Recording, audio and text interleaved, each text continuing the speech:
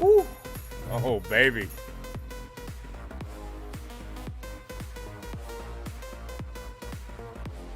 Yo, what up, Cryonic? What's up, my guy? Oh, Vampy, I see you. Hold on. Hey, I'm doing a thing here. I'm dual streaming right now. Okay, guys? I'm dual streaming. I'm dual streaming on the dual stream. Okay, I got the YouTube going, right? I got the YouTube, and then I got the Twitch. Okay, I fucking finally figured it out. I pulled my head out of my ass. Okay. And Cryonic, again, that title was meant for you, bitch. That was meant for you, motherfucker. Fucking coming in all slow. Oh my gosh. Oh, awesome. My Xbox turned off in the middle of all that. No, that's awesome. That's awesome.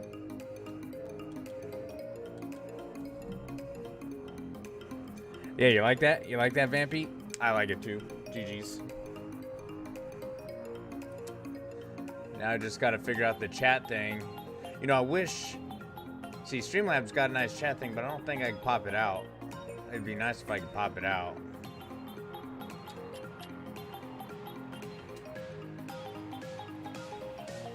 It doesn't look like I could pop this shit out though. Hold on a second. This isn't a test stream, guys. Like I'm streaming for real, but let's just kind of warm into it. You know what I mean? Get a little loosey goosey. You know what I'm saying, baby?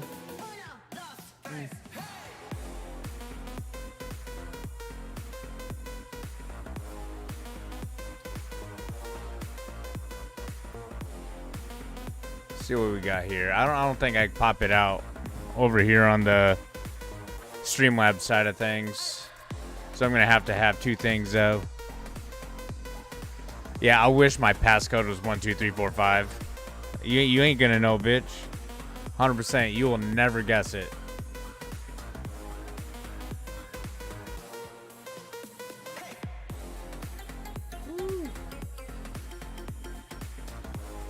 Yeah, Vampy says she's gonna come wake your ass up, bitch. Damn, we getting it already. This early in the morning? Alright, let's get it. Oh, give me a sec here, guys. Let me. Yeah, see? Okay. I may have to use my Mix It Up. I'm using Mix It Up right now for chat, but I usually. It's only for, I guess, only for Twitch. So I'm gonna have to have two chat bars. Oh, that's gonna be okay. There has to be a way to link both Mix It Up. I mean, my YouTube with the Mix It Up I got. Alright, fuck it. I'll figure that shit out later. Not a big deal. Let me just pop this chat out real quick. Yeah, it says. Woo.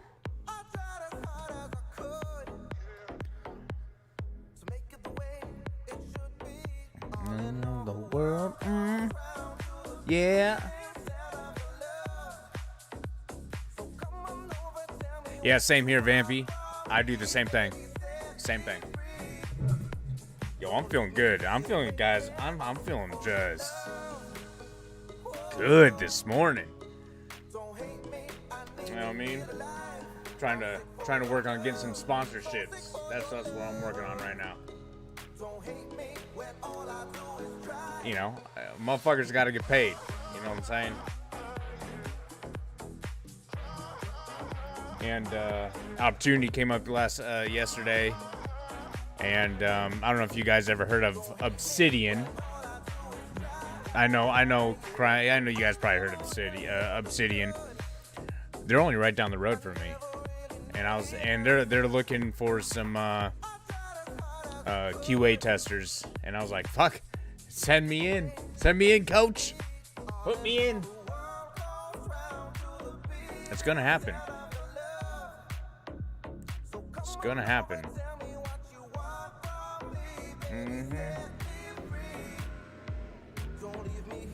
Wait in. Woo. This is perky nipples. When I do this, guys, that's perky nipples, okay?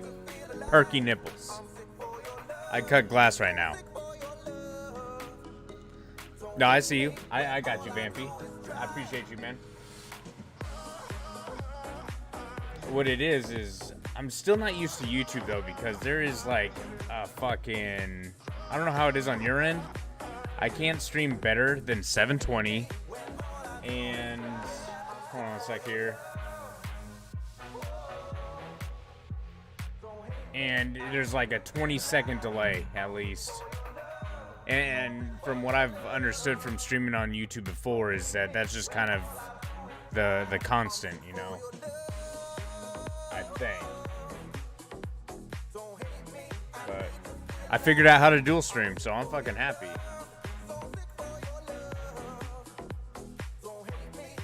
Ooh. Okay. Let's fucking get it, man. Fuck, you guys just hang out, jam out to the music, do your thing, make it all sexy like and shit. This motherfucker's gotta go get some coffee.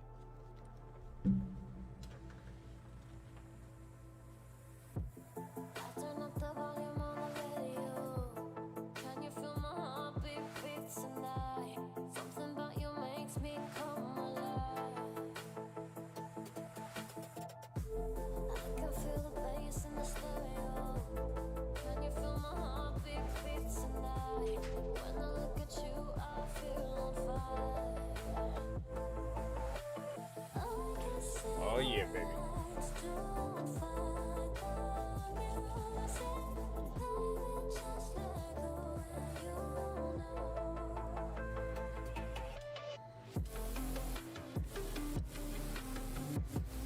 Oh.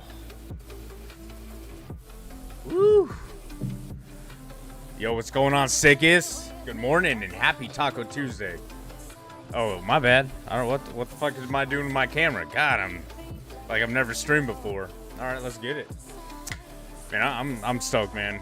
I don't know if you guys, when you guys I know you probably have, but when you guys really get into Cyberpunk, man, that I know it's a little broken for everyone on the base PlayStation 4, base Xbox One. But goddamn it, it's 2020. Why y'all motherfuckers still on the base Xbox and PlayStation systems? Come on now.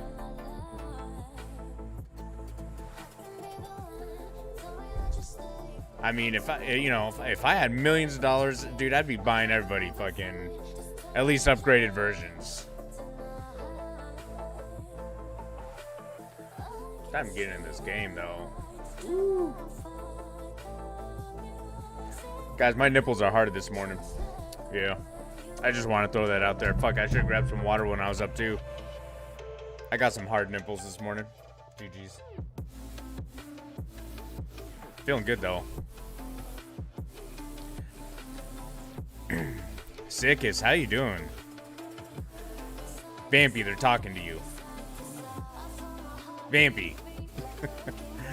Vampy, you're my mod. What are you doing? Typically when someone says hello, you say hello back, okay? Damn.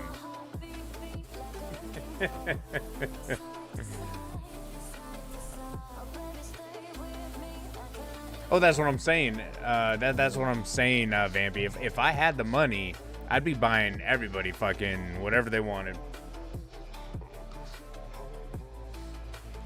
I mean, I already do what I can from this end. You know what I'm saying? Do like small little giveaways here and there, but if I had more, man, you guys already know. You guys would be the first to at least have an opportunity to get some shit, you know? Coming up, though, I got some merch ideas. That's gonna fucking happen. You guys don't want to pass up on that shit. Whether you're a female, you guys are gonna be making some dudes hard as fuck, being like, damn, that chick looks sexy in Mavericks merch, you know? If you're a dude, you're gonna be like, damn, that chick's a dime.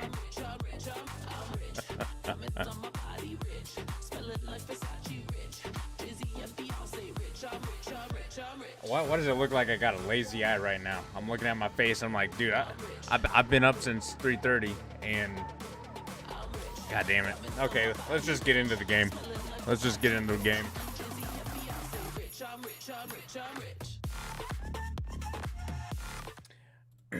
Oops.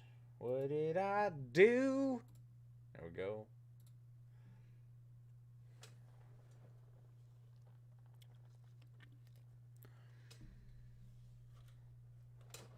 But God damn it.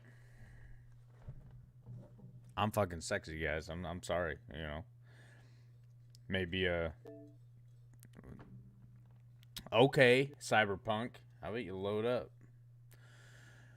And for those of you who don't know, we are playing on the Series X. Some goddamn beast.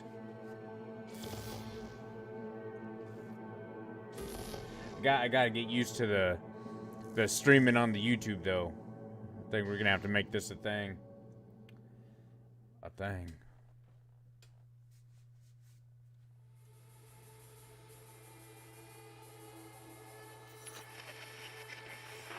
Good morning, Night City! Yesterday's body count lottery rounded out to a solid and sturdy 30. 10 out of Haywood, thanks to unabated gang wars. One officer down, so I guess you're all scoped. Outlaw, what is up, bro? The NCPD will not let that go. Got another blackout in Santo Domingo. Netrunners. There you go, baby.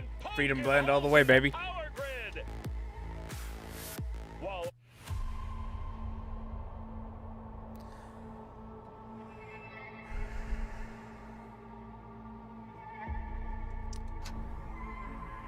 Yo, Cyberpunk is just... Oh, yeah, we're in the middle of a mission right now. Damn it. I was really hoping my Xbox wasn't going to cut off. We're rocking out, guys, with Johnny Silverhand. right now. Oh yeah, how's your grandma doing, Vampy?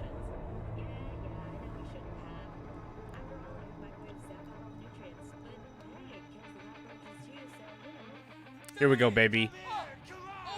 Yeah, here we go, baby. Oh yeah, panty droppers. Your pants. You're gonna crash, man. Pull all of us down too. You kinda are, though. Only one to have a problem with me. Cause everyone else has had it up to here. They're done thinking they can get through to you. Oh shit, outlaw, that's no good, baby. You know exactly why I do it. No, nuh-uh. To piss Arasaka off enough so they'll give you a case of deep muscle lead poisoning? But I'm the only one with a vision. So unless you got a better one, like I said, go fuck yourself. Woo! Like that.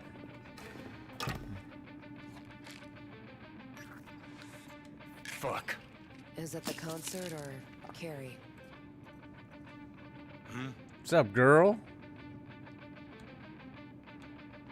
Said you weren't coming tonight.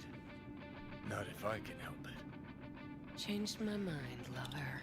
Oh, that's no good, Vampy. I hope everything Wouldn't bother. gets well soon, though.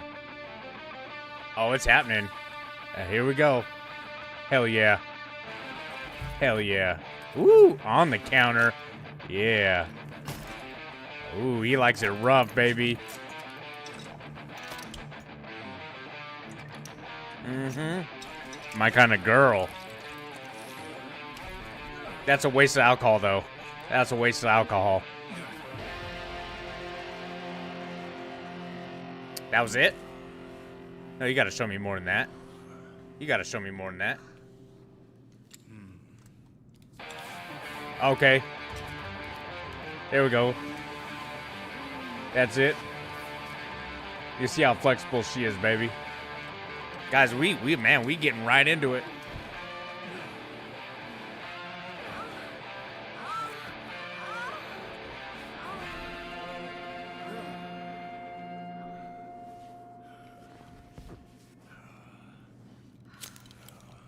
With the smoke afterwards. I'm more of a sandwich kind of guy, you know? After I'm done, I gotta go make a sandwich. Goodness gracious me.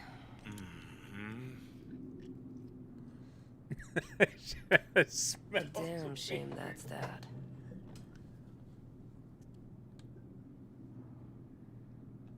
What, smoking after sex not zen enough for you? We gotta rewrite the art of war, too? Hell We're yeah. done, Johnny. With it all. I just couldn't ghost without saying something.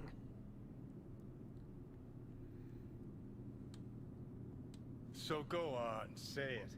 Say it. You can be such a bastard. That's what I'm sometimes, talking Johnny. about. You don't have to cover it up with your hand. I see what you're doing there. Man, are you on my ass today? Not just today. How is it subtlety goes so far over your head? Weird for an artist. Things were swimming. What? Change your mind? Eats at my gut. Cause you knew what you were signing up for. Look, if you were just another charismatic, narcissistic douche canoe running around after his Damn, dream douche with canoe. his head up his ass, I couldn't care less. That's my line. I say douche But- canoe. It's all a lie. That concert, Samurai, all of it. A ginormous Outlaw fiction. coming in with the host, bro. Appreciate you, bro. You're not a rocker boy, Johnny, face it. Ought to join the wired wackos on the corners, frothing at the mouth as they scream death to Arasaka.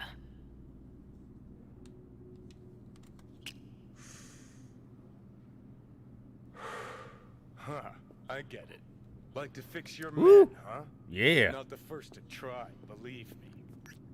Honestly, That ass, I've got though. better things to do. Just hoped I'd help you realize you're deluding yourself. And the doing anything about it, that's on you. I'm sure the actors had fun doing this. You're confused. We came here to fuck each other's brains out, not analyze mine. That's one. That's it. That's it, Vampy. You were afraid. You and Carrie both. In your Twitch. I alone have the balls to stand up to Arasaka, and boy, that terrifies you. All of you. Of course, Johnny S. Misunderstood by all night. You're only hosting, not That's it. streaming, bro. That's the problem. Nothing will happen. Think we're done for the day, so you can fuck off.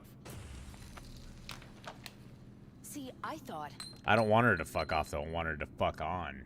Yeah.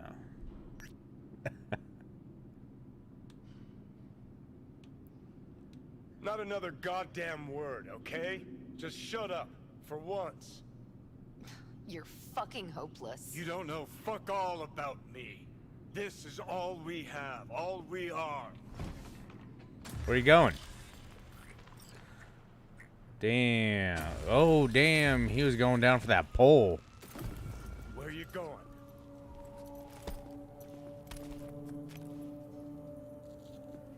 Got somewhere to be. Silverhand! Hey! Good noise, Joe. Alt. Shoots round when a couple are done. Save it. I don't know for Can't who. kill me because there's woods. These guys are fucked up. Blaze away down the rebel path. So how long you think you're gonna be...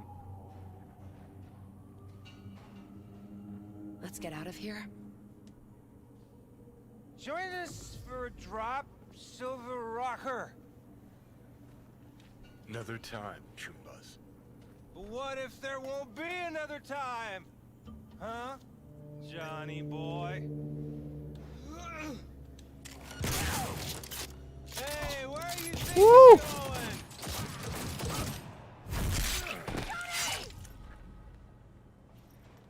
Oh, shit.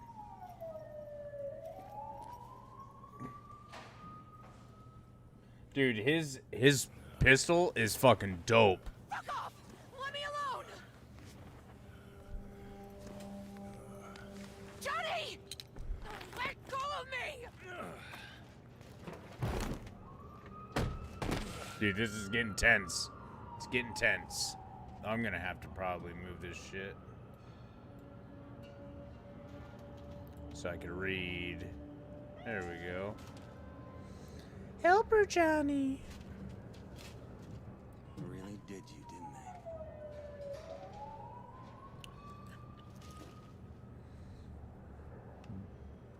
they?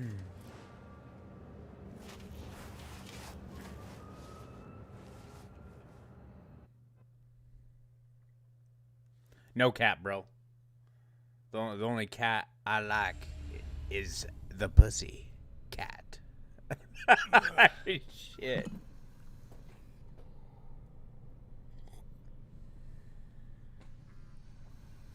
Come on, rise and shine. Been a while, Johnny boy. How long did you say? 2 weeks since I last cobbled you up? Man, did I miss you. No yum yum cat, bro. Bullshit, you gonk son of a bitch. Didn't even bother to call. You were supposed to be back for your follow-up. Kid's like a son to me.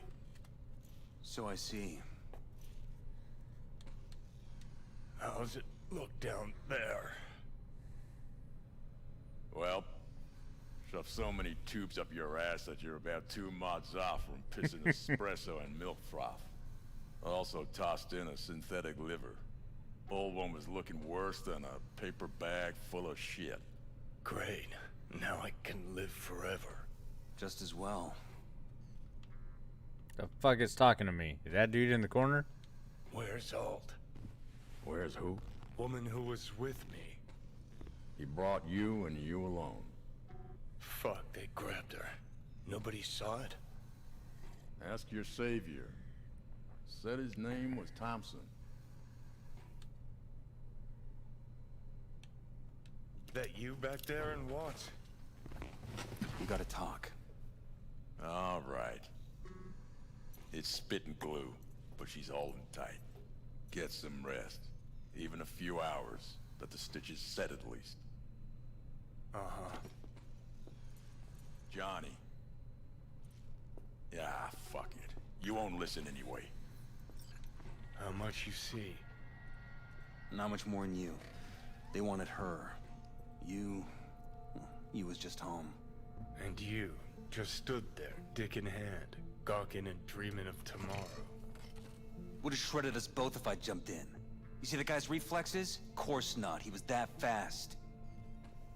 Tech like that, you don't find in a dumpster. So, what are you after? I love down you the story, too, fresh from the screen Bambi. sheets. Just saying, I just seen That it. why you scraped me I'm up just off seen the it. I pavement? just seen it. So I had to say it. Had my story. In sing Then some song. cats tossed her in the back of a 'Cause- van and sped off. Sing song. You, aim to do something about Alright, it? I'll catch you in a minute, She Outlaw. was your output, wasn't she? Not your fucking business. Not sure, huh? Yeah. Heard there was tension, sort of goings-on. Honestly, could not care less about your fluttering hearts and loins. I want to know why Arasaka bagged her.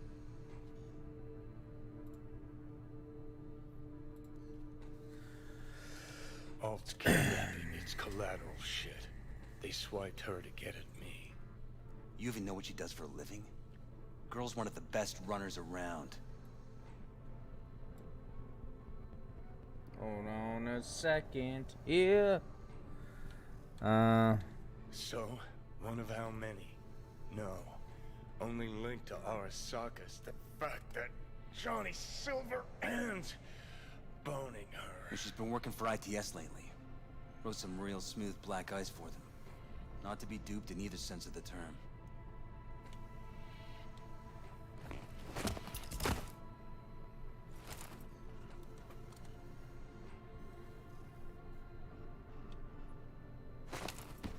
Arasaka wants her. Abduction was a standard intercorp extraction. Nothing more. No coffee, bro? Sprite cranberry. I don't even know, bro. Hang on. Alt was gonna meet you tonight. Said she could use my help. Wasn't kidding. Sokka tried this before, you know. Except Alt got lucky. Slipped through their mantis blades. Telling me she Oh. was afraid, and she went to you. Yup. And frankly, I'm starting to see why.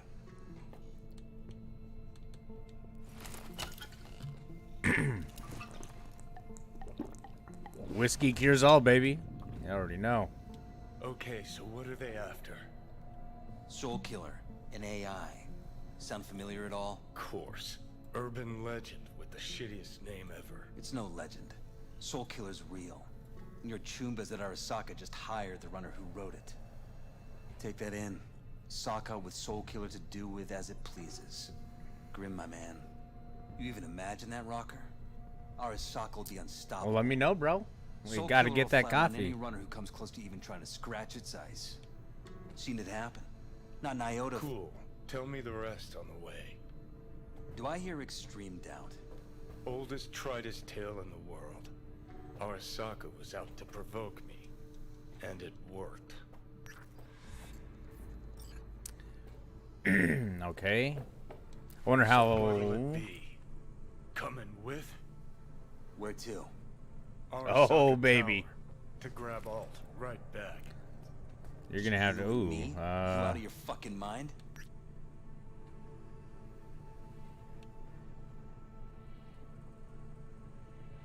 We need to hurry up. Come along. Let you watch from the sidelines. Seem to like doing that. Here we go, baby.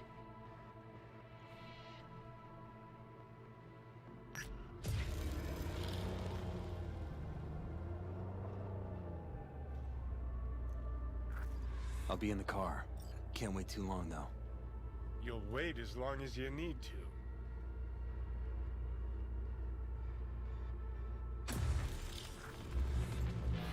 Where the hell's Rogue? Sit. Stay.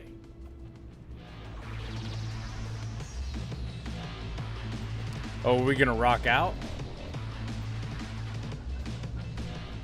Hey, Silverhand! Got an IOU here with your autograph on it. Guess it's your lucky day. Ah, much appreciated. Want a drink? As usual. Please.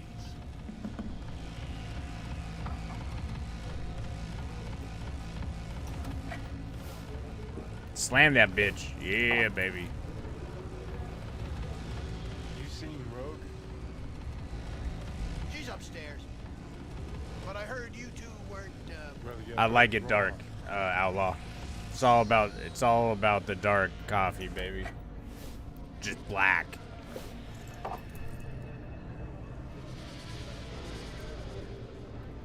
All right. What's up, girl?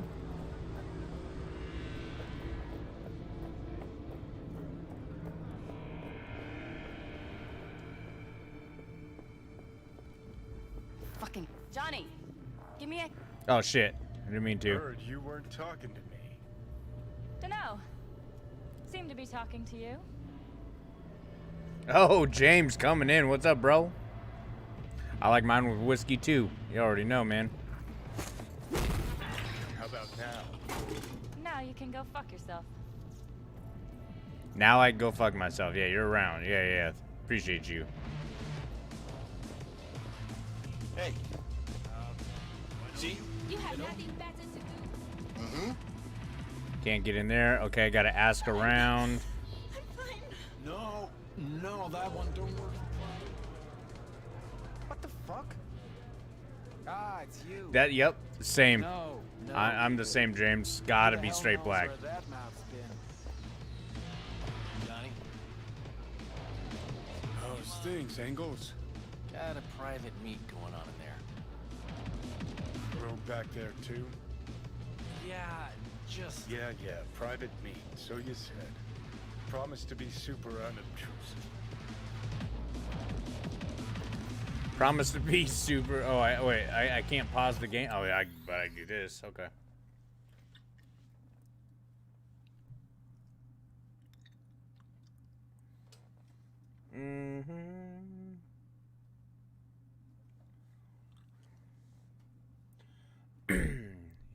Yeah, James, we're doing the dual stream right now, bro. I finally figured that shit out. I figured it out. Really, all it took was me just logging out of my shit and then logging back in, just because it wasn't up to date or whatever. But we figured it out.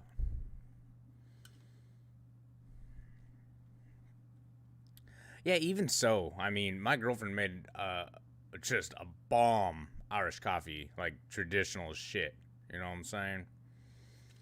She added, what did she do? She added her whiskey. We did the whiskey. Then I think she added Bailey's to it. A little Bailey's, like splash of Bailey's with whipped cream topper. It was bomb. You know, I'm not big on the whipped cream and coffee and all that food fancy bullshit, but that was not bad.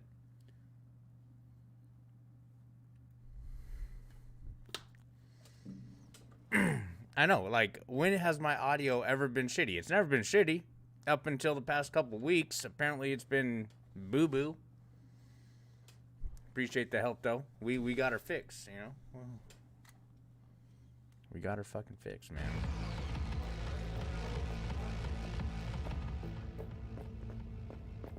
God, I hate this fucking town. Johnny. Don't know you. That's no problem. Just as long as everyone Convince else knows Rogue Johnny to Silverhand. help.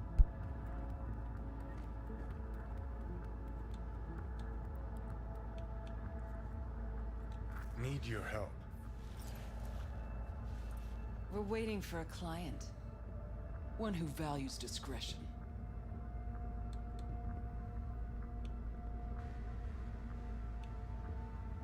You still mad about that thing?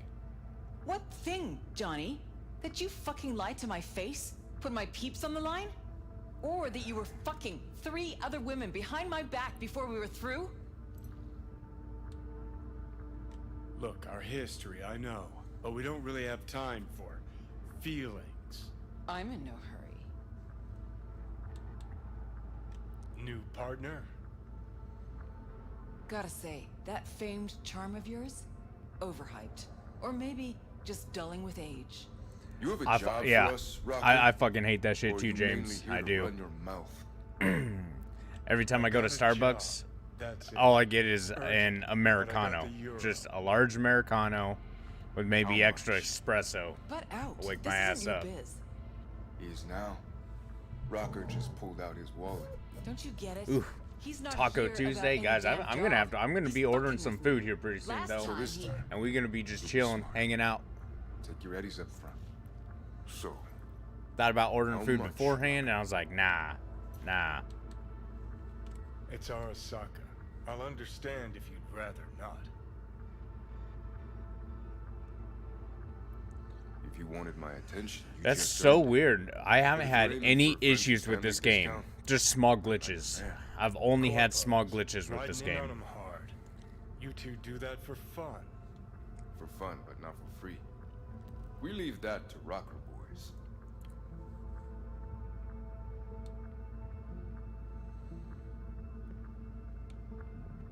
Pays double your standard rate. Triple it. And you come with us now.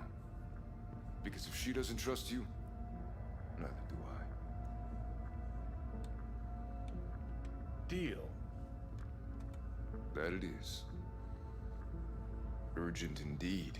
Shit, Johnny. Didn't notice you had a fucking tail? Mr. Silverhand, you're coming with us.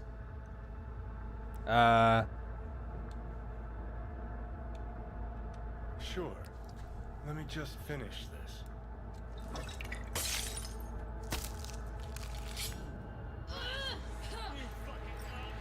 Not even sorry for you. Aren't you Mr. Popular? Dude, Johnny's gun is so fucking dope. Contact! And the paprika! Sorry, I have to wind the chat a little bit because it is cutting off your bullshit. Come on.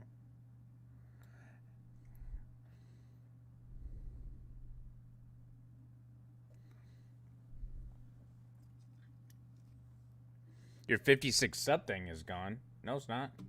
Oh, you know why? I had it on weekly or something like that. You know, so it's only like weekly things, and I don't know how to turn it back to all time. I don't know how to switch it back to just all time. I don't know how to do that.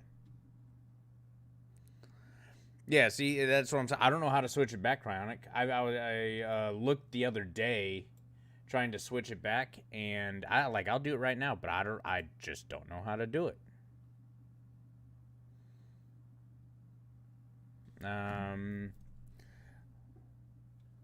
Would it be in account settings, maybe?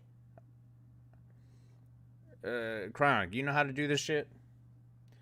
Because I tried it, or do I have to go into like Streamlabs or something and do it? I don't know. I shouldn't have to, right?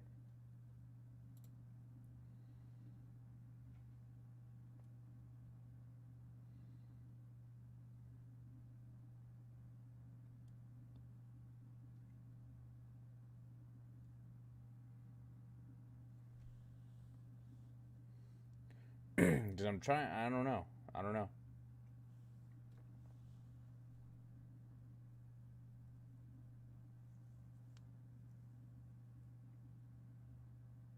I switched it and I was like, oh yeah, maybe that's cool. I figured it out. And then I forgot how I did it.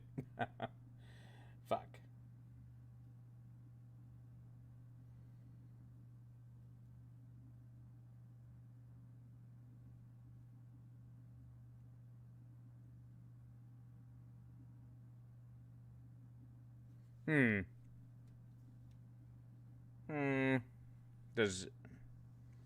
And leaderboards. It says help.twitch.tv, articles, leaderboards, guide, language. Oh, go to affiliate? Okay, I'm there. It's not emotes, loyalty badges, subscriber, no, bits and cheers. Leaderboards. Haha! I found it. Okay. All time. I got you guys. Default, top gifters, Boom. All right. That should have worked, right? There we go.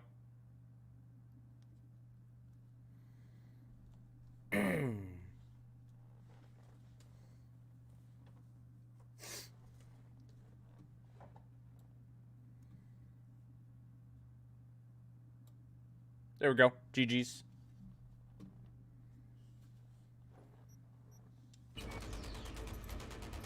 All right. One way to go. Forward.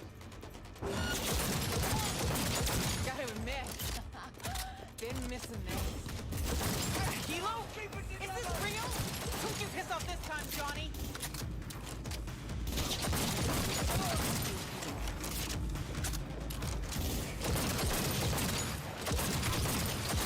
Come on, baby.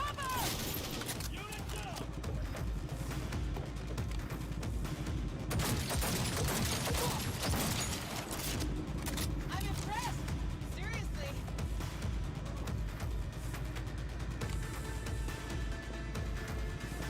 Let's get out of here. Ready or not, here they come.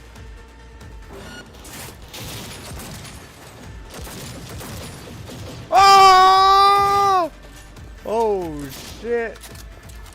Be back in a sec. Enemy contact! Ooh, ooh. Lay it on him!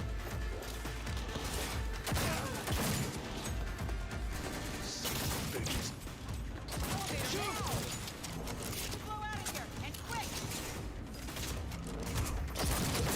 Fucking own it.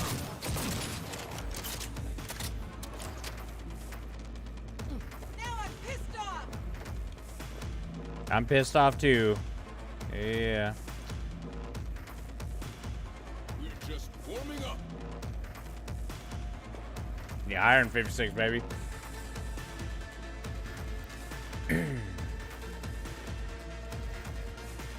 $62 on deck. I scared the shit out of me, Outlaw. There we go. Elevator, quick. Will be anything left to scrape up the grid. Come on. There, okay. It's gonna take much longer. Got trouble in heaps. There'll be more at the bottom.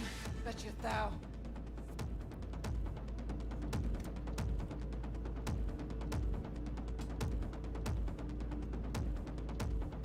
Shoot to kill! We're parked outside. Coming? Thompson's waiting for me in the car. Who? Media, you wouldn't know Fucking it. lot!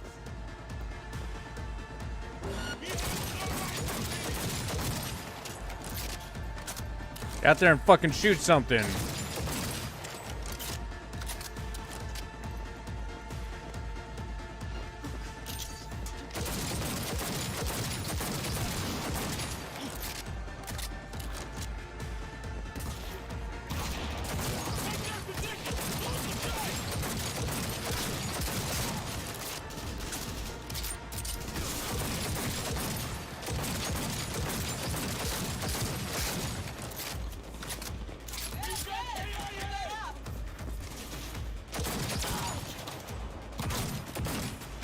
That helo can come back. We'll be back. That went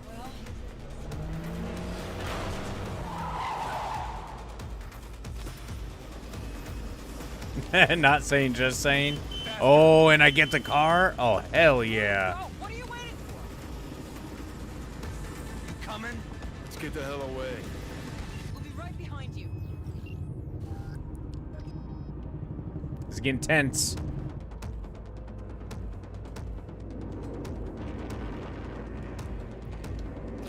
Only one way to go. Forward. He does have a Porsche. Arasaka! If they hit the car, we're fucked.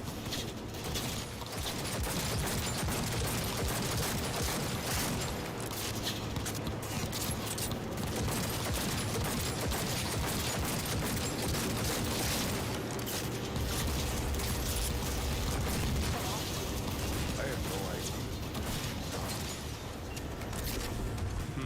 Not half bad, man. See that butt? They're mine. Okay, they're clearly still shooting, bro. Let me get out, Johnny. Come on. Oh, maybe that was it. Gotta lose them quick. Next right, take. Car's on fire, baby.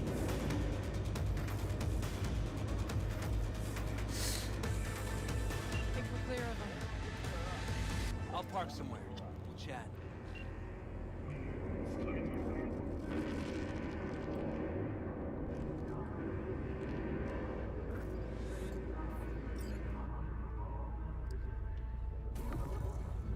All right, so who we gotta pull out of Arasaka? Alt Cunningham. Johnny has a Porsche, baby. He does. It's an iconic car. Tower. I know it's something you're able to This get. gets better by the minute. How you want to play this? Either of you gonks got a plan? Yep. Distract him. Make some noise. Set up right under Arasaka's windows and crank it loud.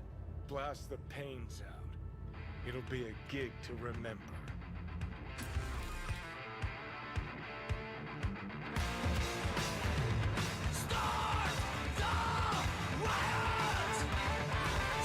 Woo! Here we go, baby.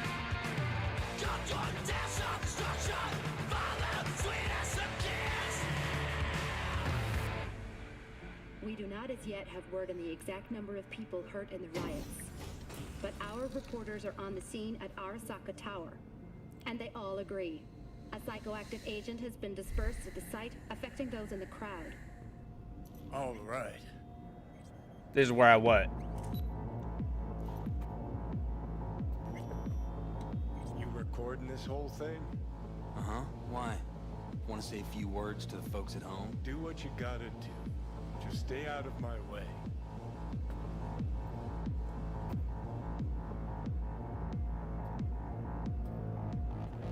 Thompson.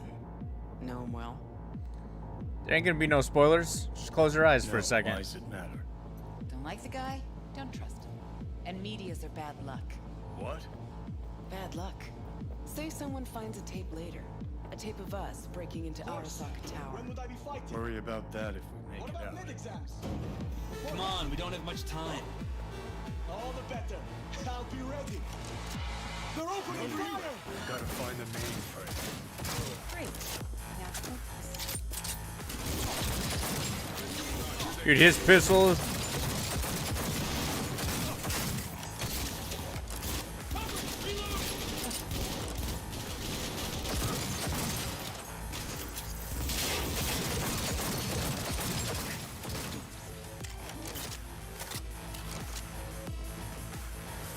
Give me a sec. I'll get it open. Cover me. Let's finish this quick. Got warned you. Headed this way. Get ready. Headed our way.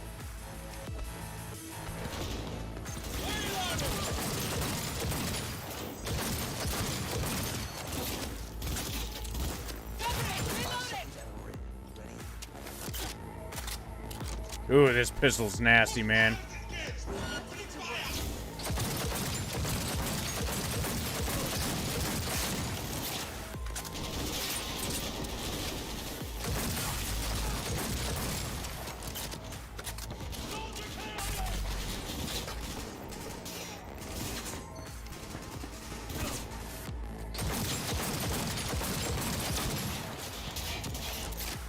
Hey!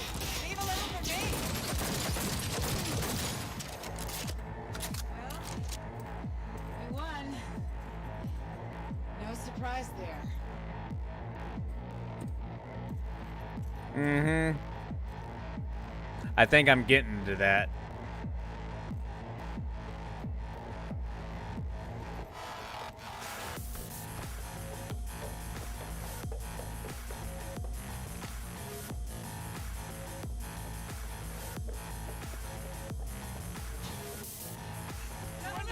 Over here!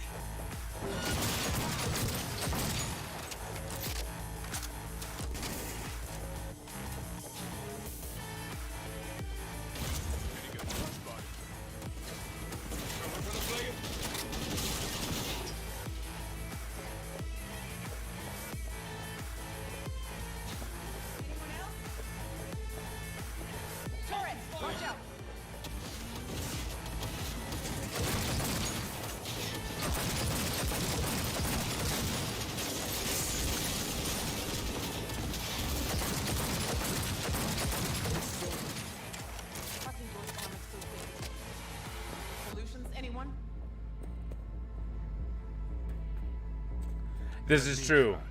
Tooth Fairy's not real. Son of a bitch! Santa Claus is real, though. So is the Easter Bunny. Just saying. Santa's real, guys. Ah. Now I see why we brought him along. 3, 2, 1. A boom boom.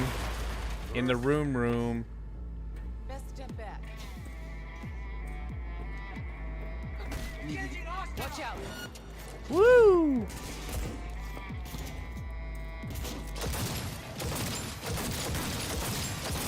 That guy's strong.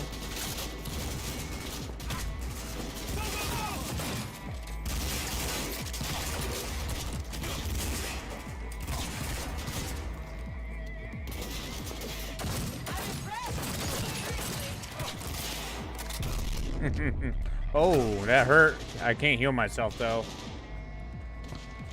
Kind of. Oh, that guy over here.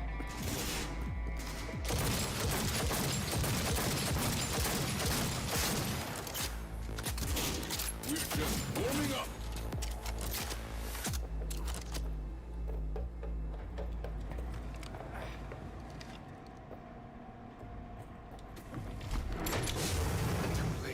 I would advise you not to disturb her. What'd you do to Alt? I put her to work on a project of a lifetime. Get out of my way.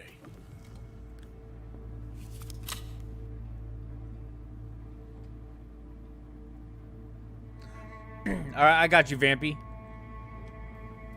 Alt. Appreciate you coming in here. Like always. Alt, come on, don't do this. Fuck! Johnny. The hell are you doing? Are you still rolling? This is all we can do now. Won't change her. She's not. Johnny! Woo! Stop that! You have to kill him?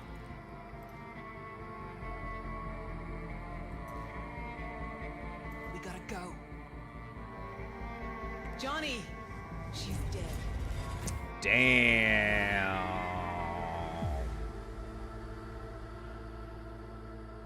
Oh, that's tense.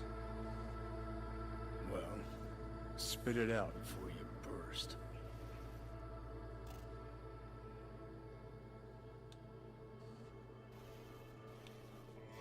Never even told me half that about Alt. Really? Any examples? I don't know. That you were a couple? That she wrote Soul Killer? That she's dead?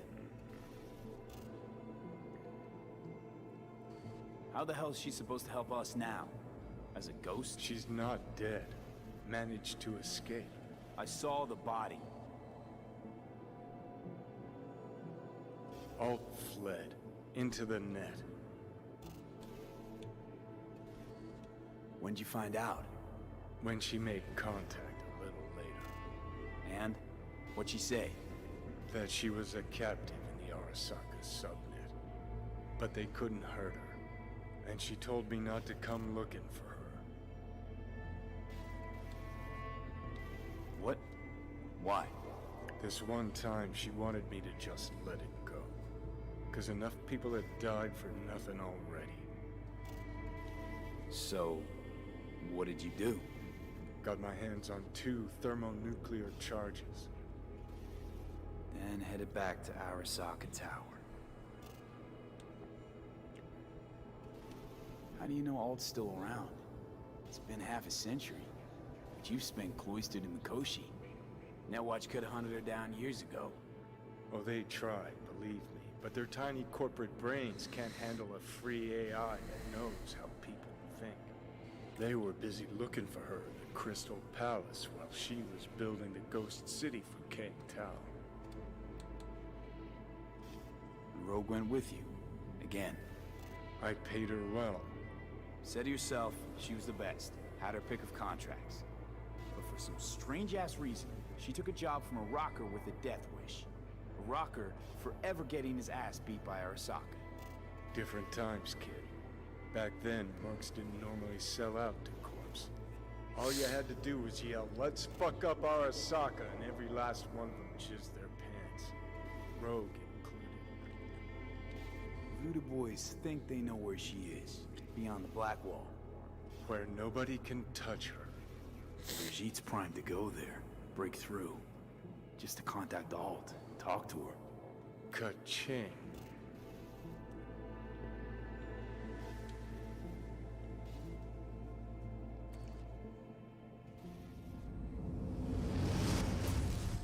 Yeah, baby.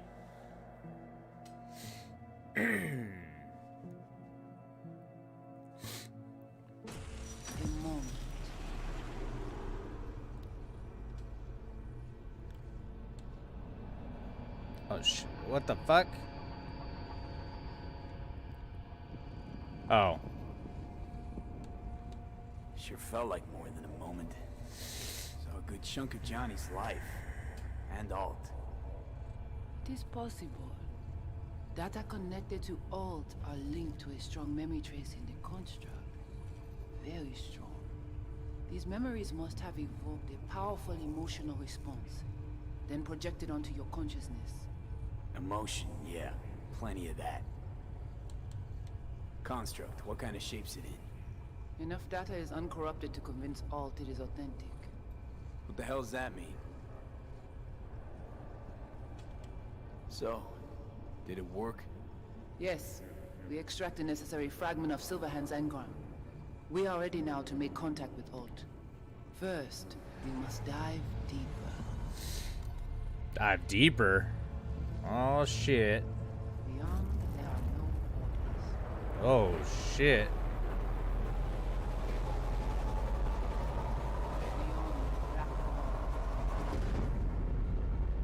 Few have gone through to the other side, and none have yet returned. She will be the first. So, actually, you've got no idea what's beyond that thing. But we will know soon. These shapes I'm seeing. Wild, unfettered AI, searching for a passage. I held up my end of ordeal. Your turn. Before you pass through that wall, I want Johnny's psyche removed. We will not pass through. You will take the code to the other side. Fuck. Might have guessed. Never had any intention of helping me. Did you? It does not matter anymore. You will bring all to its end. Don't got much for options, do I? Ale.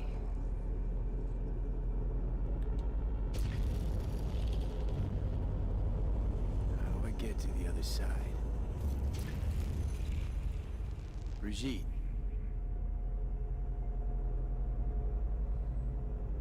Oh, snap. What is happening? Alt!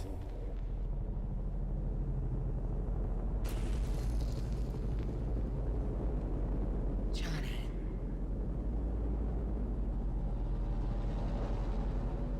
You cannot remain here.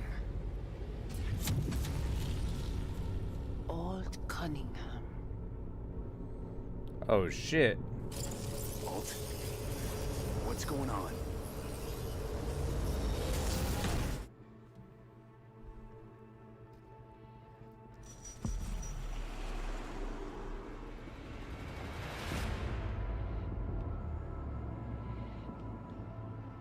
We will talk here.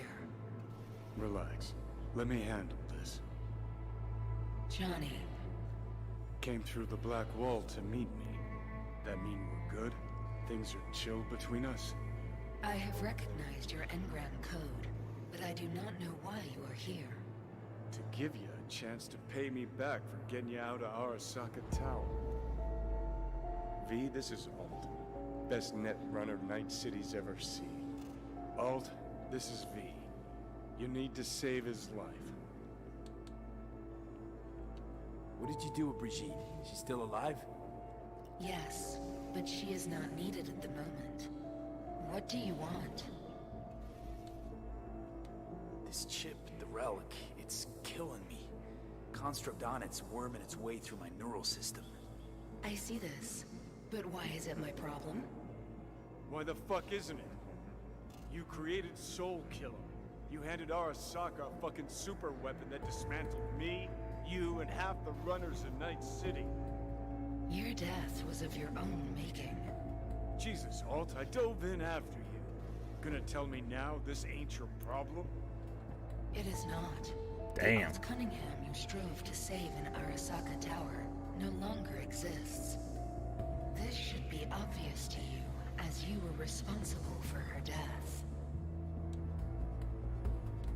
Your death wasn't Johnny's fault. How could you know? Seen you in his memories. It was an accident. What you saw was his subjective view of what happened. A warped account of events he locked away in his subconscious and replayed time and again.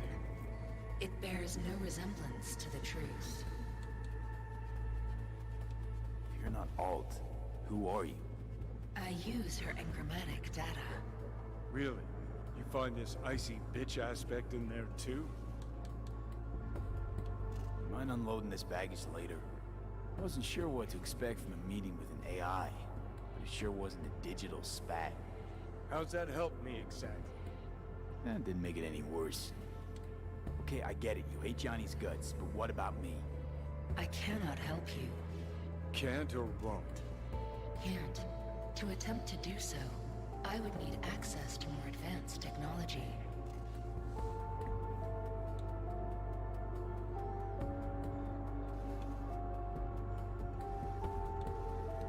Interesting. Brigitte claimed she alone could help me. The Voodoo Boys deceived you. Why am I not surprised? Fine, so how about Mikoshi? That advanced enough for you?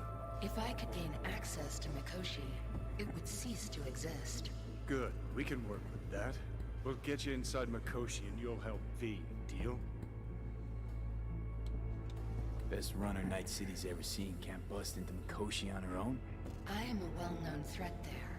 They have a layer of black ice with my name on it. Literally. Kinda like a custom-made prison jumpsuit. I refuse to be caged in there ever again. What can you do for me, exactly? Everyone I've met so far said I'm too far gone. By everyone, you mean Hellman? Saburo's personal ass munch? With the Soul Killer resident inside Mikoshi, I will create a construct of you, then disentangle your neural network from Johnny's. I shall then inject your engram back into your mortal form. So, you'll save my life, but flatline me along the way. Your consciousness, neural engrams, will be recorded as data. The rest will cease to exist. The rest? The soul. I did not grant the program its name, but Soul Killer does precisely what it promises to do. Christ, I don't want to listen to this bullshit. V just hops back into his body, right? Nothing changes. Everything changes. You know this well. Right, so we got a plan. But how will you reach Mikoshi? I've created armies that failed to breach it. They were children of the net. There's your problem. We're banking on the human factor. V's got a big, dusty nomad family, and they'll do anything for him. We'll crack a window, slip you into Mikoshi.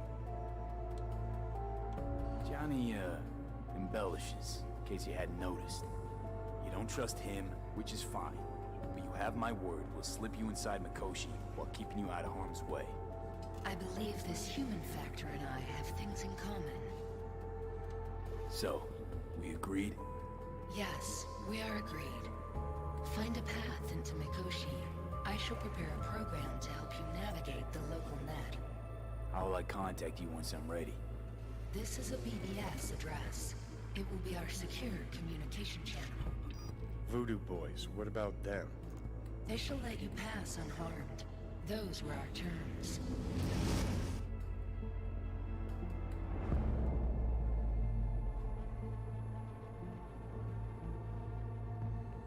A goddamn.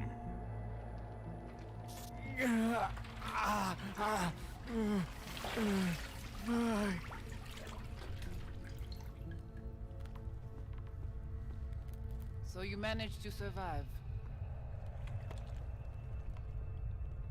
Be interesting to see how your deal with Alt works out.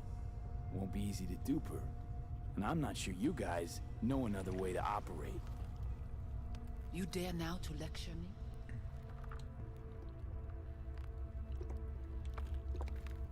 Think I'd rather give you your due. Bet other Ranyons never lived to enjoy this moment. Enough. Alt can protect you in her realm, but here and now, you are in mine.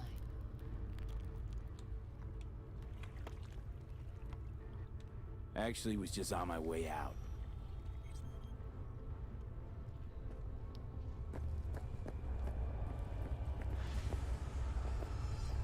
Damn, that was fucking tense. Holy shit. Oh, I can't connect? Okay.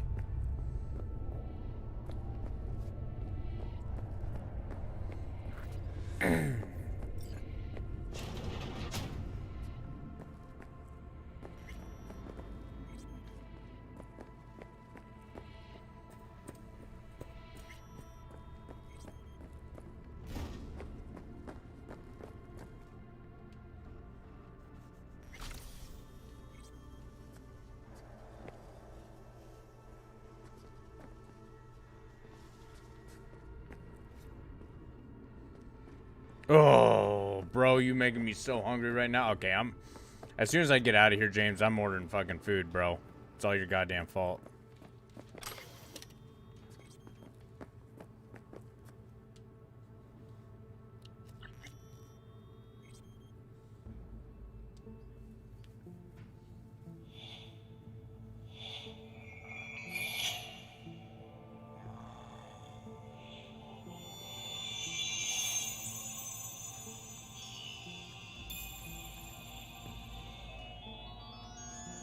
The fuck is this? Your sins have been forgiven. Of course, you have to have money, right? I guess. Okay. Whatever. Yeah. Like I don't fucking kill you, bro. Gotta be pretty disappointed. With what? That you can't zero me after all. It is out of my hands. Did you hear about Brigitte's ask from Alt? Or was that memo way above your pay grade? Like the biochip was?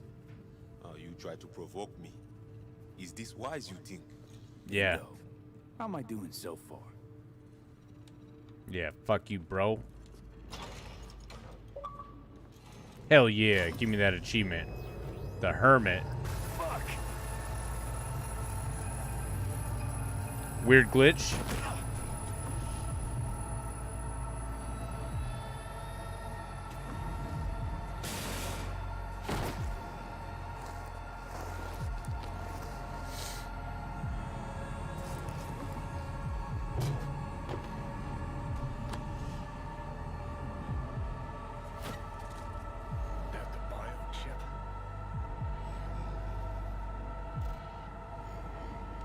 Third trimester cramping is not likely. You sure? Can't be that bad if you make it light. Fuck! That was your ticker. Sit and rest. Don't need you flatlining while we got a job to do. Blah, blah, blah. Hey. Fuck Arasaka, blah, blah, smash Mikoshi. You really are turning into me. Might be right. We're bickering like a couple of geezers on a park bench. It's time we let up. Let a little trust take hold. Yeah, bro, I gotta do it right after this.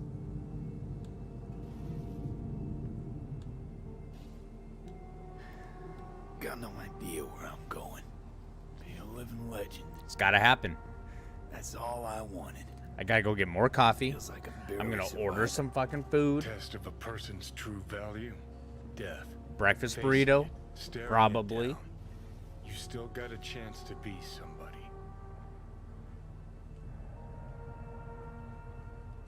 Yeah, maybe. What was it like when you died? No, I do not Was have on a top Sonic of the near me. world. Failure not Kinda enough, wish I did, not though. a thought, till it happened. I haven't had That Sonic feels in real now. quite a It's while. only now I know it. Now? I had half a century to come to terms. Mikoshi felt I used to get those Coney dogs all the fucking time, bro.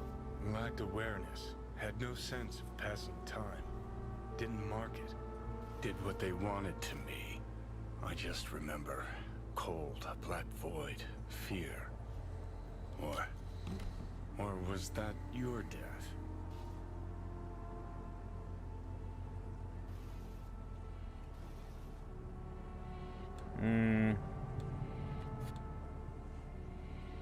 Koshi. Why'd Arasaka even build it? If I could only see inside Saburo's head. That does sound good.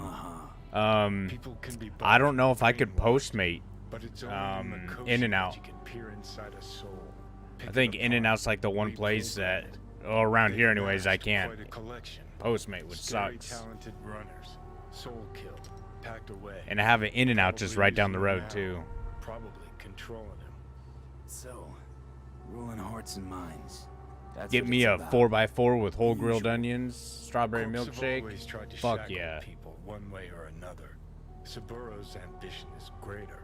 He's out to control humanity.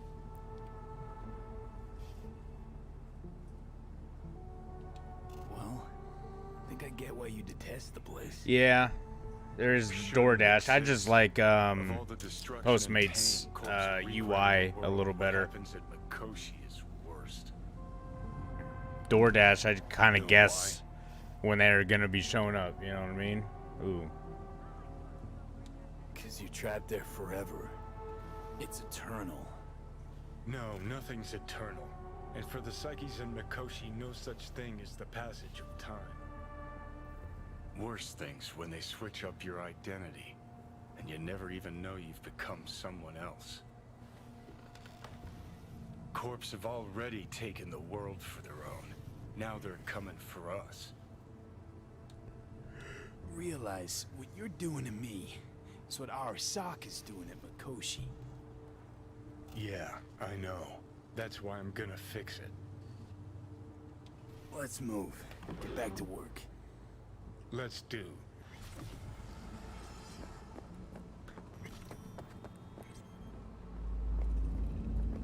All right. When do I get his pistol? I know I do at some point. Ooh, look at that fucking thing.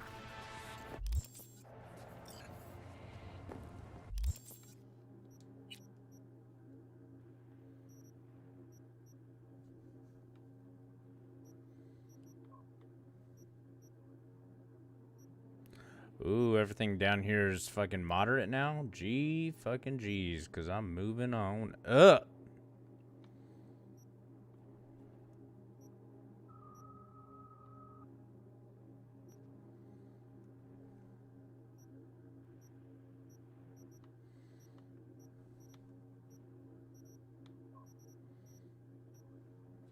All right.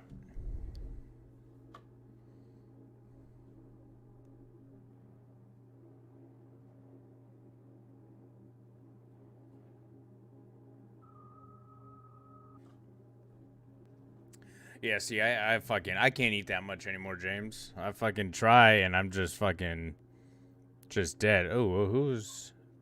I don't know who the fuck this is. I got a missed call. Gee, fucking G's. All right, we ordering some food right now. Take this. Take a nice little breaky break. Okay, that doesn't do it. Okay, let me save the game real quick. Save it.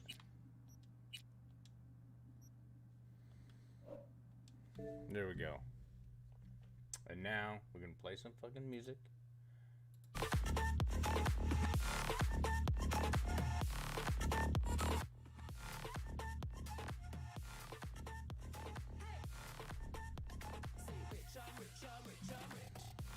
Oh, Uber Eats? Fuck yeah, bro. Oops, not that. Nope, not that. Not that. Ooh. I do have this one place that's close called Earth Cafe. Earth Cafe is fucking good, bro.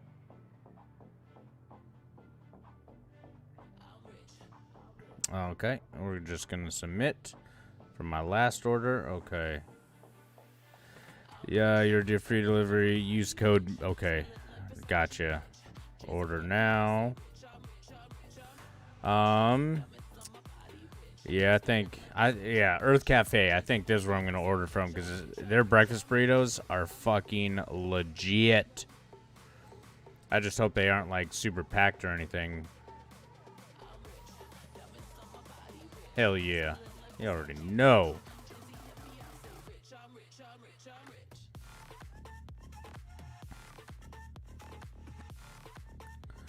And then enter promo code.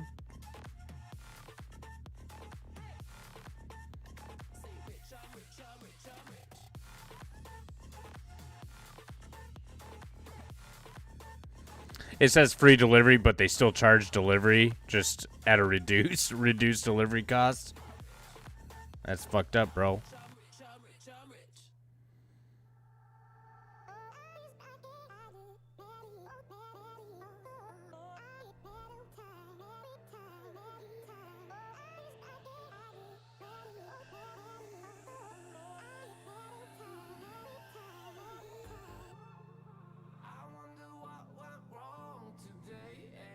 Oh, I have to upgrade my fucking address and shit.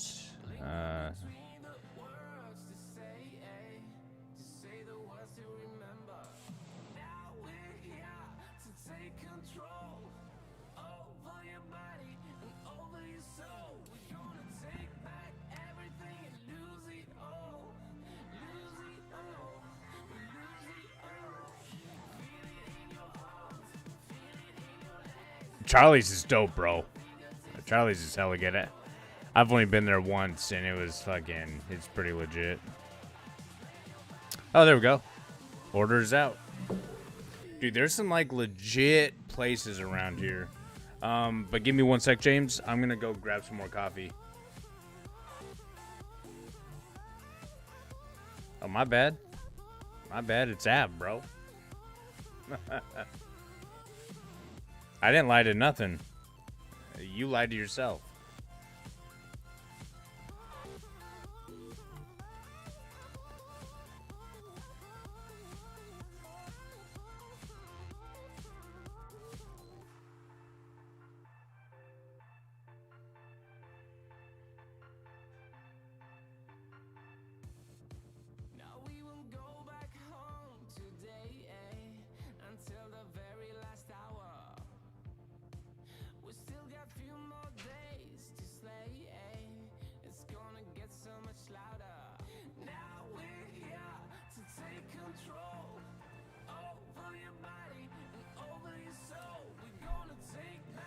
Gia.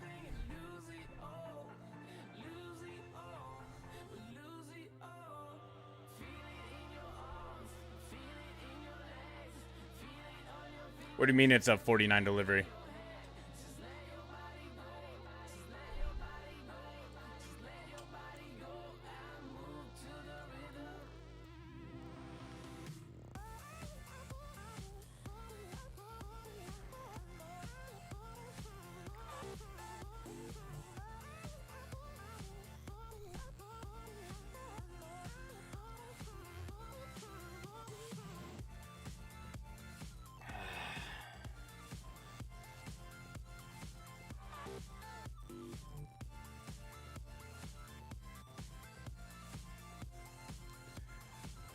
Oh, for Charlie's?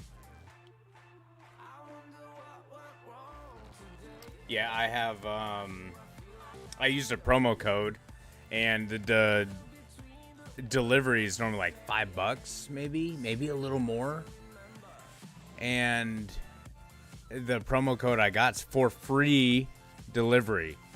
I enter in the promo code, and they still charge me $1.25.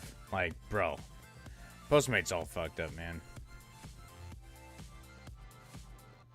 Yeah, I can. Yeah. I get liquor delivered to my house all the time. If I'm out and I don't feel like picking it up, or if I'm like fucked up or something, already had a few drinks, you know, I'll have beer or something delivered. It's kind of nice. Not gonna lie. It's nice. Oh, I should probably move my thing to what? Just chatting? Yeah, just chatting? Yeah.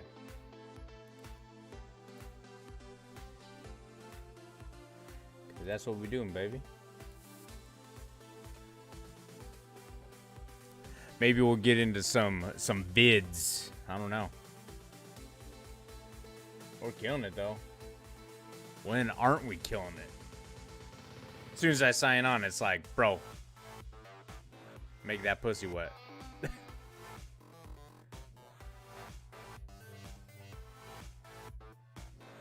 Redeem, hydrate. Oh, don't worry, I'm redeeming the hydrate, bro.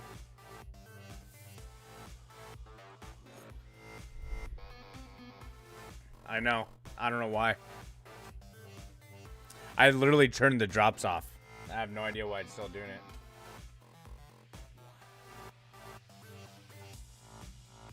I don't know what's going on, man.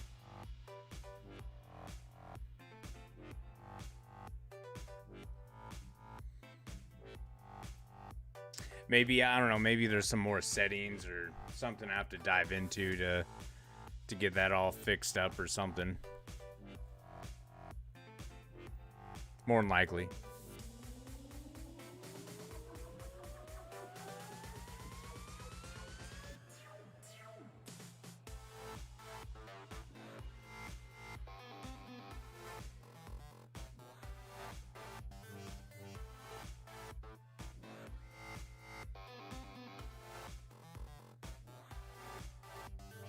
You know what? You know what? Yeah, we need it, James. We need to get you set up, bro. You know, with something like we need to start this podcast or even like a dual stream thing, because we can do a dual stream. And I give you the information. I don't know, it's weird. I'd still have to really figure that side of things out, but.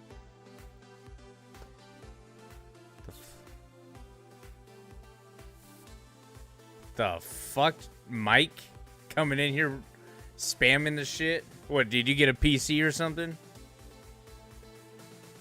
I ain't going back through all that, motherfucker. You got hydrates and fucking bullshit. Mike, you're an asshole.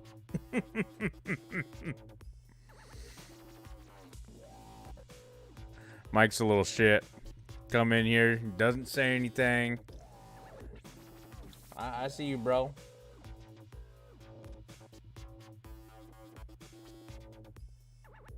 Oh, and then Beast Mod came up in this bitch.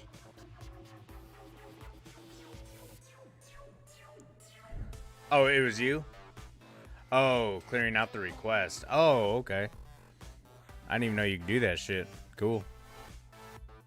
That was crazy. It just fucking was going crazy.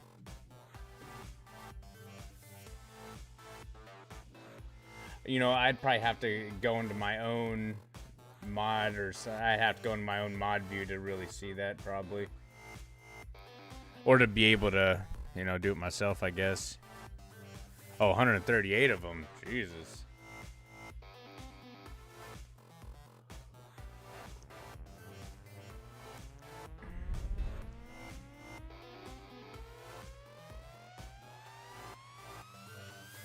No, yeah, no worries. No worries. I thought Mike came in here spamming shit, and everything was going fucking crazy.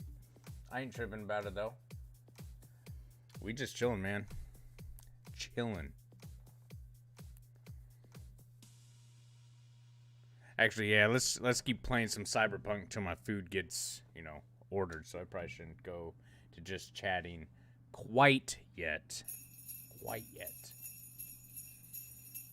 I need to take my mind off needing to eat, because I am fucking starving right now. It's crazy.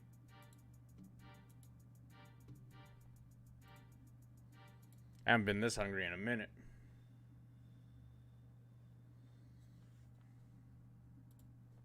All right, let's get back into it. Side missions on the side missions. That's all I do.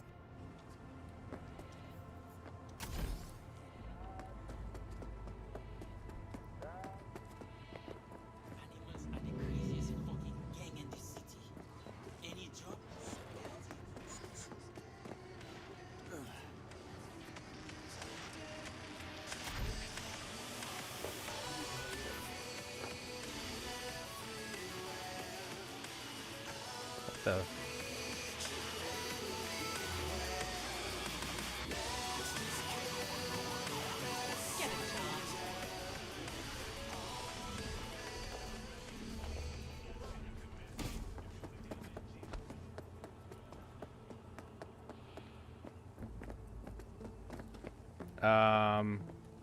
Okay.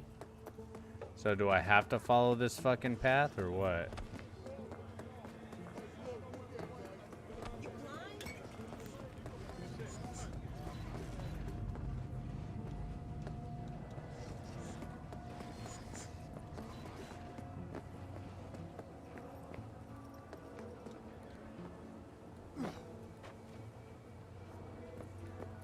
Yeah, see, I was going that way and it like popped, you know, just disappeared off my shit.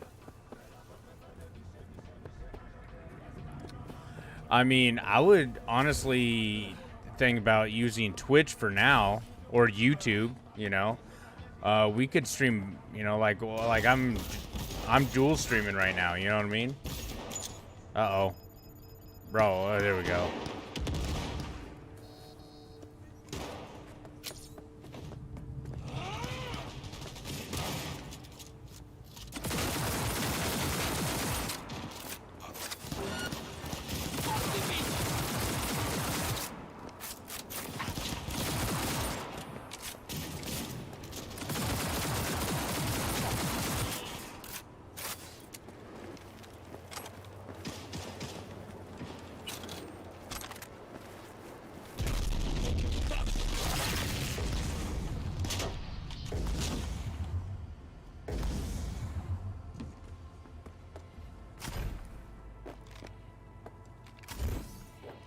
Got him!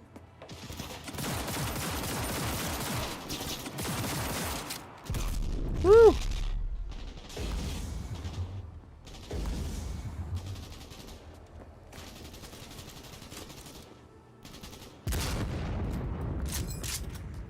Get yourself together!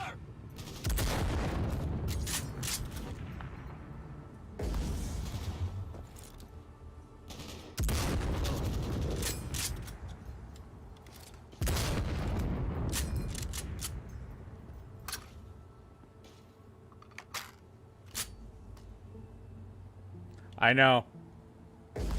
I found another glitch.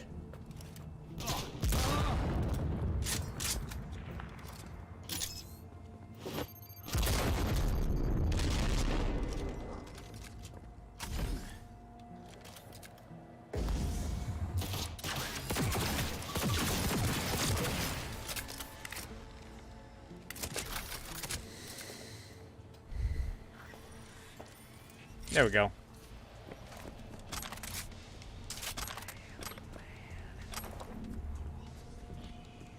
And that's what I mean. I like find stupid glitches like this. This is about the limit of how bad it gets. And it's not even that bad. It's not even like game breaking.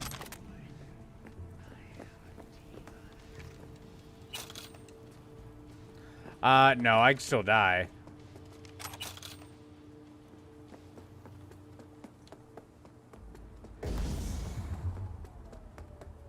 So I'll get close to here, and then I'll save it. Oh, here we go. Hey V, I heard some soldier just opened fire on pedestrians at the pier.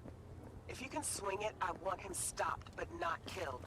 Then I'll send the right people for him. More details are on the way.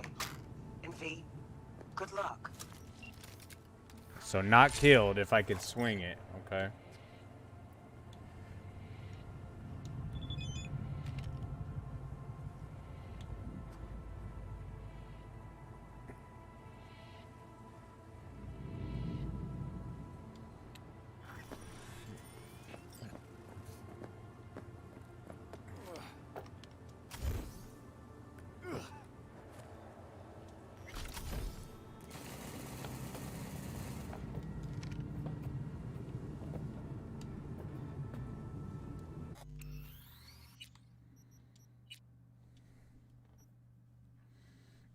And normally if I just like quit out of the game and then save it, I'll be all right.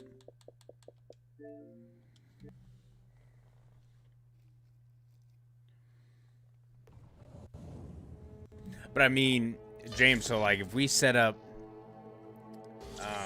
a stream, it could just be us giving some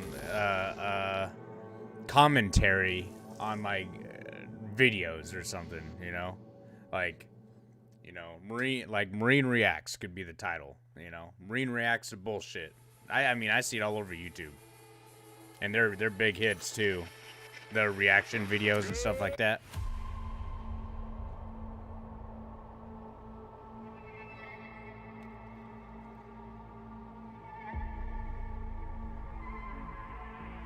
That's what I'm saying. Yeah, dude, I'm so game. We just need to... I did see, however, I did see an option to where I could share, like, my Streamlabs or something with you, or you could stream on my... I don't know, it's weird. So I'm not sure how that would work if, like, I could allow you to stream on my stuff, but can we stream together? I don't know.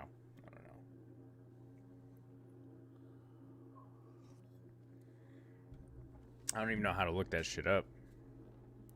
Because if I look up, you know, podcast or some bullshit like that, it takes me to something completely different. And if I look up, you know, and the only way to, like, actually stream together, you know, on Twitch, they have a thing called Squad Stream, but you have to be partnered, you know, and that brings up everyone's feed on Twitch, you know, and I don't really want that. I just want, like, the one feed and just our voices in the video. And even though we're across, I know we could do it, I just don't know how, at least not yet.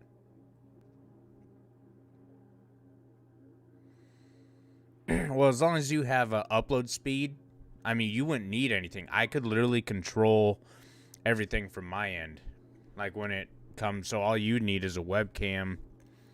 And then, I mean, really, that's it. I don't think you'd even really need a... you wouldn't have to worry about the overlays or anything.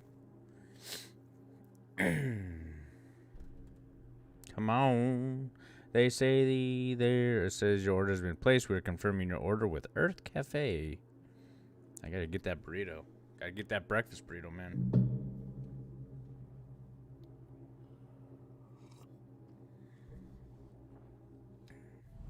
Okay, don't kill him. Okay. Damn. That up. Well, I mean, you aren't gonna be like fully streaming. Really, it's just gonna be. Ooh. I think your upload speed would be fine.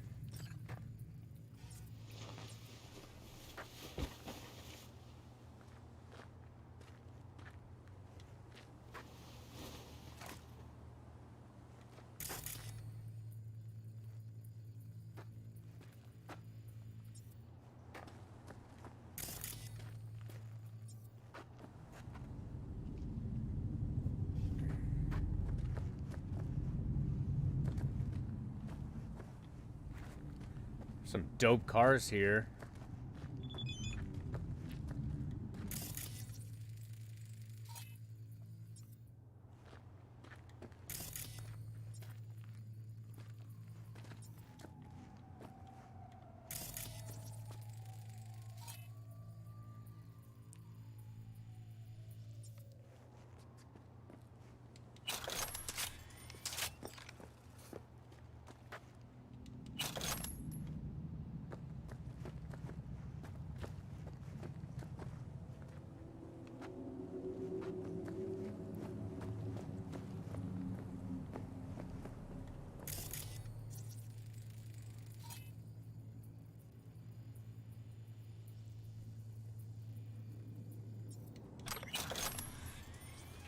Okay, let's save it right here. Let's try not to kill him.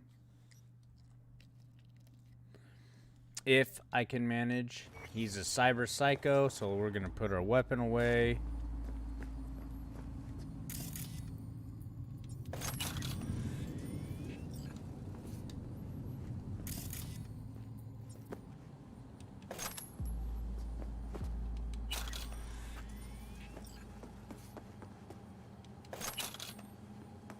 I'll just loot. It is all free loot, man. Hell yeah.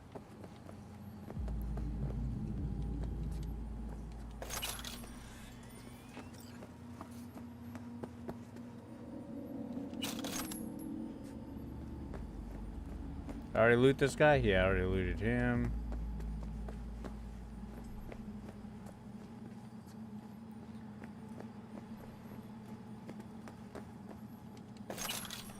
Essentially, if we did this podcast, well, I call it a podcast, but if we did this like stream where we, you know, we'd be streaming on Twitch or YouTube and then did like live reaction videos, right? Essentially what it would be.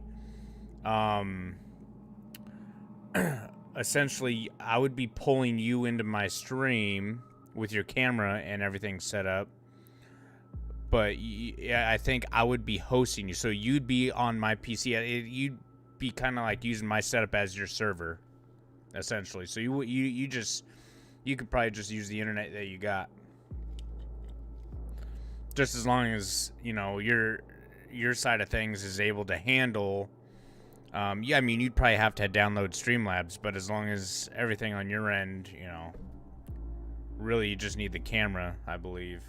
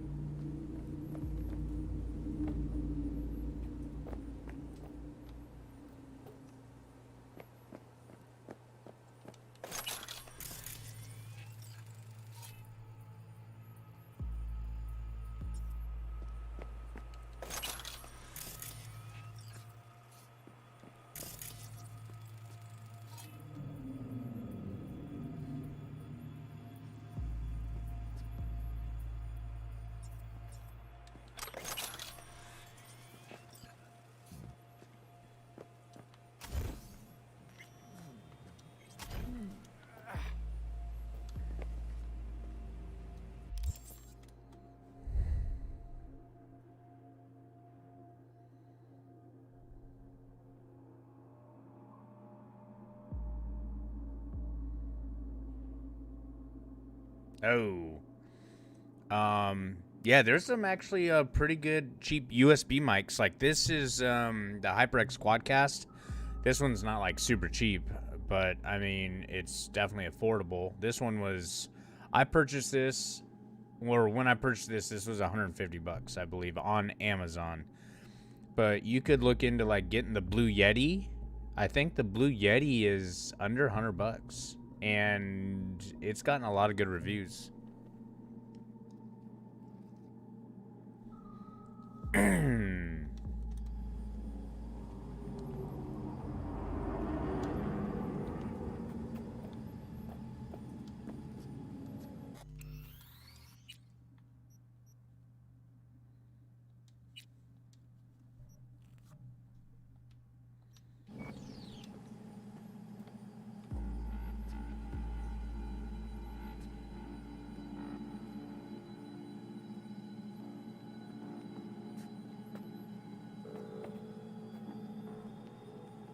Yeah. The camera I'm using is the C922 from Logitech. And fuck, dude, I bought that camera 5 years ago, I believe. 5 or 6 years ago I bought it. And it's still holding up great. Like, I don't know if they have any newer versions of the C922, but it's a webcam. I got it from Best Buy. And I think I paid, at the time, I think I paid $140 for it. There was a better one, or one that was one higher tier, a little bit more expensive, and I was like, nah, I'll just get this one. And that's what all the everyone, you know, a lot of people use this webcam. I do want to get the Brio. The Brio is one that I do want. It has a wider field of view. I mean, it has crisp 1080p and I think 4K capabilities. It's and it's a webcam. Like, it looks really good. But I am getting, hopefully, a DSLR soon. So I get a digital camera here. And I'll be looking crisp. But then I'm going to be setting up my little drink of the day stream thing going on.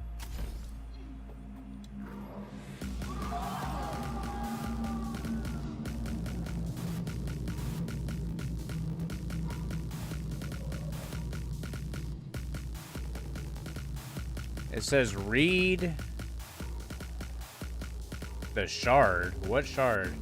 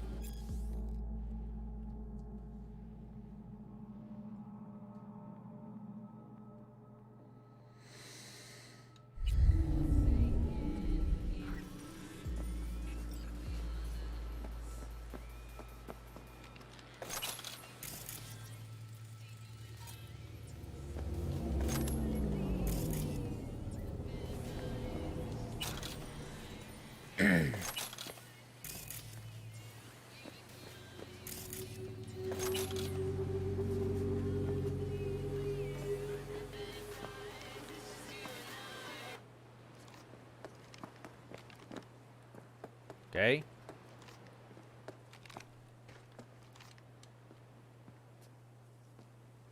You dead, bro? Don't want to kill you, man. Okay, it says read the shard. Okay.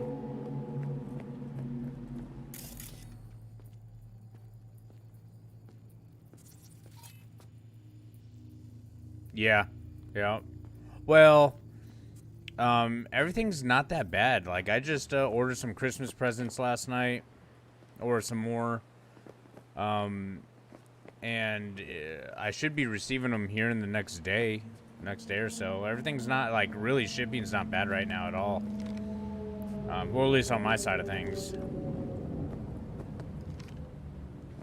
Okay, read the shard. Okay, oops. Journal shards.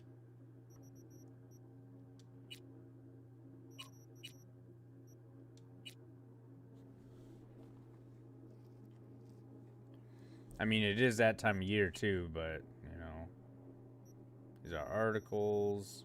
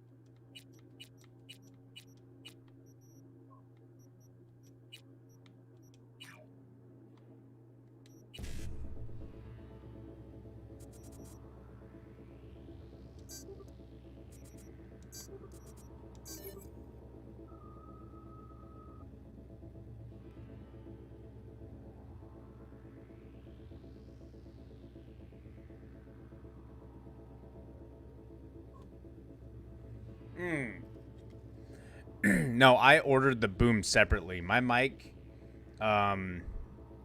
came on its own stand, so I had to order a mic boom separately.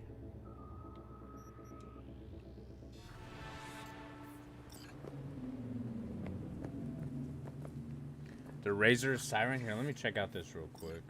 Cybersucker smoke on the water. And let me check out this shit real quick.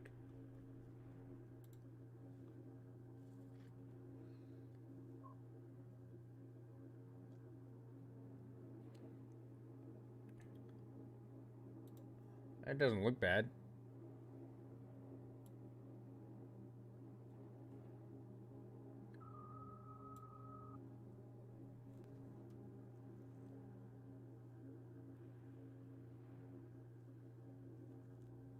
Oh, and it has an LED display on the mic. That's dope. I heard the Razer mic is not very good, though.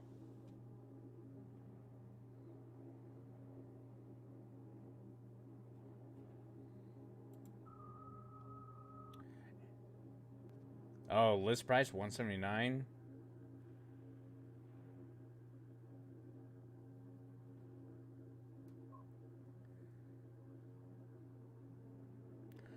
You should look on YouTube and look up the mic. But I do like how it does have like that 8-bit LED screen on the mic itself. That is actually pretty dope.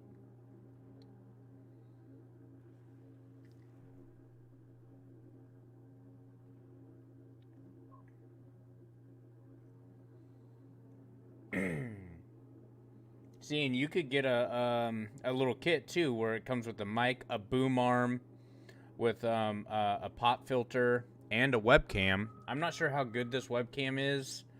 I think I saw some reviews on this Razer Kiyo, and I think the reviews were okay. Like, it's a good starting webcam, but you don't need nothing fancy. You know what I mean? And then you go to Walmart and get some green fabric, and I can help you out with the green screen side of things. That's easy. Or do what I get and get the Elgato fucking green screen from Amazon.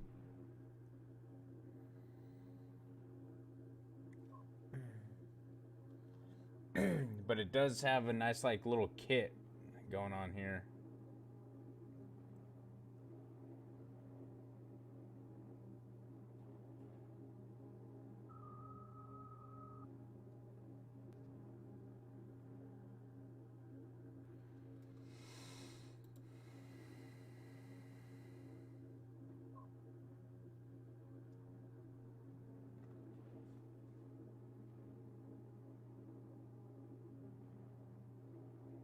Yeah, it doesn't look bad.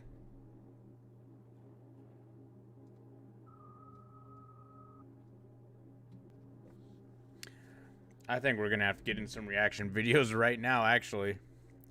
Just...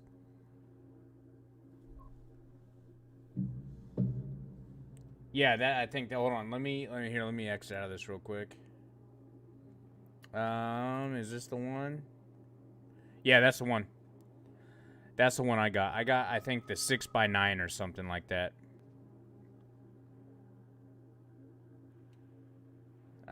Here, let's pop this out real quick.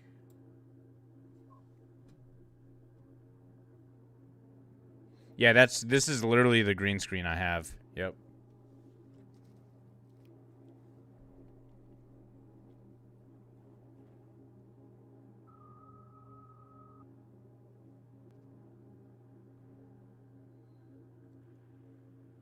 I probably should have gotten the longer one. 77 inches by 92 inches. I probably should have went with that.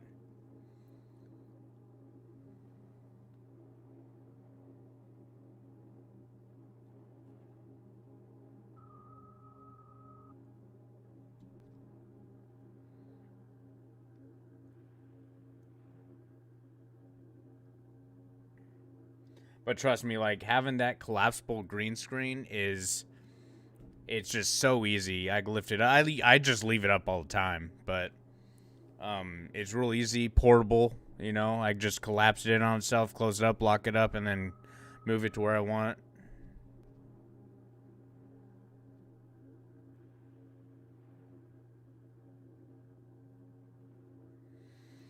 Bro, that wouldn't be a bad idea, James. You just have to run a wire out into your shed. You know what I mean? That would not be a bad idea. Or, dude, I mean, if you're up in the mountains like that, then you could even have a camera outside. And yeah, dude, the possibilities where you live, like for me, when I move back to the water, when I have a nice, you know, oceanfront view again, hopefully next year, because I've been doing a lot of moving. I feel like that's what I'm gonna do. I'm gonna have a camera posted up outside, or to where that's gonna be my backdrop or something.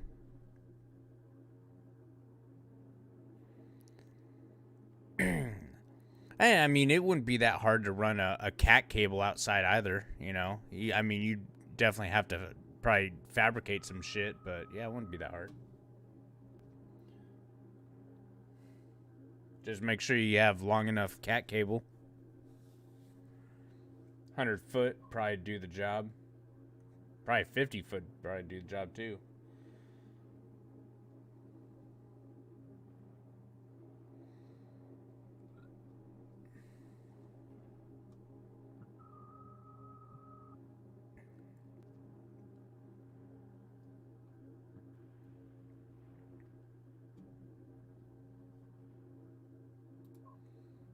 But yeah, that's the same green screen I got, though.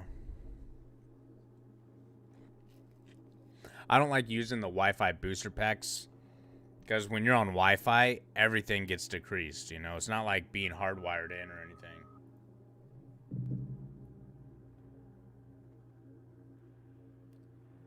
Holy shit, my order is finally being picked up. Holy moly.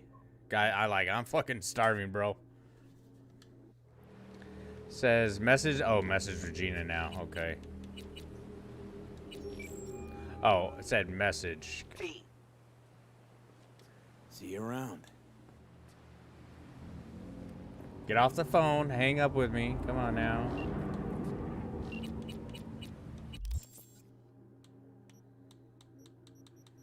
Go down to Regina.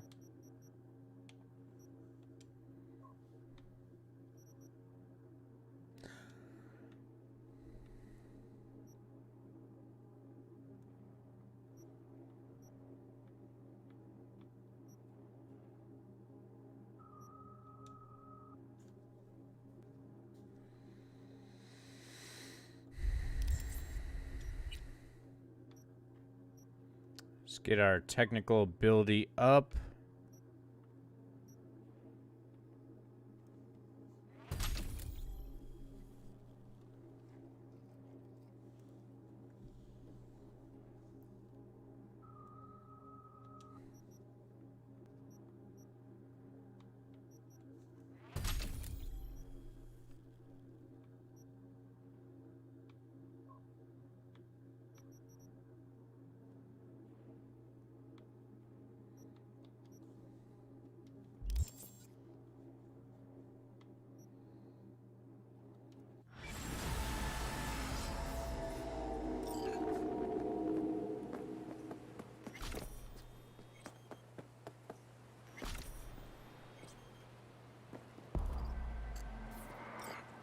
Really, it's the same.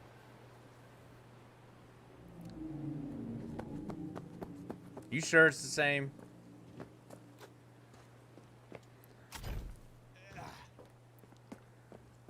Yeah. At least it is consistent. Jesus.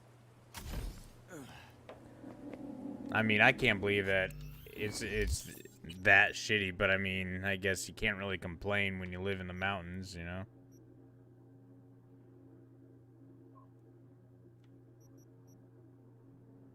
Oh, Cyber Psycho? Fuck, bro. I'd have to get up on something high to kill that psycho. 0.2 difference, yeah. Well, you never know. That 0.2 can, you know, can make a difference, but you never know.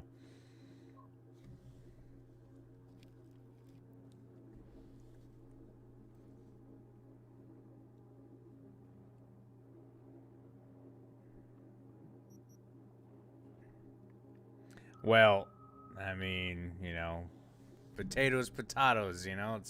It really just comes down what you want to do, you know. Fuck it.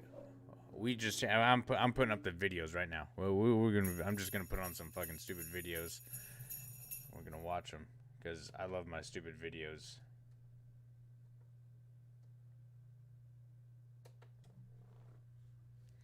I love my stupid videos. Sometimes.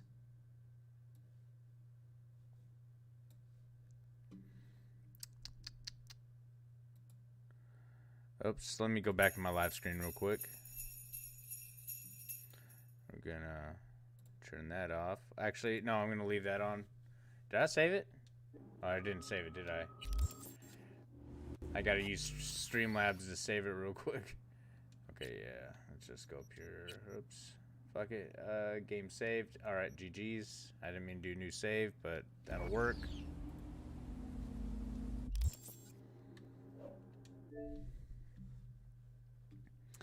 There we go. Alright, let's go back to our intermission screen, baby.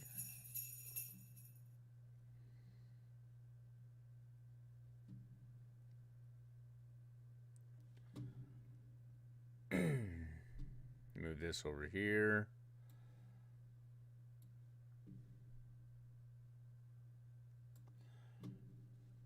All right.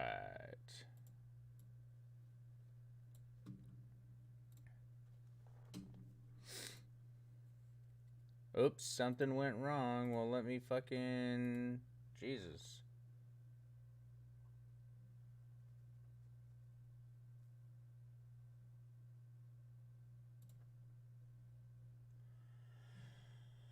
Yeah, I guess I cancel out of that. I always go back into it. There we go.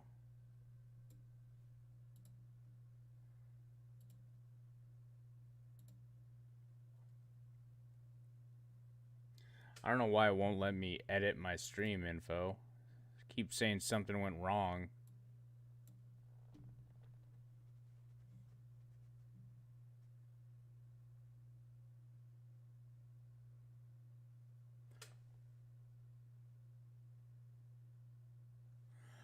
Hey, James, can you still see me or hear me? Wait a minute.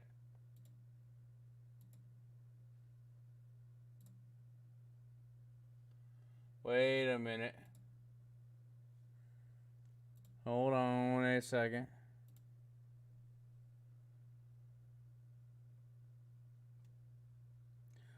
Okay. Okay. Wow, I don't know. It says, whoops, something went wrong. Okay. I'm thinking I may have gotten live banned. Because everything disappeared. My viewers. It still shows that I'm live. But it shows that I have my viewers, my views, my followers. It's kind of showing blank right now. This is crazy, bro. It's like I've been banned live or something. What if I... Hold on a second. Like, it doesn't even show my profile in the top right, so I can do that shit. That's so weird.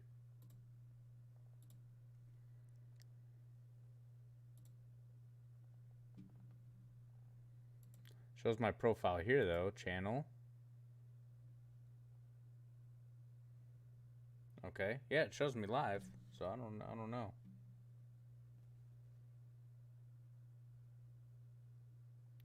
But it, like...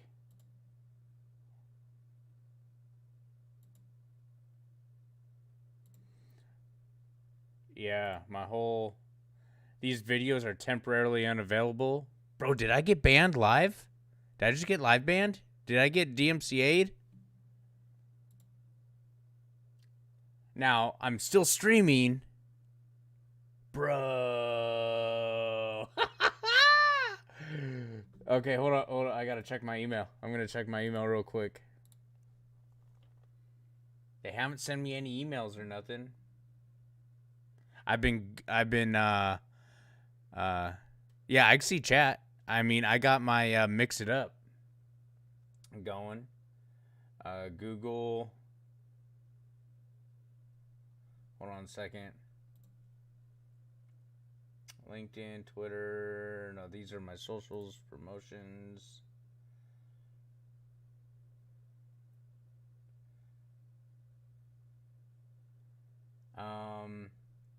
I haven't gotten any emails or nothing from Twitch saying anything about DMCAs. But I did hear something about... It's really weird. So I could see my channel, but if I go into my stream manager, it just shits the bed. Like, I don't see anything. Oh, there we go. Okay, woo! That scared me. Hold up. Yeah, okay, we good now. I was scared. I thought I was, well, I'm not really scared. I give a shit. Yeah, everything's good. I don't know what the fuck was going on though. That was crazy for a second.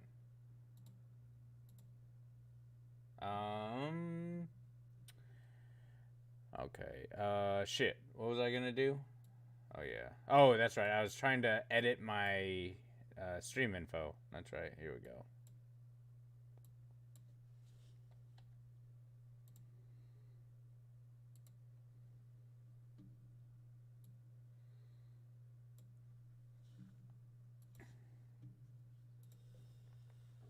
I'm just gonna type in, I guess, reaction.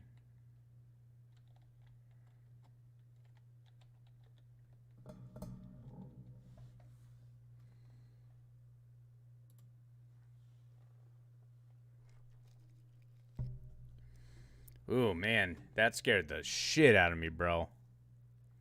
This guy's pretty dope. I've been watching these videos and, man, there's some fucking women out there that just, bro, I mean, come on. Stop creating entitled women. Yes, that's exactly what it is.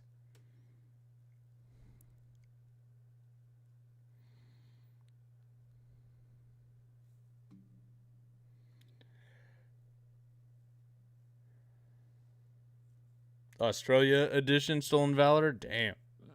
It just doesn't stop.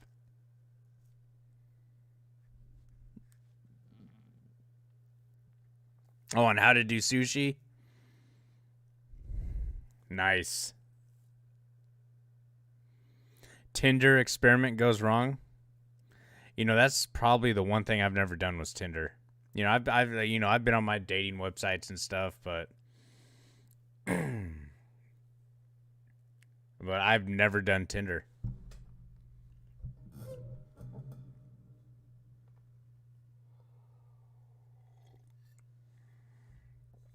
Five fake soldiers who got caught exposed on camera.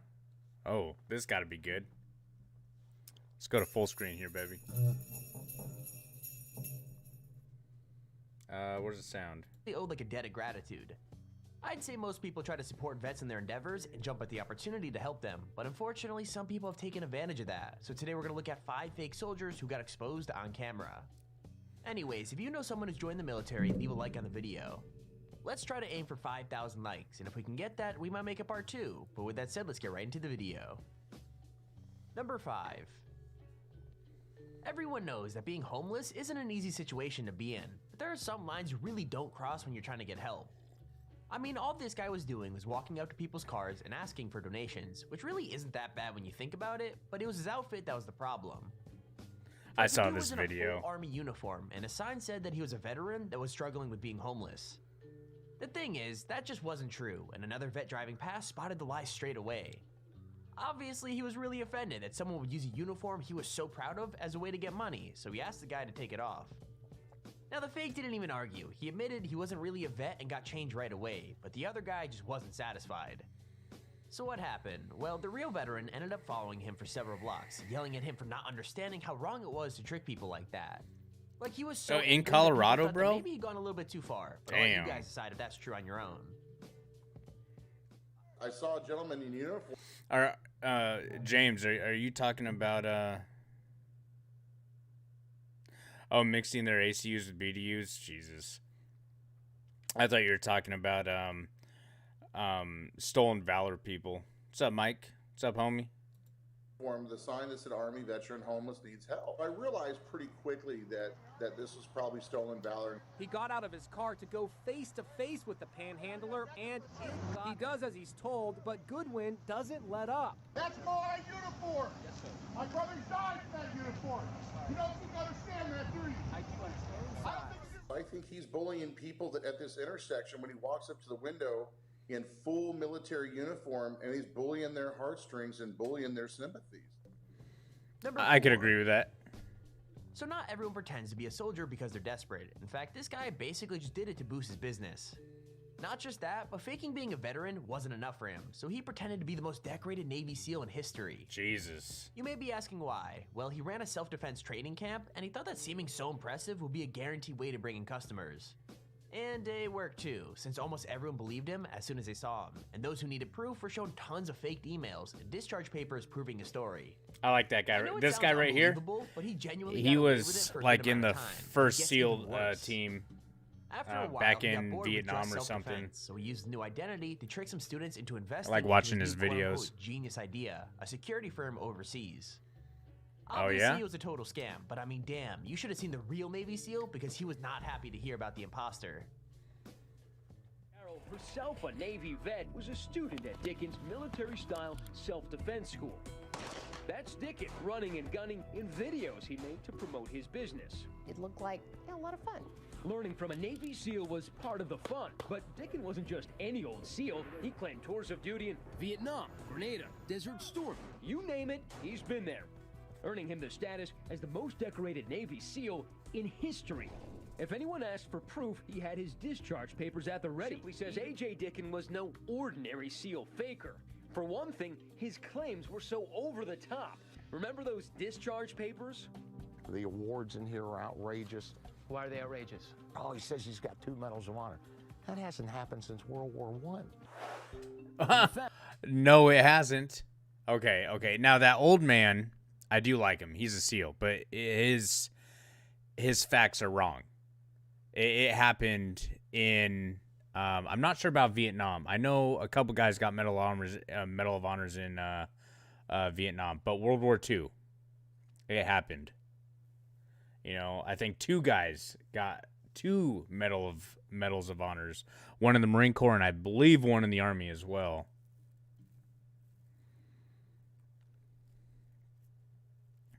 I like that old man. I do like. He is a Navy SEAL, but I'm talking about he was like the first team of the Navy SEALs back in the day. In fact, Dickens never served a day in the military, and his phony resume was missing a few details. Like the burglary conviction that landed him in a California prison. For the team back in Burundi, that last bit of Dickens' cover is blown to bits. But knowing he's a fraud is cold comfort.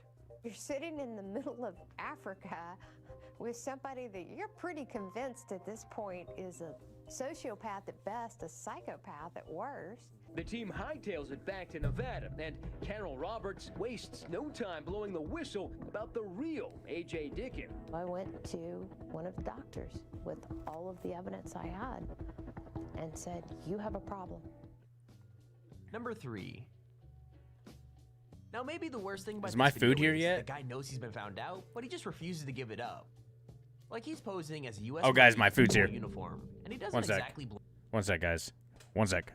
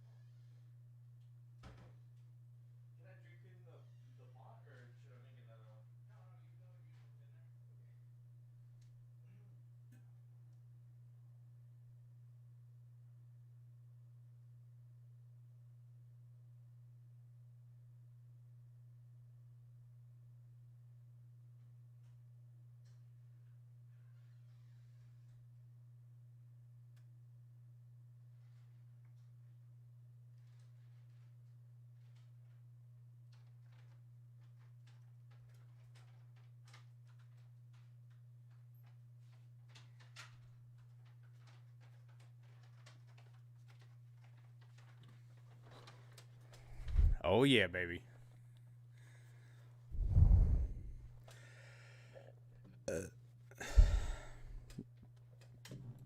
Blend in. So That it's guy's weird a that he seems clown. So surprised by all the questions. Anyway, he has a whole story about where he was deployed and who he worked with, and even has an excuse for why he has no ID card. But the more he talks, the more obvious it was that he was faking. By the time he gives up his fake presidential cross, the game is definitely up, and every mistake he makes in front of the actual vets confirms it. I mean, he gets called out for wearing medals and ribbons at the same time, as well as for wearing sunglasses, until they finally flat out accuse him of being fake. The amazing thing is, he still denies it, and even tells them they need to back up because he's like some kind of military police officer too. The whole thing is kind of ridiculous, but I'm kind of impressed Military that he refused police to give up the officer. act. I mean, he was dead in the water the entire time. It is. You're not even wearing the proper infantry uniform, and you're wearing. That's not the proper infantry uniform. What's the army uniform regulation? What is it? Uniform gotta be dressed in all. No. What is the regulation? What is the actual regulation? What's the code? Do my best, do my duty to serve my country. That's the uniform regulation. I'm talking about you're the a Marine, duties sir. here. You're right, I am. A Marine. You know that's called false valor? No, it's not. It is a federal crime for you to be wearing that uniform right No, now. it's not. Yes, it is. And what you can do is get out my face right now. Because I'm a military police officer also. Yeah, where's your MP Where's your MP badge? My MP badge? Yes. It's in my car. No. No, It's okay. We understand. We already established that. Let me tell you something. That you're I'm fake. armored. I ain't fake.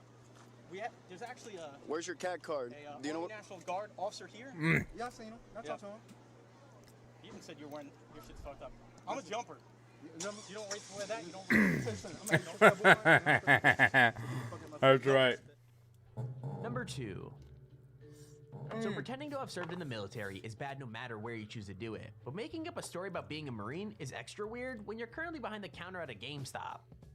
Like, I have no clue what made this guy think this is a good idea, but when a real Marine came in to buy something, the staff member insisted he was a real Marine too. Like, he said his uniform was at home and that he still went on the base to get his hair cut for free, which is a really specific lie as well as a strange one. Yeah, Anyways, dress the uniforms Marines you played can, along Mike. until they had enough evidence to prove he was lying, and then went through and corrected every lie he told. It's pretty brutal, and the guy isn't happy about it at all, since he goes from calm to super angry in less than a second. I'm not joking, he ends up swearing at the dudes and telling them to leave, but he doesn't even bother denying that he's lying. Even worse, all this happens in front of a bunch of customers off camera, who I bet had absolutely no idea what was happening. That's what it's about. In the front of my closet. Which uniform? My camos. Your camis? Yeah, that's it. That's the last time I put a patch on. Oh yeah. Patch on your camis? Yeah, I had to. They gave me my new patch and I never. All I did was I put it on with a pin needle because it never. I got customers, guys. Oh yeah. First of all, you don't sew patches on your camis. That's against Marine rules. Just don't go on the pins. Bro, they go on the collars. Bro, you know there's a law against this, right? You're not. It's called false valor, man. It's called I have all my shit at home, so I don't really give a fuck what y'all saying. Y'all we'll leave, man. But it's false valor, man. I wouldn't say you were a Marine if you weren't a Marine. Do you have your ID with You're talking to two guys who've given. Dude, we've given so much for this country. You know that, right? Doesn't matter. People die, man, to get the fucking title Marine, man. Number 1. So I've got no idea why anyone would choose to fake being a veteran in the middle of a random mall. But that's exactly what this guy decided to do, and he probably would have gotten away with it if another soldier hadn't taken a closer look. I mean, maybe the guy just wanted to look cool No, or impress that's somebody, not. but that's still super messed up. Since, I don't know, Your dress you didn't blues serve. could be a little tight. Anyways, Usually at first, around the other chest, vet but it's wasn't not even that suspicious. uncomfortable. He just wanted to see where the guy had served and maybe talk to him about the stories he had. The thing is, his uniform up close had about a dozen mistakes, like his flag was too low. I always loved shoelaces wearing were my wrong, blues and anyhow. The number of stars he had was impossible. for Panty someone so droppers, young. baby. So yeah, as soon as the vet knew what was going on, he started shouting stolen valor and letting everyone know that the guy was a fake. Like even when he talked about losing friends who wore that uniform, the faker refused to give up the act. But his face made it clear he wasn't about to try a stunt like that again anytime soon. All right, thanks, Elizabeth. Hey, one fake hero learns the hard way. If you're going to impersonate a U.S. Army Ranger, better make sure there's not a soldier nearby. You're Yeah. in second bat, Rangers? There it Nuh-uh. is. Where's your combat pack? Flag was on the right side, just too low. All right, why's your flag so low on your shoulder? It should be up here. Got me on that one, bud. Why don't you just admit you're a phony? You know it's illegal, right? What Yeah. you doing right now? Let me tell you something. If I was a phony, Yeah. then I wouldn't be wearing this uniform. You wouldn't? No. Because you are a phony. I just called you out on about 10 different things. This is illegal. What you're doing right now is illegal. Because you know what? I've worn that uniform, and I've had friends get killed in Afghanistan wearing that uniform. Stolen valor. Right here. Stolen valor. Wow, Sergeant Ryan Burke, the U.S. Army veteran that confronted that phony hero, is with us right now. Ryan, thanks so much for your service. Thank you, appreciate it. Set the scene for us. Looks like you're in a mall. You spot something, and Yeah, what'd you right? do? I spotted this guy in an Army combat uniform. He went into a store. I went in for a closer look because I like talking to fellow service members, see what unit they were in. And as I got closer, I noticed a couple things were off with his uniform. His flag was low, his bootlaces were untucked, the badges on his chest were kind of off-centered. So I took a step back and I just watched him talk to a little boy and kind of tell him his stories about, you know, being in the military and this and that. And there's our video on the top 5 fake soldiers that got exposed. If you enjoyed the video, please feel free to leave a like down below. James, and we're gonna. subscribe This to is what I see mean. more We video. gotta have Also, if you have your own top 5 or top 10 ideas, us feel free to reacting use to your videos Q&A like form this, in you the know what I'm description saying? to submit it. With that said, thank you all for watching. Hope you enjoyed, and Fuck I'll see this you guy. all in the next video. Fuck. Oh wait, shit! I wanted to watch that one. Oh, here I am. Hey, just ignore me. Just ignore my stream right here, okay? Ooh, look! You see those big old ditties? Look at woof, woof.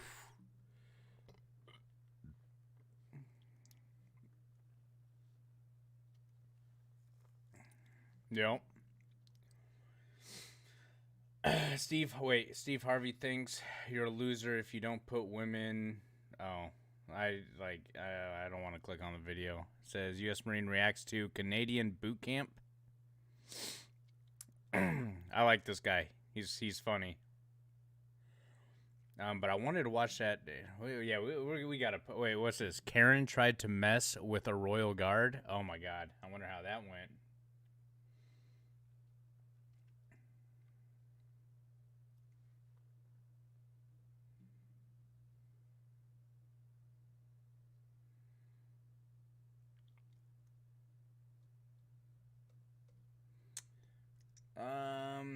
Let's look at some more stolen fucking valor. I love these fucking videos, by the way, guys.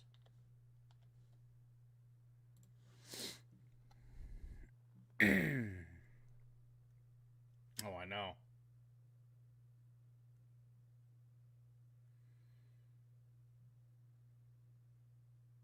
Oh, right here. This is gonna be good. Well, I'll give the kid the benefit of the doubt. You know, the fat kid. In my quest for stolen valor village idiots, I found some more doozies. Let's go.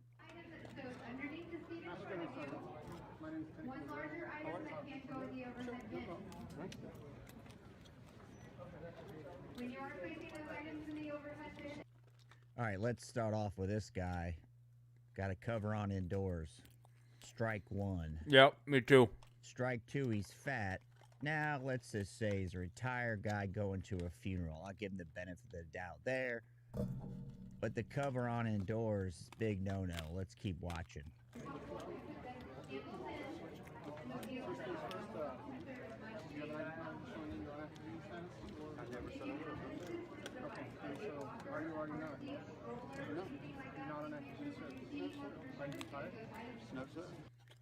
So he's a master gunnery sergeant.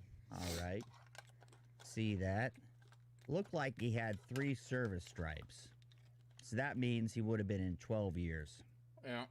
let's just say, follow me here. 1B infantry. He was into the 3rd year, so he could have 12 plus 3, so 15 years.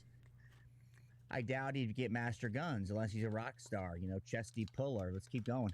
Then why are you wearing this uniform? I went to a wedding. Did you know that you were in violation of the Yeah. Stolen Valor Act? I didn't steal anything. You did. You're wearing a uniform. You're representing an E9 in the United States Marine Corps, and you're not. Sir, I did not steal anything. You are not wearing the uniform properly. Please remove the hat and the boots before you beat anyone. You know why I know he's a faker? Because he's making excuses right off the bat. So he's saying, sir, I didn't know. I went to a funeral. That would never happen. So let's just say this guy was an E9 in the Marine Corps. He's not going to take shit from this joker. He's going to tell him to go where to stick it. Yeah. Now he's backpedaling, right? United States Marine Corps. Sir, you're also wearing a Silver Star device with a Valor device, which is not an authorized award. You also have 3 service strikes, which denotes 12 years of service. No, Mike. Well, these stolen valor village idiots, hold I do on. not understand why they... actually, those are the dress blues. And with the dress blues, you could wear it 2 different ways. See, he's got ribbons on right here. You could either wear it with ribbons and only ribbons and medals, but in this version right here, right? Or you could wear your medals over here, and then your ribbons go on the other side. That's the only way you wear it. Yeah, crayons in his pocket. That's right. But when I graduated boot camp, we wore our alphas, and I think now they just implemented to where they are allowing. I think they're doing dress blues now, or they're deltas. Yeah, they're deltas. Pick a Silver Star, a Medal of Honor, any of these kind of awards where people are going to go, wow, that guy's legit. Hey, good job, brother. You know, he's decked out. I always Can't just see, did looks like medals he's got anyhow. Jump wings Yeah. up top. Can't tell if that's a scuba bubble. And another thing, Mike, is that if you have your medals on, like for instance, like dress blues right here, if you have these are ribbons, medals here too, but it's kind of hard to explain if you don't know. But if he's wearing his medals right here, you are not allowed out in public with your medals on. They're only for ceremonial purposes, such as like a funeral or wedding or something. You know, Silver Star really takes it. I think that's the law. If you guys know, let me know in the comments. But I do think if you fake an award like that, like a Silver Star, that's breaking the law. Yes, sir, I know that. So then why are you wearing it? You should be ashamed of yourself. I have deployed to Iraq and Afghanistan twice. All right, enough on that one. There we Get the go. point. I don't know who these people are who do go around these vets and bust these guys. Like, you have to find them. Then you have to have your camera out and have the stones to video the thing. I'm just not necessarily into that. I do enjoy the dirty pleasure watching these videos. Let's go on to the next one. So can you tell me you're a Navy SEAL with, let's see, it's 4 Purple Hearts, a Navy Cross, Silver Star, Bronze Star. Yep. Wow. Now, this guy's got them all except the Medal of Honor. Right off the bat. Now, you look, he's got his trident, okay. And then he's got what looks like an air crewman's wings or something. I'm not sure. I can't remember. Something to do with maybe he's a helicopter crew chief or something. Be pretty odd to see. You know, you think maybe he was a crew chief, then went to SEAL training. But, you know, Silver Star, Bronze Star, Navy Cross. Wow, that is some rack, brother. Yeah. That's a fat rack. One tour in each. That's right. Yes, sir. What was your name again? Mark Johnston. Mark Johnson. Yes, sir. Johnston. Look at that uniform. He looks like he stole it from somebody. It's so big. You know, I don't think I've ever seen somebody who's got that much girth in the middle that was wearing the uniform. You know, who in this case is super duper rock star, right? I mean, the sleeves are too long. The middle section needs to be tailored. You know, he looks terrible. And then he's going to say he's this superstar hero. Now, I don't know. I've never seen a guy in uniform who's outside the regulations for grooming standards. So if you're going to wear your dress uniform, that is, probably not going to have a goatee. I wouldn't see that. Expect to see that with this rock star of a warrior. Like Marine Mark Johnston. Okay, and you're Rear Admiral. Rear Admiral. Okay. That's where he loses me. He's a Rear Admiral. So he'd be a lot older as a Rear Admiral. I mean, that's way high in the food chain. This guy looks like a deer in the headlights. CIA Special Operations. What was it again? Special Operations Division. Special Operations. Special Operations. Yeah, I don't think there's such a thing. I think it's called Naval Special Warfare, not Special Operations Division. Yep. This guy's just feeding him. He probably doesn't even know his rank. Now, I didn't catch what his rank was, but it could have been another type of admiral, right? Not a Rear Admiral. You know, this guy's just feeding him. And of course, Mark Johnston's going on the rabbit hole of idiocy. Thanks, sir. Appreciate it. Let's go on to the next one. Funny thing, before the weird thing is that you think you know about it. I served as a cop, and then I served for 12 years in the U.S. Army as a major. Okay. First, thank you for your service. Wrong, and there was an error because my brother was killed, and I went home and got drunk at a bar, and a girl lied about who she was. Right. That doesn't change. Not well. Okay. So this guy says, let's keep watching this one, but he says he was a major in the Army after 12 years. All right. He's a cop. Oh, as a cop. And this guy's a famous village idiot from what I understand. You're not representing your company well right now, okay? Security officer? No, he's not. You don't need to worry about who Security. I am. Are you cleared for that? He owns this business. Are you cleared for that? Sir, what's your GS level? Because I know what my military level was, my classification. Okay, we don't need to go. All right, there's no GS level that I'm aware of in the military. No, I think they're talking about security guard. Your GS level would be like, what's your rank, right? I think the GS thing's for government employees that are not DOD. Well, let me back up. For non-military, the way I understand it, you guys let me know in the comments how that works, but I never heard a military. Yeah, and one of them is a cop, major Mike. Say, what's your GS level? Okay, great. Are you an officer? No, I'm not, but I work for Customs CP35. Another unit. My badge somewhat. Okay. Are you a federal agent? I'm a federal employee. Okay. Step aside. Thank you, ma'am. Boy, this Joker's cocky as hell. You know, he's delusional in his head where he really believes it. He's told himself enough that, hey, I'm a cop, or whatever he's dressed up as. He's not a cop, he's a security officer, which looks like a cop. And he's told himself, hey, I was a major in the SF, you know, I was a Green Beret. We'll get to that. And he really believes it from the looks of him. You know, kitted out, got the, I don't know what kind of firearm, if any, he's got one on. The service stripes. Oh, maybe he's not. I guess departments do that. Let's keep going. I'm sorry. You can step aside. Actually, you don't need to. So what happens? I'm not even joking right now. What happens? Oh, this is a good video. I haven't seen this one. Well, we would help. You guys, we would help. That's still, you have to. Yeah, that's human nature. I didn't serve 14 years in Iraq and Afghanistan. No, wait a second. Now it's 14 years in Iraq and Afghanistan. It was just 12. Now it's 14. You know, if you're going to go with the lies, right, it's 12. I was a cop and everything else. Now it's 14. This officer, I suspect, is going to go, just said 12.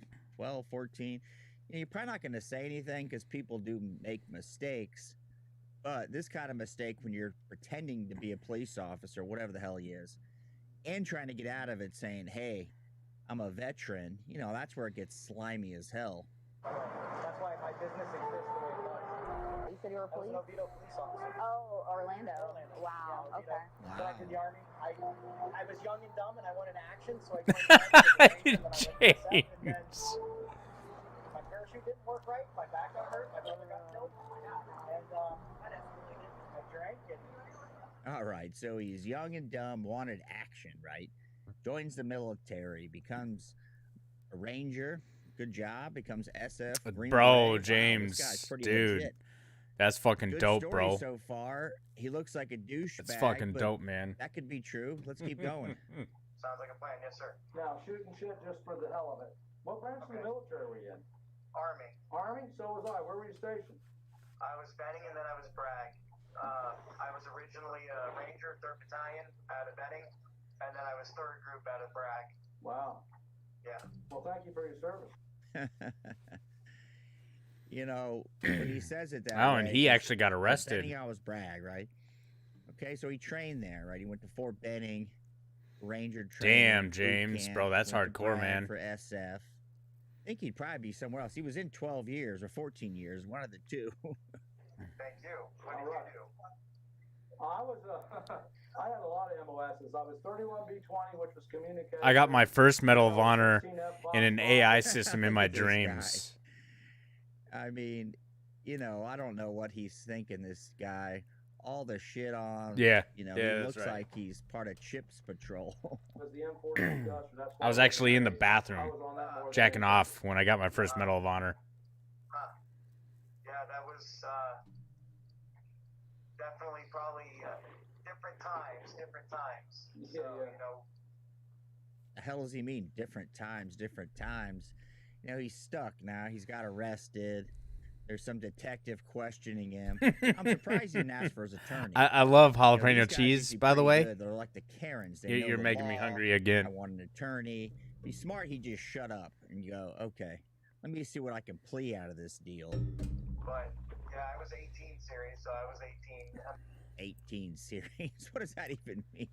I know there's 18 X-ray and all these different ones, but 18 series. You'd think he'd just say, here's my MOS, dude. If you're going to try to go down the path of bullshitting, you know, you know your MOS. I don't know if it's 18 X-ray. I know it's something like that in the Army. Damn. But this Bro, guy I heard should that have was a serious fight, locked James. down, right? So my last 6.5 years, 7 years almost. Wow. So you jumped. Serious, man. Oh yeah, I was. On the dark side of the moon, right? It was on the dark side. Wow. That's why I left the army. I had a streamer. My rider when I was going into He's good contact metal. GG's. to the point where I can't even get certified as a firefighter in the state of Florida. That's why I started my business. So he jumped into Fallujah, right? And he hurt his back somehow, and now he's disabled.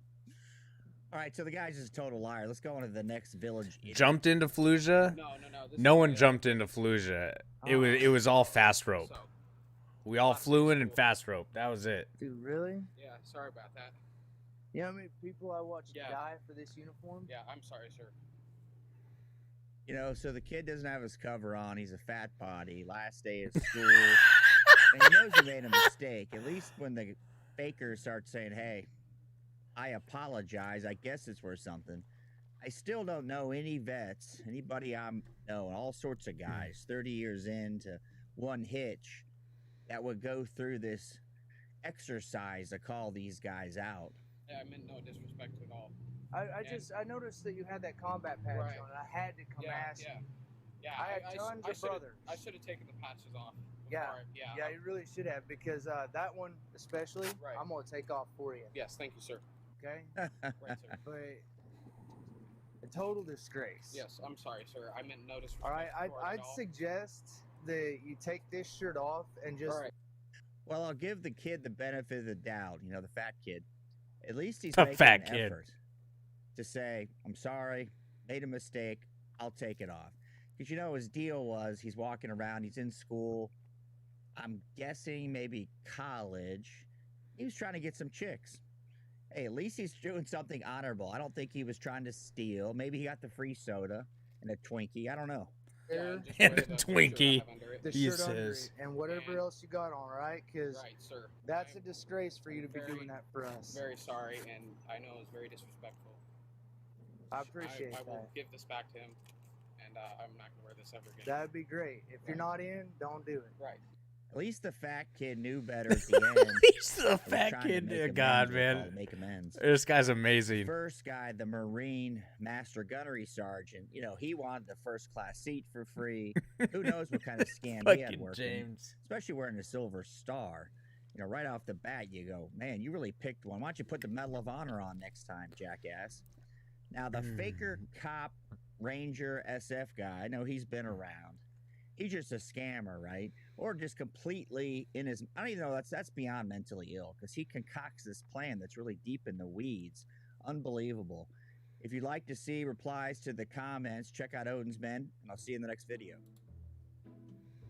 This guy's amazing. You guys should definitely check him out. Jameson's Travels. Right here. You guys should definitely go check this guy out. He fucking cracks me up. Marine reacts to Karen. Call your manager now. Oh, this has got to be good, guys. We got to watch some Karen videos, right? Love gaming? Did you know that there are hundreds of different careers in the gaming industry? Hold up, let's see.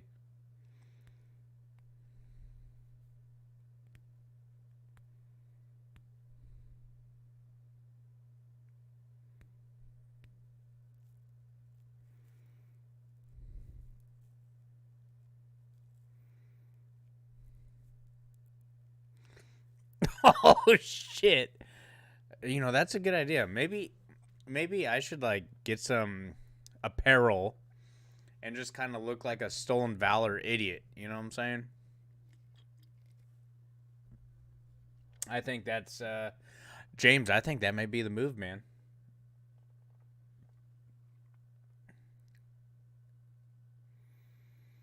Country, what is up, bro? Appreciate you coming in here, man. Appreciate you, man. Yeah, we just chit-chatting, doing the thing. We're making fun of other pretenders out there. Not that we're pretenders, I'm just saying. We're making fun of the pretenders.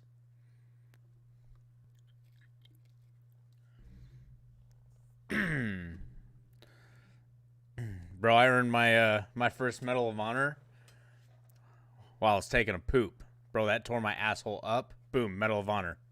You know what I'm saying? Holy 25 years. I should have been a lifer. Yeah, I made a giant mistake getting out. Been out of the Marine Corps 12 years. Oh, bro, dude, I'm aging myself right now. I'm coming up on 13 years. 13 years this February. January. January 26th, 2004 is when I joined. You know, James, I got lucky. I never got NJP'd.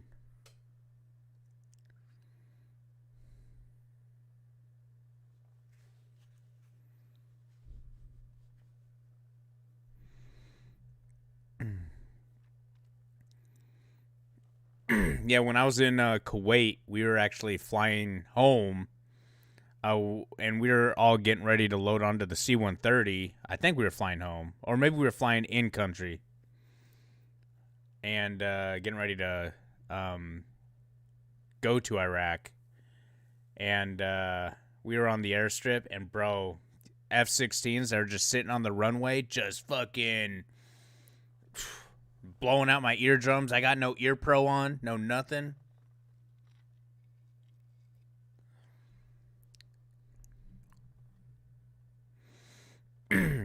Fuck, 9 or 10 tours?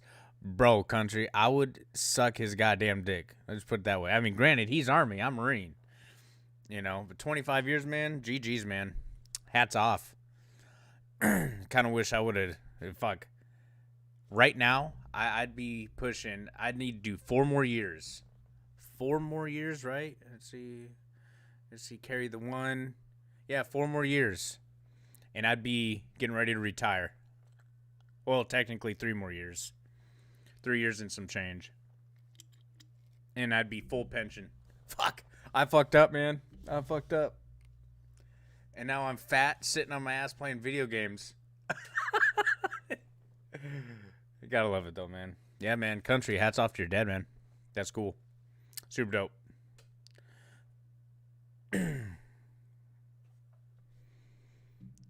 Shut up, Mike.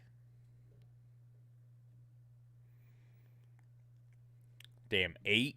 Nah, 4 more years, I'd be retiring right now.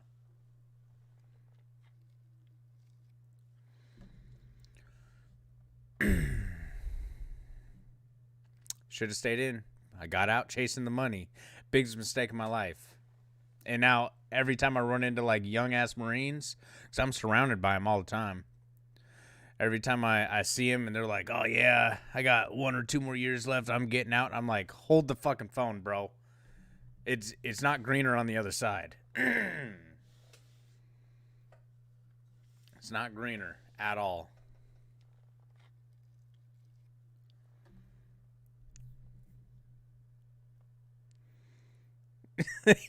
Oh, see that that's what happens, country, you know? Hey, the best of us. I got fat as fuck when well, not when I first got out. I still look I was lean.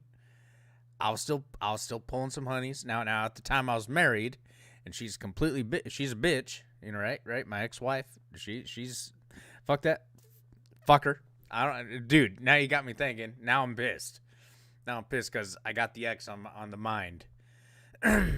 Right? Okay. Whew. Bro, that brought back some memories.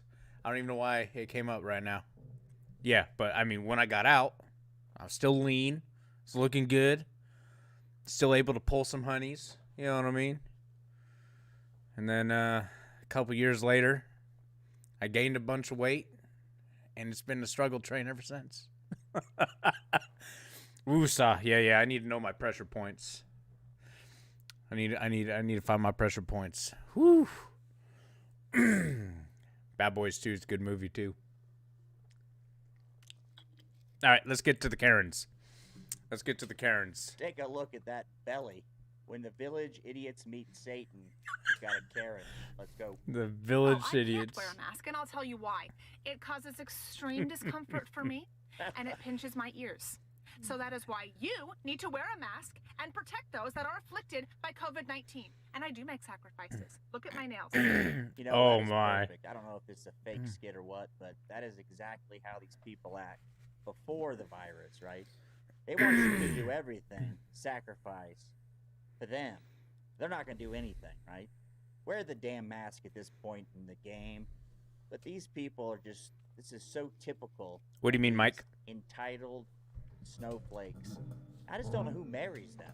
I don't know. I guess there's a pile of beta males to marry. You're married to beta females, you're married to a He Karen was not wearing country? gloves, and he took my credit card and then he gave it back to me, and I said, you should be wearing gloves, and he goes, oh, I just washed my hands. Yeah, we were just sending someone out there right now. We are supposed to be wearing gloves out there. I'm really sending them outside right now. So I'm so sorry that happened. So what's your policy? All right. Love these people with their policy, right? What's your Like policy? It's a restaurant. It's like the government.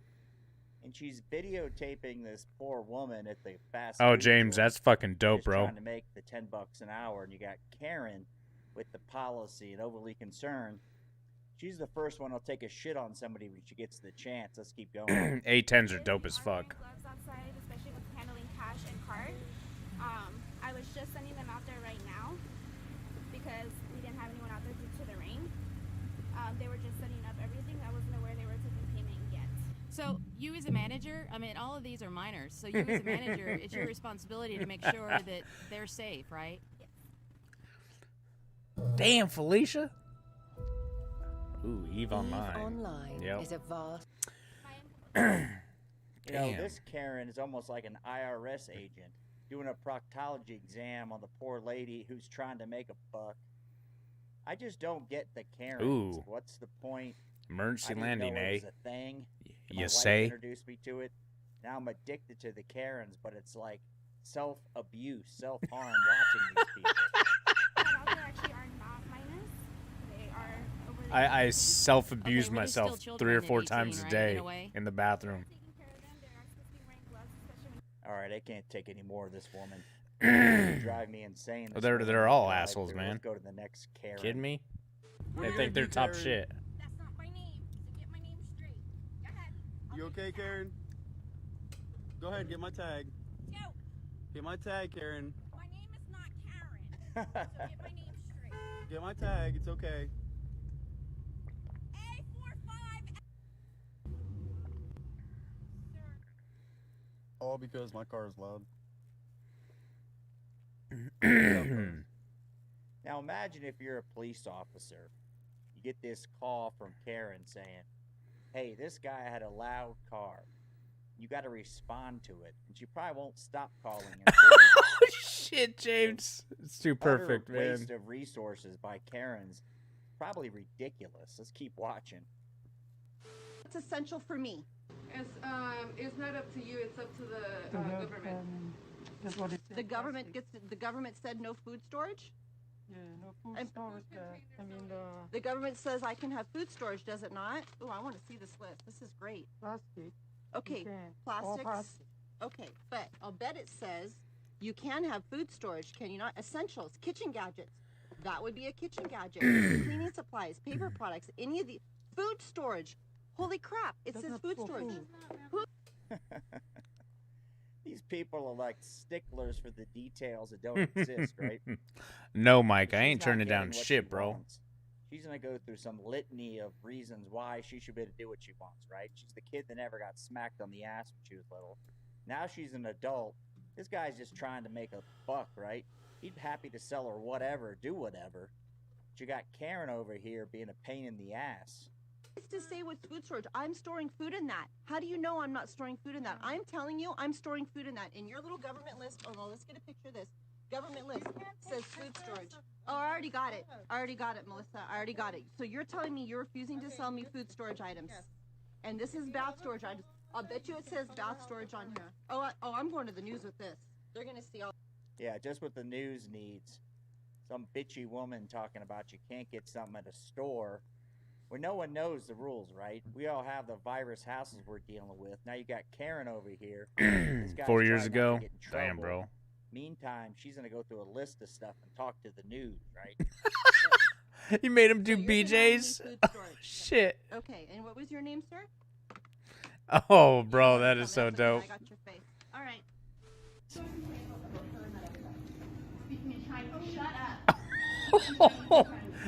Country needs help, guys.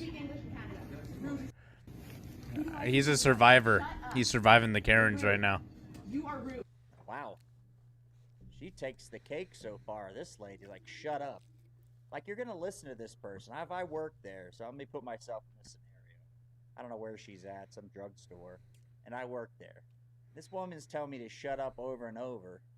Short of just giving it to her verbally, I just walk away. Because that's gonna kill these Karens, right? If you walk away from these people, they have no one to talk to. They have to go back to their husband, who's a beta male, who's like, Country, you're in deep, bro. Bro, you still got the shovel? Dig in your grave. Damn, 4 kids.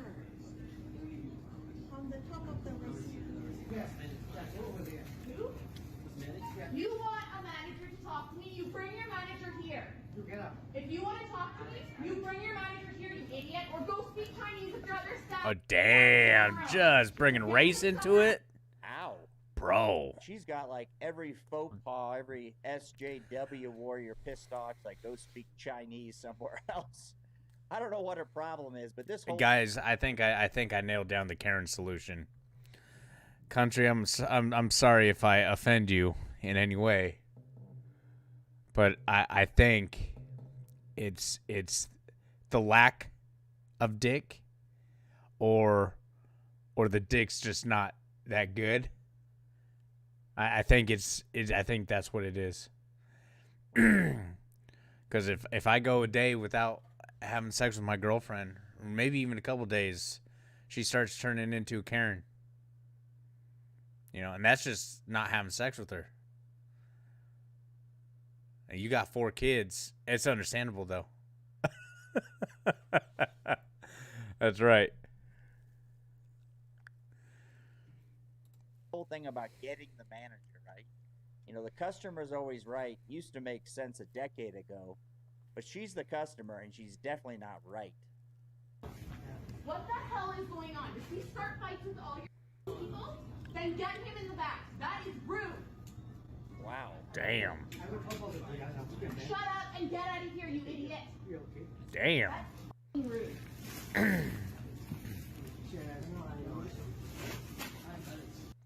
A question for you guys. Are Karens just raised wrong? Their parents didn't say, no, Karen, stop being a little brat? And then should they marry the beta male who just goes along with it to get along? I don't see how these people... This is a tough subject right here. Karens are a tough subject. I've never I would never speak to someone like this. Unless, of course, like, I'm, you know, unless it's, like, threatening in nature, but, you know, being Okay, let's move on. Exists. I'm gonna get When mad. I grew up, I never met Karens. No one would put up with that. People were civil and polite. But this woman's just the nastiest thing. She's nasty. There's nothing that could be that nasty going to a grocery store to elicit this response. You know about what? You know about what? I think having treated by looking after speaks in a different language. You're talking to me in front of your staff? That's pathetic. Get him out of here. It's rude. Wow. Shut up! I'm running after you because I did. Wow. Look at the pump. Excuse me. I'm looking at the pump. I can't help you because I didn't know. Telling me you're going to take my license plate? I'm here every day. Wow. Wow.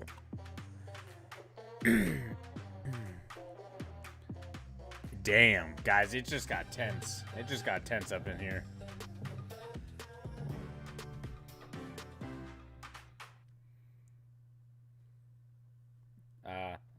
I don't know why I didn't skip that. We just Not sure watched what it. could have happened to elicit again this crazy ass response. But this woman needs to take a Prozac. I don't know what she needs to do. Medical marijuana for personality disorder, but something. Look at the pump. I'm looking at Yeah, no doubt, country. You know, I understand. You know, you don't give her the dick, and she turns into a Karen, and then. You know, I understand the kids thing because it's your wife. You don't want to wear a condom. The key to a Karen is just walk away. She doesn't want to be on birth I never control. encounter people like I understand this, that. So I you think I just could got to walk snip it, away man. because Tie the immediately tubes. I'd be like, You're hair good on to the go. back of my neck would stand up and I get pissed off. But you're just feeding this beast. She wants someone to talk to because her Facebook friends haven't responded yet. Or whatever. I don't know what these people's problem are, but she's screaming at the woman who's probably making, you know, barely making a. Yeah, just country. You need to castrate yourself, bro. Condoms. That's what I say, bro. I mean, I think the last time I used a condom, I didn't even have sex with the condom. I just put it on and jacked off into the condom, and I was 18 years old. That was the last time I used a condom. I've been lucky throughout the years. Living at this job. Meanwhile, this woman's berating her like she's getting waterboarded in Abu Ghraib. somebody moving away from that. I can't do pay her. Okay, I didn't know. I didn't know it was you. I'm very sorry. Me? I didn't Give me your name right now. All right, ma'am, she was just doing her job. I'm sorry, but she was just. She was just doing her job. But she was just doing her job. She was just doing. Imagine having this woman as a wife. I know, Mike. Sister. I know. Mother. You guys have anybody like that in your family? A Karen? Put that in the comments if you do, but give us some details. Could you give us some details My ex-wife so we was can be glad it's definitely not a Karen. relative or wife. She was a bitch. I didn't know you would pay her. I thought you should have asked. You should have asked. I'm sorry, ma'am. She was just doing her job. Mind your business. No, I'm sorry, ma'am, but I was just trying to tell you something. I was just trying to help her. Mind your business. Ma'am, I like how they're so authoritarian, right? Like, you're just going to listen. Mind your business. All right, Karen. Sorry. You know, she's a drill instructor. You need to lock it up and stand at attention. Well, hey, you know, you do have, bro, James, you do have, you know, your weird, I wouldn't call them weird Iraqis, but they stand out. You know, you'll see some Iraqis that are just, you know, white, have freckles, maybe some red hair. You know, or some type of like dirty blonde type of hair, you know. Yeah. I may have made a mistake. But if I do have any kids floating around, it'll all be down south in Mexico. I'll tell you that right now. Hey, something about Mexican women, something about whew. Bro, don't even get me started. Don't even get me started. She's gonna finger wag. Just it thinking to let about you it. know who's Just boss. thinking Reminds me about of it. a politician I'm giving myself a half chub. an election ago, the finger wagging and all that. Put that in the comments, man, Ginger who that Mabs, bro. person was. I was just trying to help her. Mind your business. Ma'am, I was just trying to help her. You don't conduct business that way. I don't have red hair, just facial hair. I was just standing in line for 10 minutes. Yeah, Just she let it doesn't go. want an explanation. She wants blood, right? She wants you to grovel and say, "I'm sorry, Karen." Your Karen's from Panama? That's what I'm talking about, You're baby. right. I'm wrong. You know, that's the thing. If you do agree with them, you're like, you're 100% right. You're right, Karen. No problem. That probably would diffuse it as well. A couple you girls walk I dated away, down in Mexico. or you agree with them. I don't know if you guys have done There it was with a couple Karens in the world, times but I think when I was like 19 or maybe 20, disagreeing with them and if they'd be you're like, locked I into a felt spot, something, then they'd go into San Diego and get tested or have an abortion, they would say. Like, I don't know, but I'm crazy? I'm crazy? No. I'm crazy? This mother... Wow. It said approved. That's what it said. It said approved. Tell me I'm a lie. Okay, man. Take your cigarette? No, you better take me for granted since I came here. It said approved, and I'm oh my goodness. Country, I don't even know how you do it, man. Now that guy was smart. He just was like, all right, take your cigarettes. You're right. He probably just gave her the cigarettes. Probably didn't get approved. Now, I think there is a Karen What are we looking at here? that will create a big fit for the free Is- sales, is- right? She wants the freebies because Is she's she? going to make a big Is this like the belly and a titty? Is that what this is? I'd like an explanation why I couldn't buy biscuits and gravy with my mobile order. That I'd have to go back around when I've added stuff to an order. What is wrong with this lumpiness? Is this her titties right here? What the Take fuck a is look at this? that belly. Right off the The bat, fuck am she I just looking needs at? the biscuits and gravy, and she's gonna lay into the gal about. She's just handing the order out. Like, Yeah, what does Plan make B sense? should be Plan A. She didn't say no, Karen. You can't have your biscuits and gravy. She's just there. I'll tell you guys a story here in a minute about my experience with a Karen and Burger King when I worked there as a teenager. Fupa, bro. Because I work right down the road. Country, I you're can like- understand if y'all were loaded with freaking people. You're like my brother from another mother for but sure. I mean, yeah, no, Guys, I wanted to purchase let's them. pause the video. If you guys don't know what FUPA means, James, I already know you do. But, you know, for all you young bucks out in here, Mike, that's fat upper pussy area, right? That's the fat above the pussy, okay, bro? Okay? Now that you're in the know, just know that's what FUPA means. With the order. GG's. But we I wanted know, to but make I a wanted to separate add order. it as a separate order, and I would pay cash. And he told me I had to drive all the way back around to do that. Yeah. Because he said, you said that. Yeah, well, that's what he said. My manager said you would have to. James, I know. I said, James, I said, I worked at Burger King. God damn it. Pause the video again. This is what I said, James. I said, James, I already know you know this, but for all you guys out there who are young and who may not know, and then I did a little cough, and then I was like, Mike, right? I called out Mike, and then I was like, this is what it means. I mentioned your name as saying that you already knew, bro. So how about you fucking open your goddamn ears? Stop being so goddamn deaf, okay? Damn.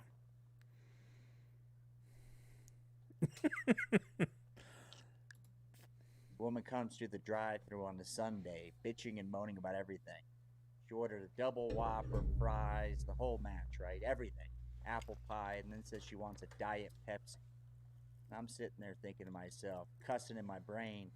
And I said, Diet Pepsi? You just ordered a diabetic, a coma, and I gave her a regular Pepsi.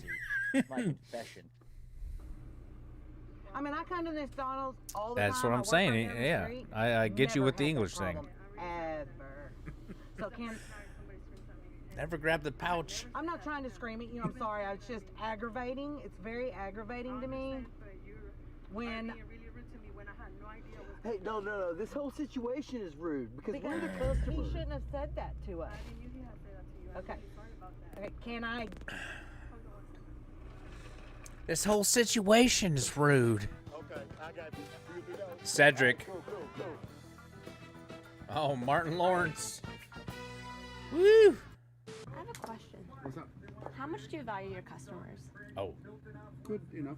So, if I found something offensive Mhm. that you have posts outside, would you take it down in order to keep my business? It depends what it is. What is it? You have a sign that says you stand with Israel. All right, so right off the bat, this woman comes in and spends $30 a month on Trulies and cigarettes, right? So not going to worry about it. Trulies and And cigarettes. she says, if it's offensive, would you take it down, right? She may be offended by anything. The hours of operation, the color of the window tint. You know, where do you win with these people? It's a no-win game. It is a no-win game. At a University of Michigan, it's kind of not accepted. If that's what you want to believe at home, that's fine, but you're a businessman. And there's a lot of students here of multiple ethnicities and races. And I just feel like that's really inappropriate. And I don't want Jesus. to shop at a place. Take down I stand with Israel. Well, I'm Jewish. And that's fine. Bam! She's like, she's so offended that he supports Israel, right? Take aside any kind of political nonsense. The guy's probably from Israel. Hey guys, what Country just told me just now? Country just says he's 6'7" and 320. And oh my God, I gotta show you a picture, dude. I just got this like super vivid imagination, Country, right? And I imagine, right, like, you know, for some reason, Shaquille O'Neal came into my mind just now. And then, you know, him being as big as he is.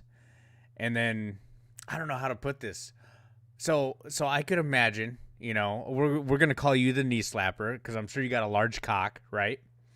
And then I could imagine, this is the picture I'm trying to paint, right? You unpeel a banana, right? Unpeel a banana, and then you take a hamster and allow that hamster to eat the banana. That's like you, right? You're the banana, and then your wife is the hamster trying to nibble on the banana. You know, it doesn't fit. You know, it's tough. I bet you hurt her. Oh shit.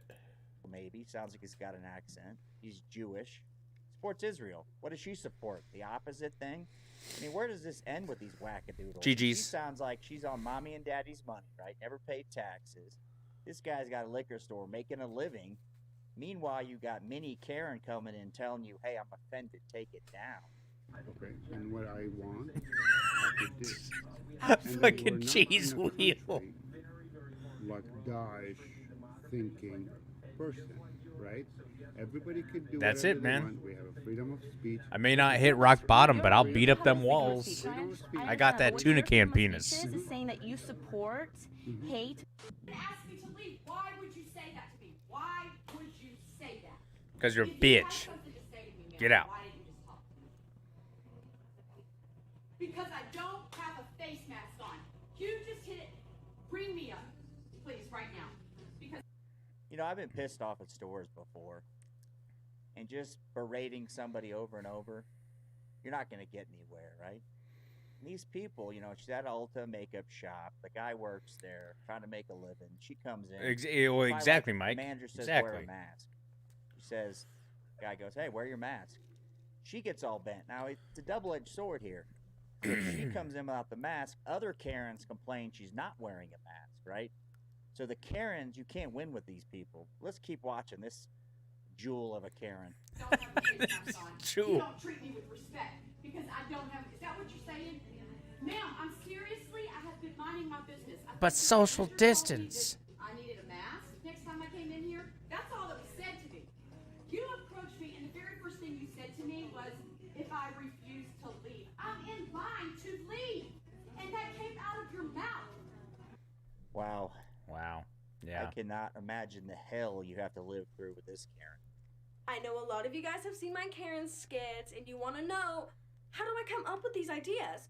Well, they are based on true events, and I'm about to show you my mother on a phone call, and you'll understand how I'm such a good actress. So what do you mean it's not covered? I've had this policy for 20 years. I've had 4 garage doors go down, and you guys have covered it every single time. What do you mean? I pay the same thing every single year, and you're not going to cover it? Are you kidding me?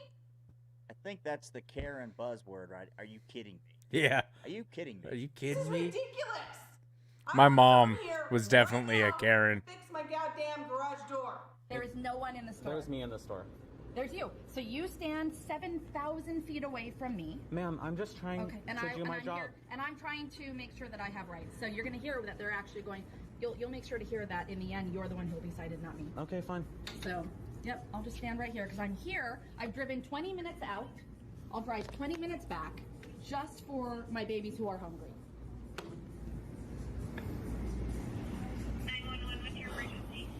Yeah, as per. All right, there she goes. Oh, with my. 911.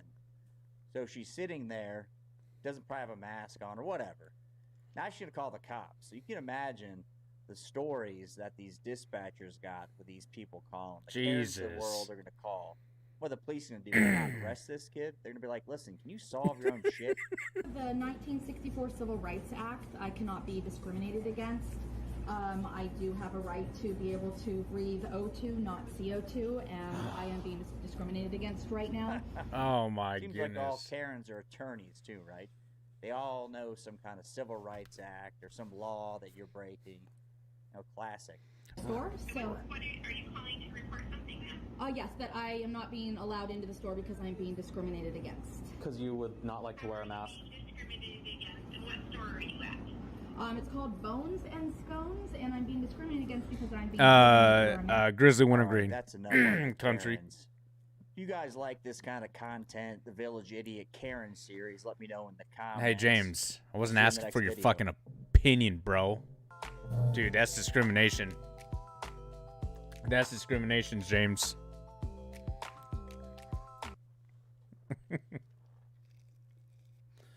What? Public freakouts, temper tantrums, and smart thieves? Now, who doesn't like a good public freakout party? Let's Okay, hold up. Hold up. No. Let me put What are you doing? What are you doing? this. Tire? All right, so Hold let's up. set this one I up. got a surprise. I got a This surprise. guy here I know what we're on gonna the pull. ground is taking the tire. Okay. Shh. Wait, what? From another man's truck. Okay, Because let's- of the best excuse, and let's hear this one. Is that what you're doing? Is that right? And why is that? My tire's gone. Your tire's gone, so you're gonna just take other people's tire? Something like that. I don't think you're gonna take it. I'll tell you that right now. I'll tell you you're not gonna take it. So you're picking it up and you're gonna hold it? Yeah. Okay. Yeah. All right, no problem. You don't do that to people's car. Okay? You don't do that to people's car. So I just want to let you know. I Wow. just want to let you know. You know, thinking about this, if someone's stealing my tire, right? So I walk up, truck's there, and someone Catfish takes my Cooley. I tire can't off. say I have country. I would just call the cops and lean back until maybe he goes to run with it, get his plate number down. I guess the videoing's the thing. It's a shitty video, so you couldn't tell who it was anyway. That I have police coming on the way. All right, cool. People don't do that. Go into other people's car and just take it. You're trying to distract me from getting away, sir. You know, I'm just telling you. People don't set people up like that. I'm just telling you that right now. You see this? Yeah. I got Did you cops hear? coming right now. Why'd you distract me from getting away? It almost seems like it's fake, but this guy truly believes what he's saying. Like, I need the tire. You have the tire. I'm taking it. I don't think you get far, but go ahead. Well, yeah, dude. That's why I brought my truck here. Okay? Yeah. If I wanted to just steal your tire, Yeah. I would put it in the shopping cart. Yeah, I think you just tried that though, right? I'm not trying to steal your tire. You're not trying to steal my tire. No. Okay. I was gonna take my rim off my Yeah. truck and then put it on your truck. Sure, buddy. Borrow it Yeah. and then bring it back. Oh, okay. That's what it Yeah. is, huh? Yeah, That's what it is. Yeah, that never works. I've lent a hitch Look to at how somebody one dirty time this within a guy is, pinch. though. Either he's a Here's what I would mechanic, just stick in the mailbox, because you get right? stains like He this was in a working on your pinch, no car trailer hitch, he or could tow vehicle. something, right ball size, whatever. Sometimes, Handed but to I the mean, man, he just thinking, is you know, just it's a $40 filthy hitch, you mess. drop it by, good karma thing, right? Nope. So that public freak out party, I wouldn't say this guy's freaking out, but you know this. thief You for better calm down, having Mike. need, you know? Calm down with that. Robin Hood, he's got a lot of excuses. Okay. Okay. That's right. We'll see. Yeah. We'll see. Yeah, I don't think I've ever watched Catfish Cooley. If I wanted to steal your tire, Yeah. I would have put it in the I mean, I know what catfishing You know, is. Is it the if same I wanted thing? to steal it, I would have put a shopping cart. But me taking it off your truck, that's not stealing it, bro. That's called need. That's called redistribution of wealth. You got it, I don't. Work my off for my truck You too. work my stuff? Yeah. So why you take my tire? For Because sale, isn't it? Yeah. So it's not Yeah. you use it every day. Yeah.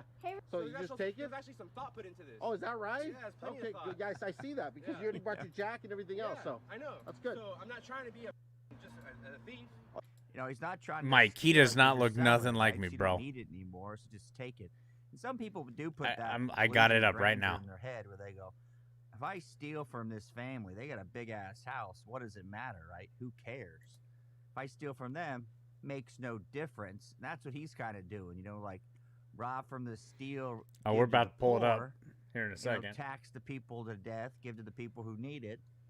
In theory, I mean, you know, if he was stealing food, maybe a tire, you know, it's not a big deal till they steal your tire off your car and you gotta go somewhere, right? Does look familiar. Maybe I have seen some of his videos before. Oh, you're selling it. I'm selling. All right, so here's the fact pattern on this one. This guy's got some Trump signs in a park. I assume he's standing next to him, up and down with his banner. These two ladies. No, don't like we it. don't look alike. Now, question is, would they not like it if it was any political party, just Trump? If it was Biden, would they be good with it? Well, we probably know the answer. They just don't like it. And I get it. We all like something till something we don't like, and then we choose not to support it. Let's see these two freaks. Hey, you get away from my sign. You get away from my sign. Legal. We're calling the cops. Okay. Is call she the drunk? cops. You're really a Trump voter? Get the heck out. No. Get out of my face. This is a free country. This is why I don't get You into just vandalized politics. my sign, and now I'm going to have you pay for it. You know, the crazy part, and that's why I get into politics, it's like Michael Jordan says, why don't you support a Republican or Democratic Party, or the Democratic Party in that example? He said, well, Republicans buy shoes too. You know, as we found from the election, half the people feels another way. This woman's like, are you crazy being a supporter? Now, here's my take on it. Why does she give a shit? Yeah. Just keep moving. You're in your retirement years. I'm from Probably gonna have a Washington. stroke. Before Washington you know State. it, let it ride. And I smoke currently some live pot, in chill out, California. Whatever, do something. Move on. Okay? Oh, fine. Look at And you're on a reality TV show, so you should be really, really proud of yourself. Yeah, yeah. Yep. Now get lost. Get lost. He's a nice guy. I'm in Mars. What's that? If this is real. This is absolutely as real as it gets, ladies. Yeah. So Now you guys can go. I'm curious. Both you guys can go. We don't have to go. This is All right, fine, fine. Intrude on my space. How about? I want to Huh? Yeah, you are. Oh, good. Yeah, you are. This is Oh, public good. space. Oh, great. Okay, well, just sit here. Sit here. Public space. Great. Sit. You know, the thing about it is, if it is public space, I guess you can protest or support your political candidate. Hell yeah, country. Why would you call the police, of all things? You know, the police have enough problems to deal with. I do other need to Karens stop calling the police. dipping though. Now these two. I mean, Karens have I've been nothing dipping better for to do. years. It's a beautiful day along I quit for a River couple years not Estuary. too long ago, and They're then so wrapped around the axle. work picked Everybody up. wants to control everybody Lack of else, right? sleep. That's- I needed can't figure out something what to it is. It's such pick me interesting up. Human nature. You know, and Public space. Good. now I'm dipping Okay. again. It's a public space. Okay, fine. Hi. Oh, wonderful. How are you today? What's your name? I don't think you need to know it. Oh, so you don't have any Is your transparency? name Jesus? Yeah, it's Jesus. Jesus? You don't have any transparency? Are you- Where's the honesty in this country, huh? Are you honest? What's Yeah, your- Jesus has a lot to do What's Oh. with it. your real This is name? God's country. What's guys. your real name? Huh? Jeremiah Olson. Look me up. Yeah, keep laughing. Keep laughing, lady. Keep laughing. Of course I am. You guys look like a bunch of fools right now. You know that? No. You know the audience? Oh, you're in South Carolina?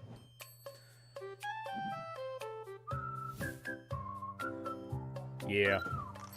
No, thank you. That I have? Bro, country, I can't even deal with I can't deal with the humidity. You know, I don't like taking a shower and then walking outside and then being like, fuck, I just took a shower, and then, you know, the sweat. No, thank you. I don't like it over on the East Coast. Turn that around. No, you're not going to tell me what to do. Your face.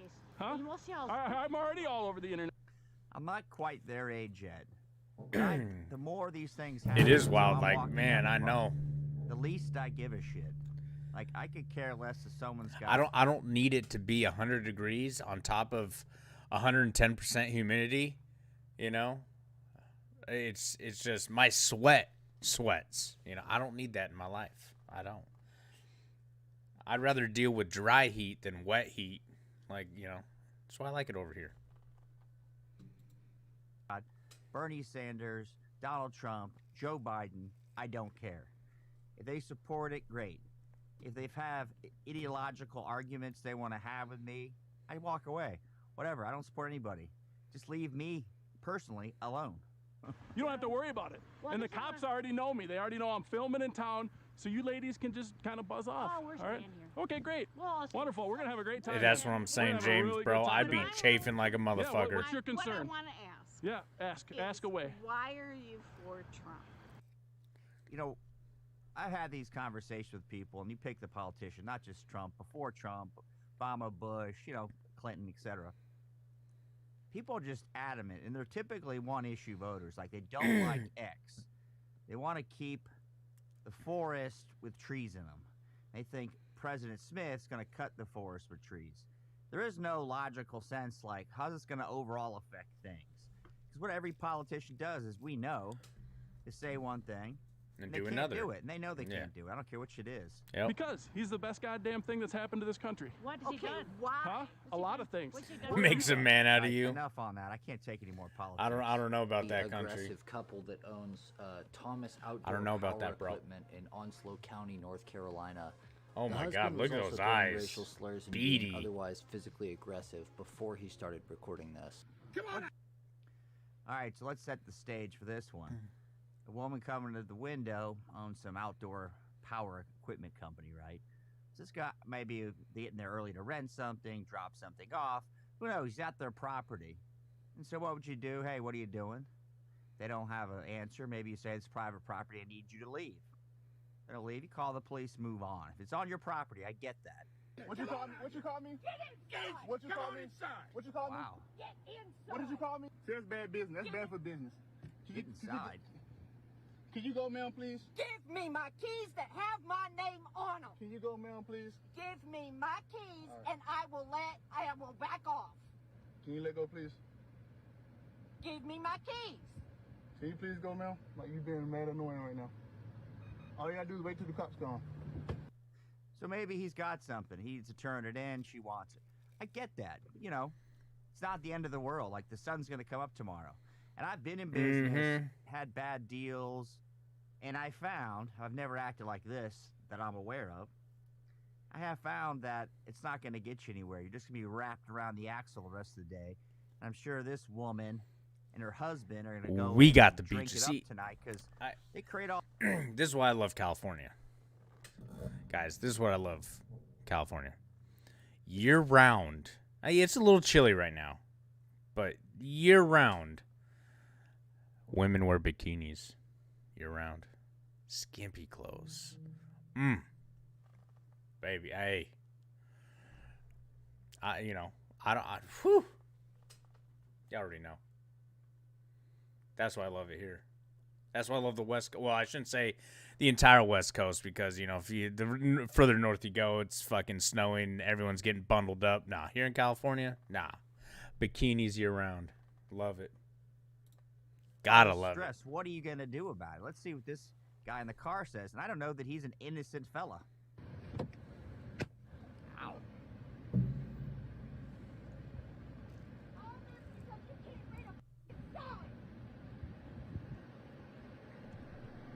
Something about all this because you can't read an effing sign.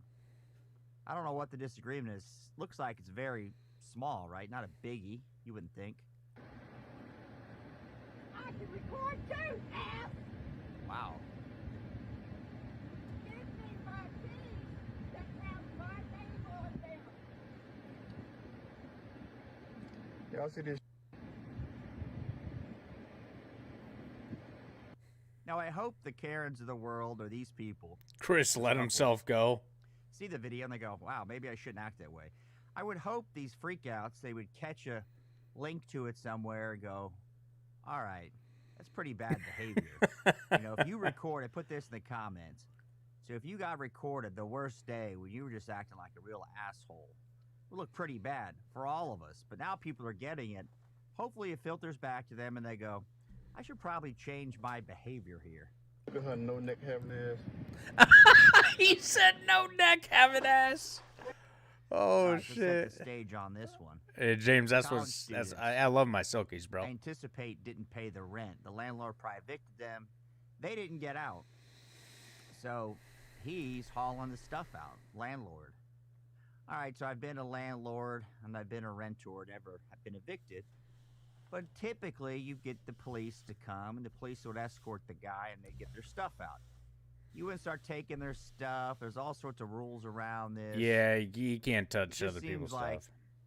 from the beginning, you can see this guy's just throwing a total Ken fit.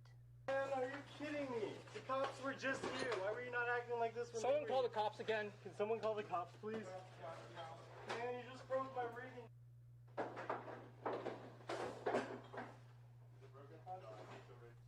Dr. Copen, I have this room till the end of the day. I want you gone right now. Oh. Dr. Copen, are you listening to me right now? I see what this is. So, if it's your place, you got a mortgage on it, you're renting, they don't pay. They need to get out. You know, this isn't freebie society world. Dr. Copen, I bet you, he's a professor. Probably of, like, philosophy. Yeah, I seen that too, James. He's in charge of the dorms or something.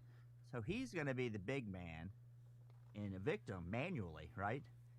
Cops come. They should have taken their stuff out. Follow the rules. I mean, you're not a big intimidating guy, obviously, because it didn't work the first time. When you told them to get out, they didn't get out, so you had to call the police. So this guy, let's see his little hissy fit. Till the end of the day, yes I do. Yes I do. Yeah, till the end of the day. Until what time? 12 midnight? You want to stay? How do you want to? Yes. We're helping you to move out. No, you're not. We are helping you to If you're helping.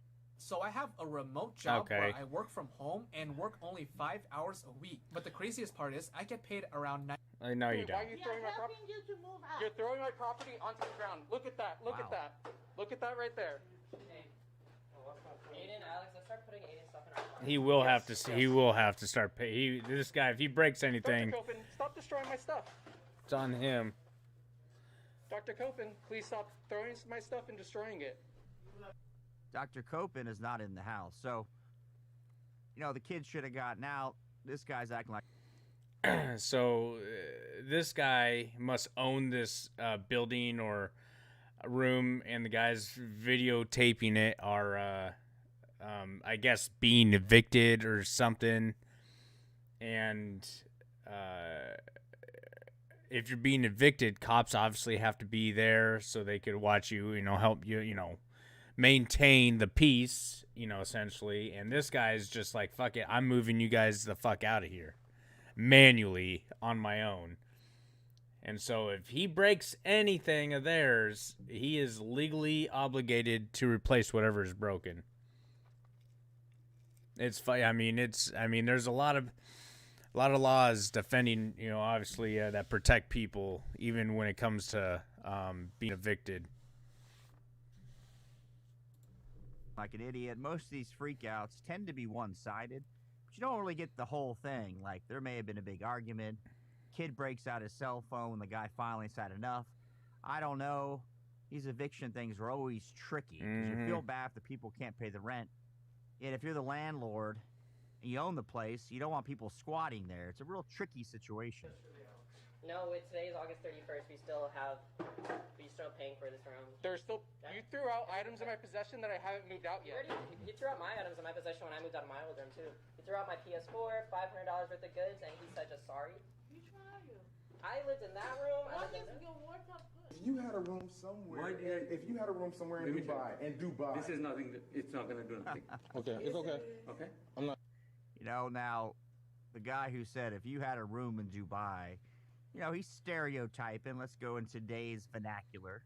Stereotyping this man. Yeah, that's I what don't I'm think saying, the guy's Mike. could have a room in Dubai. Otherwise, he probably wouldn't be coming to the door. You know, let's be practical here. He's not staying in Dubai in the multi-million-dollar penthouses. Let me tell you something. Why did I knock on your door? We don't know. Not anybody else. You didn't tell me. That's why I asked. That's what we. Exactly. You said The you didn't reason tell is I me. knocked on your door because I had a complaint from you. And So why you didn't say that? You did disrespect my other guest. What other guests? All right, I'm going to give the innkeeper here a pat on the back. How many times have you guys been at a hotel and the person next door is playing loud music or carrying on to all times of the hour, right? This looks like a decent place, your typical Holiday Inn Express, you know, a Ramada thing. And if people are making a racket and they're trying to sleep, I get it. Now, if you have a Karen, it's the middle of the day and they're just carrying on because they're laughing, that's part of staying in a hotel, right? You have to be, you know, a little bit calmer. I'm sure there may have been a little bit of both. Who knows? And this guy, let's see how he handles it. The ideal situation would be, hey, can you tone it down? You're upsetting some of the guests. They're going to say, we weren't loud. You're going to say, hey, man, I understand. Let me get that right. I understand where you're coming from. I'm just the messenger. Let me tell you something. I have a right to kick you guys out. Kick who out? This guy is recording the But video. you didn't even get I don't give a about what he's recording. Listen, be tactful. Tell me something. Listen, can you be tactful? That's my wife. Doesn't that's matter. Literally my wife. Exactly. I'm an honorable person. And I am honorable served 5 years in the Marine Corps. I swear to God. Woo. I'm not saying that as a threat. I'm saying that because I'm a reputable citizen.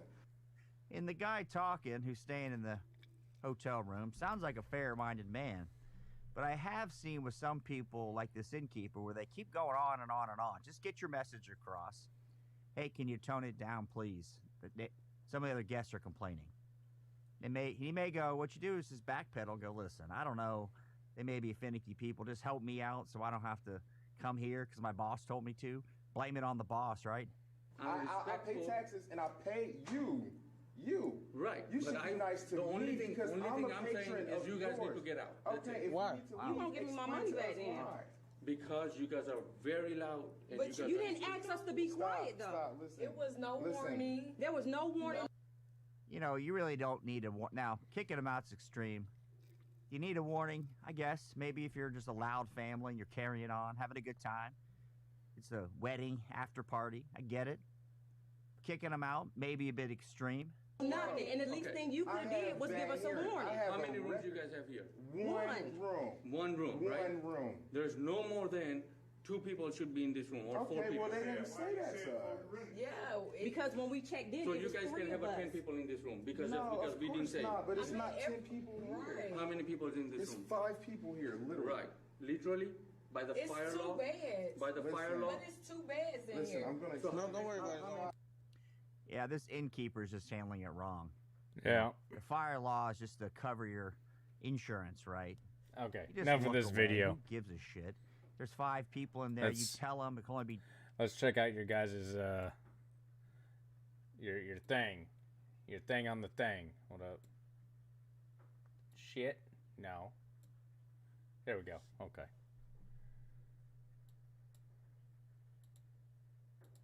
Well, howdy, folks. I gotta tell y'all about my interesting trip to the haunted house I had the other day. First off, I woke up, I was feeling a little down. My buddy's like, hey, I got something to pick you up, and he had this little pill.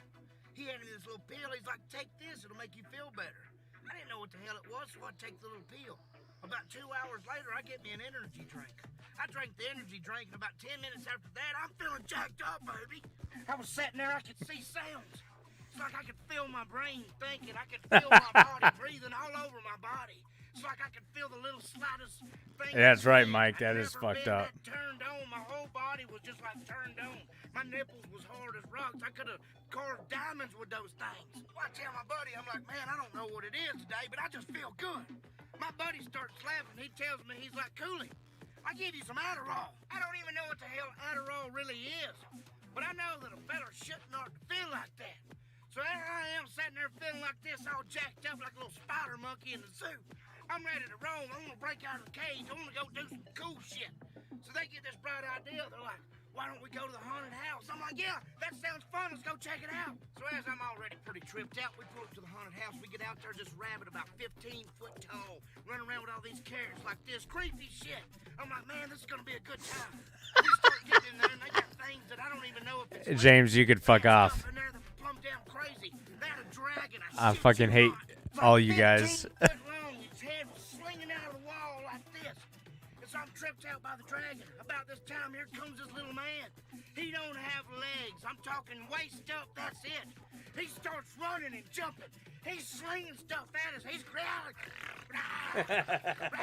So it freaks me out.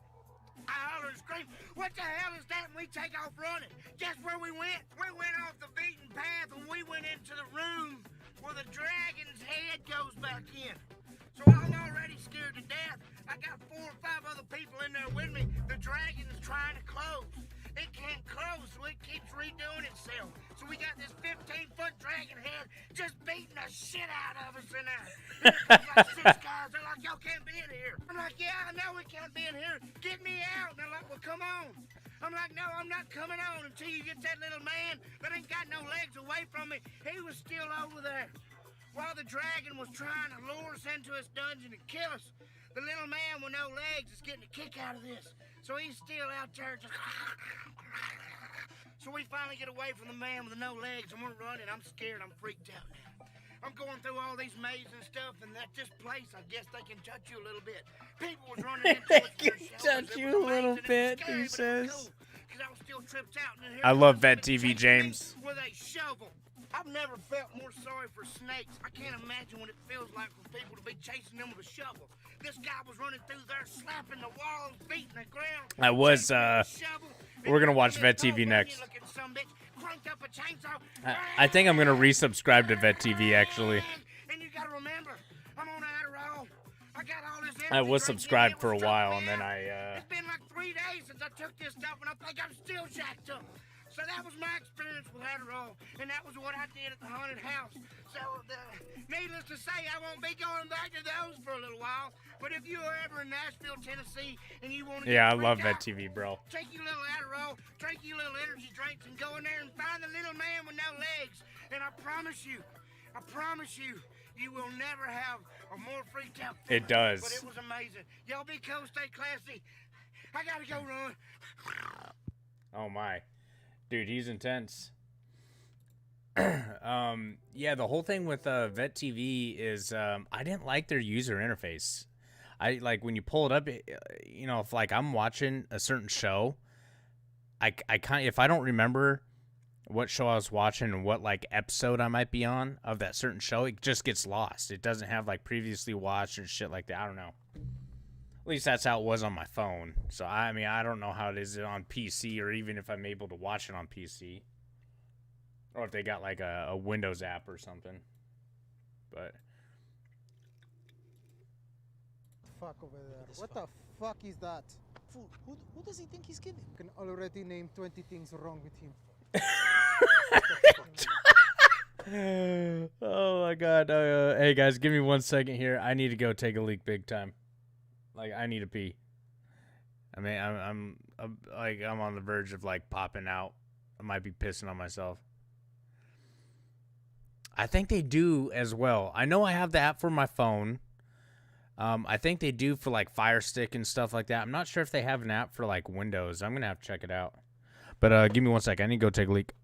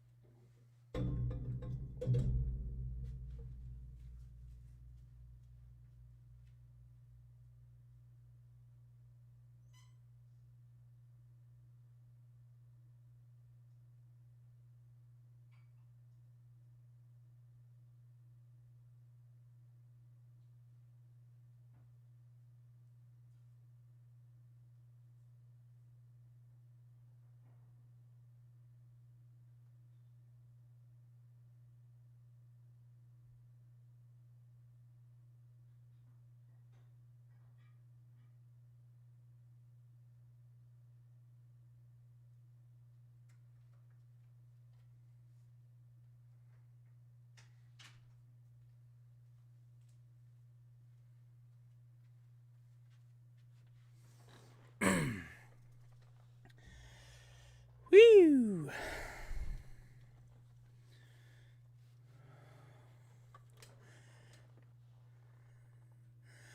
They have an Xbox app? No fucking way. I'm gonna have to check that fucking shit out.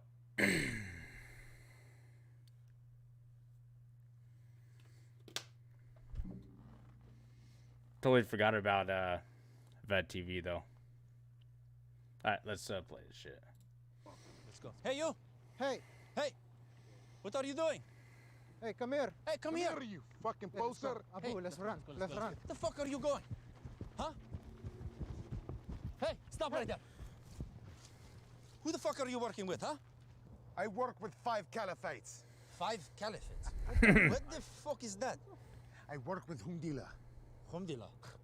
Humdila. That's good, that's good. So, tell me, where do you jihad? Mosul, of course. Of course. Mosul. So you must know that we have fled Mosul. I fight wherever I am needed. Oh, wow. Oh, wow. Guy, What are you, That's Snake good. from Metal Gear? So, yeah, right? Freelance fighter, huh? Yeah. That's what he is. That's funny because Whiskey on deck, baby. I am told to fight. But you just go, whatever? Is that what?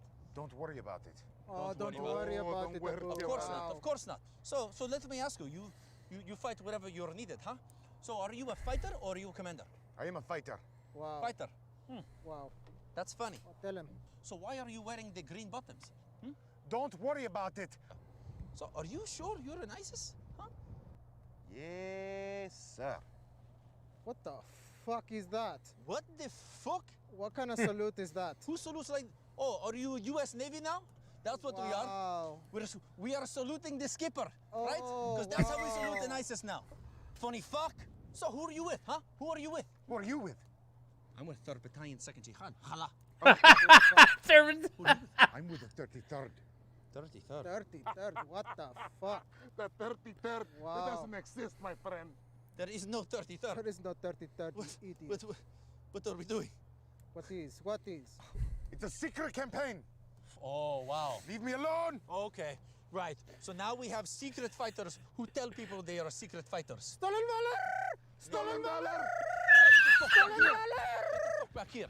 War star! War Get that fucking uniform off. Get that uniform off. Take it off. No! I've been fighting with ISIS since I was a boy. Kick his ass. My family died wearing that uniform. War star! Take it off. No! Take that fucking uniform off. No! Take that uniform Leave me off. alone! Kick his ass. War star! Babu! Oh, no! No! No! You think you're ISIS now? You think you're ISIS now? No! You think you're ISIS? No! Huh? I'm Take this fighting! fucking uniform off. No! Take this fucking uniform off. Get these pants off. No! Get Take these them pants off. No! You take them! No! Get these fucking. Get him! Get him! You're gonna take this off. Take the uniform! No! What? Yeah, I'm gonna take my uniform off. What? I'm gonna take my uniform. No, stand up. Don't move. Don't move. Oh my god. Oh, bro. Oh yeah, Kill Die Laugh. This is another good series that they do. Earth, our home, dominated by the most convoluted creature in the animal kingdom. Yet, none more fascinating than those who answer the call for military service. I love Vet TV too, bro. I think I'm gonna resubscribe. With little sense of purpose in their life, these creatures will find inspiration to protect and defend their own. From themselves. Their own selves. When we consider life of military service, it has given breath and taken away life for so many on this planet. We often do not Me take too. the time to honor these creatures that protect our world. Join us as we embark on a journey of planet service. Although the Earth is mostly water. There's a point, James. I was thinking about like donating to Vet TV, and if you donate so much money, well, with each different donation tier, depending what tier you donate on or whatever, because they got a like little tier setting. Like for instance, if you donate like $500, they will bring you into one of their episodes and give you lines or something. It's crazy.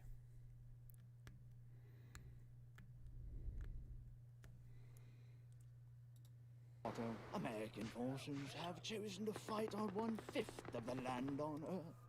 Deserts. Seemingly devoid of any. That's exactly how he found out about the Marine Corps, bro. Deserts are of most crucial importance to our nation. Despite the extreme hatred of these harsh environments, Yeah, it is super dope. Marines have learned to thrive. Even establishing a base in a Oh, place of 29. almost unimaginable emptiness, with temperatures reaching up to 50 degrees Celsius. These barracks appear to be lifeless, but surprisingly, none are. As the desert encroaches within these halls, the Marines have found clever ways to adapt. Standing by. When not in training or combat, the Marines spend most of their time doing nothing. Absolutely nothing.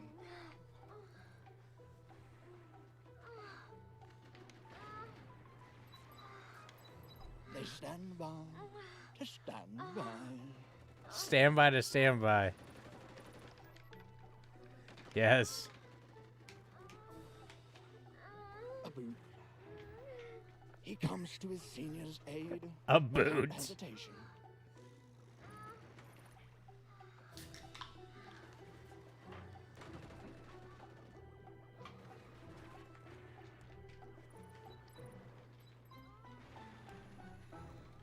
It's Friday night, and the Marines are thirsty. Look at that motherfucker. Jack Daniels is the preferred beverage of the Marine. But payday isn't for another week. Pabst Blue Ribbon will have to do. Although this Marine is still on duty, Not me. I didn't. ingesting an alcoholic beverage will help him cope with having duty on a Friday night. It's a risk he's willing to take. He's nervous. And with good reason. An officer watches from a distance. Complacent Marines are his preferred prey. He approaches quietly.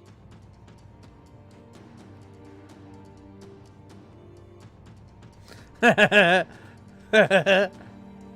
evening, sir. Go. They activate their fight or flight response. And this Marine has sounded the alarm for the rest of the pack. An unsuccessful hunt. Each failed attempt puts other Marines at risk. Yeah, but those hot ass drivers were the wives of other Marines, more than likely. Focused on nothing but war and killing, Marines hone their skills and clean their rifles with extreme detail. A walk. The Marines are powerless to her presence. They begin their mating call ritual to establish dominance.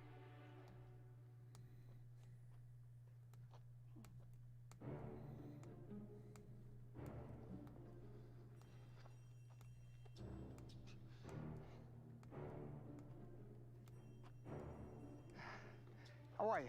Washington. Nice to meet you. You are? Oh, it's good to I haven't seen you around. Just, To remain incognito, the officer lurks in the no-cover safe biome. An unattended rifle is the perfect excuse for an ass-chewing. Whose weapon is this? A flock of blue falcons sacrifice one of their own. Oh, Hey! really? Huh? Oh, Where's sir. your weapon? Sorry. It's fucking over there, isn't it? Yes, sir. Huh? Yeah. Sorry, Cleaning your weapon, huh? Clean your weapon. Now you fucking thirsty? Well, I'll fucking. The Marine is an embarrassment to himself and his squad. Sorry, I'll talk to you later. Maybe. Okay. The Wook records everything. It will make quality content to post and drink. The and Wook. rouge.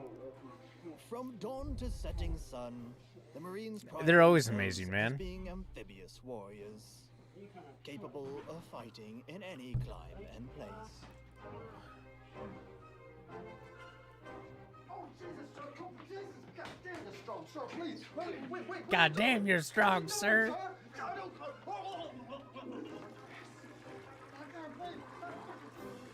However, true amphibious warriors of this planet are the hardest to find.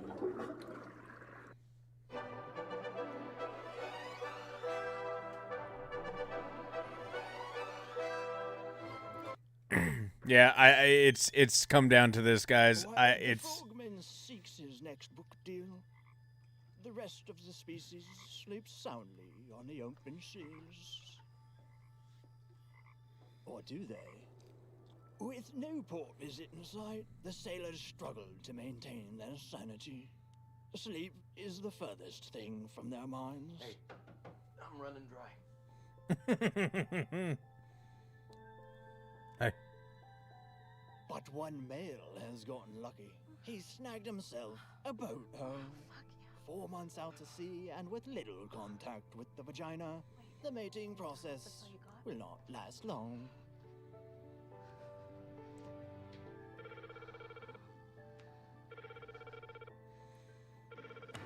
This sailor is rudely awakened from his slumber by the call of his superior.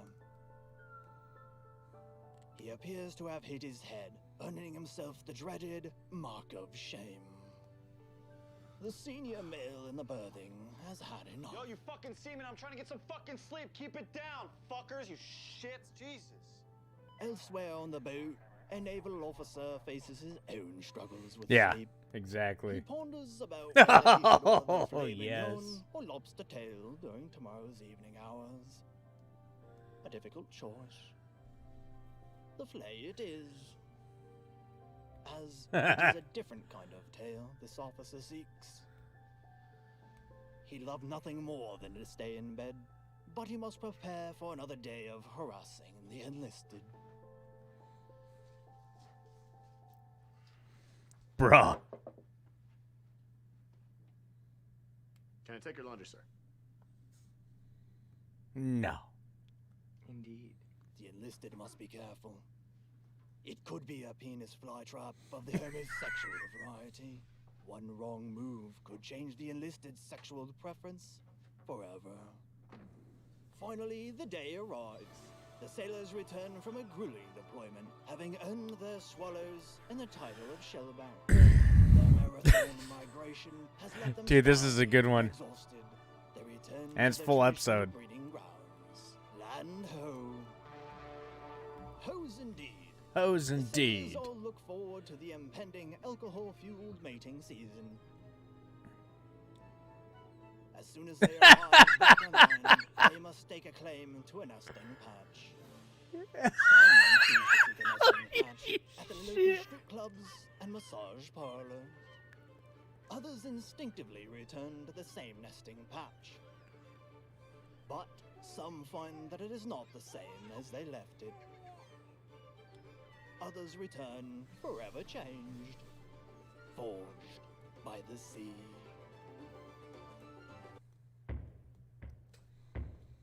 No.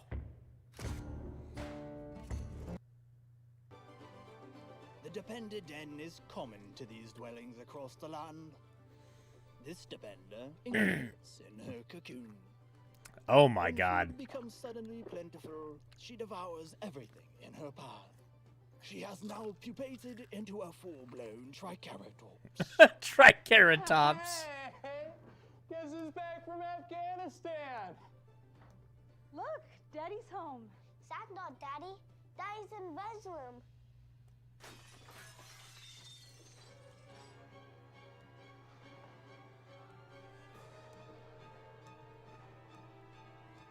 A daring escape.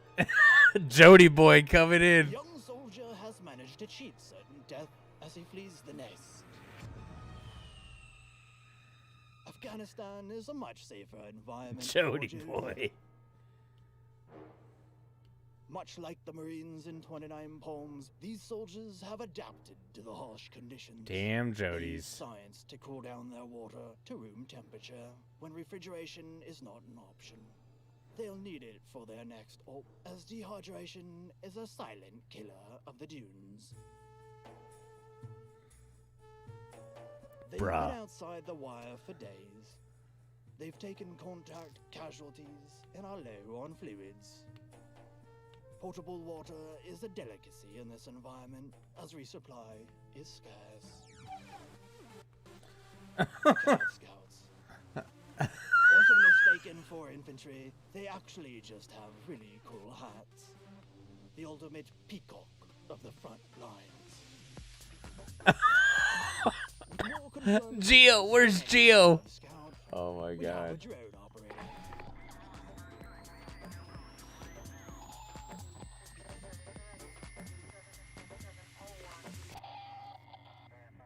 The airman concentrates.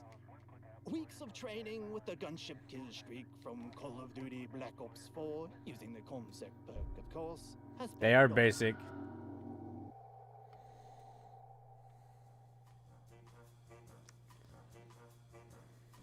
It's been a long day of bloodshed. The airman reflects on all of the people he's killed half a world away. An ID maker and his family are no more. He takes satisfaction in knowing that he's saved troops on the ground.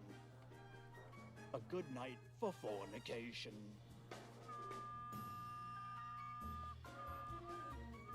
It is mate.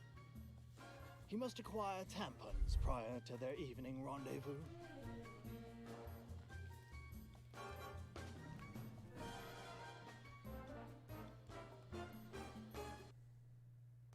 No. Oh, yes. No, go back to the women.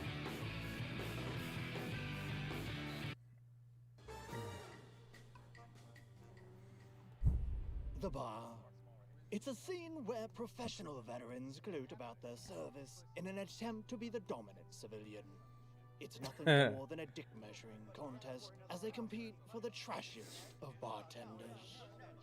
The Coast Guard veteran does not participate. He knows his dick is biggest. He's jumped out of helicopters, rescuing drowning civilians. He's secured mountains of cocaine, taken down drug lords at sea, hijacked submarines from a moving boat. I mean, Jesus, that's pretty fucking badass.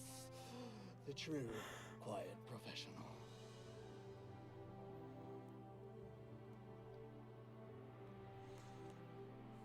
Thank you for your service. You're welcome. Take care.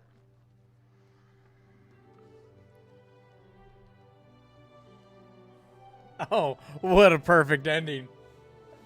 I need more.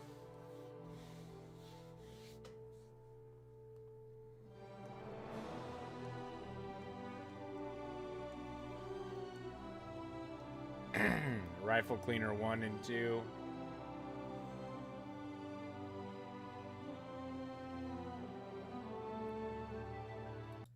Oh, wow, those are some long credits. when we are in combat, we decide who lives and dies. We look at people and we're like, let's kill them. We have the power of God.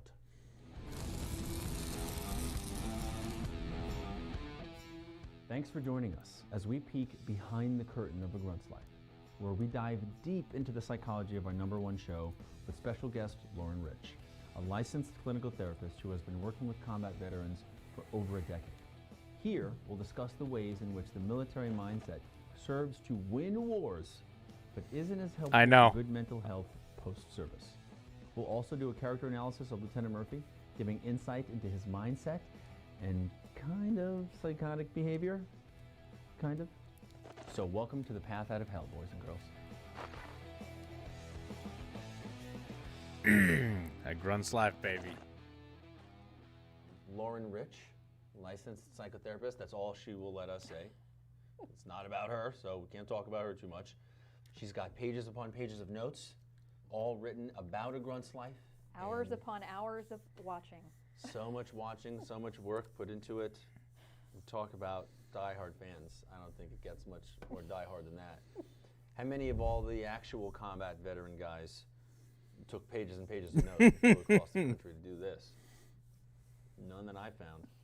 So we're incredibly grateful to have you, and grateful that you find value, thank you, sir, in our piece of art that was made for our community, that was made to make veterans feel seen, heard, and understood. But wasn't this? I mean, didn't they turn this into a spoof though? A skit? I think I've seen this. And understood, and so let's go ahead and get started, and we'll start at episode 1. Okay. Okay. So, you want to go ahead and watch the scene together since it's been a while? Yes, Okay. please. I just started watching this a minute ago, and I was like, oh my God, I can't believe we did that. All right. So we're going to this scene. Yes. All right.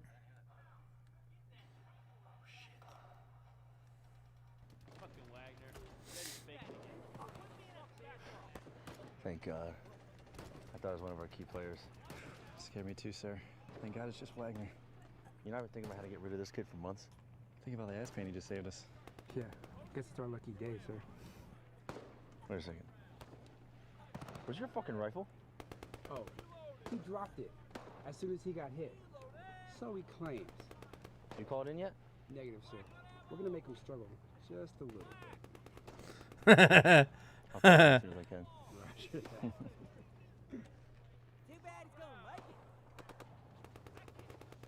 Sir, your gear. Ah, thanks, Killer. Hey, hold that for me. Yeah.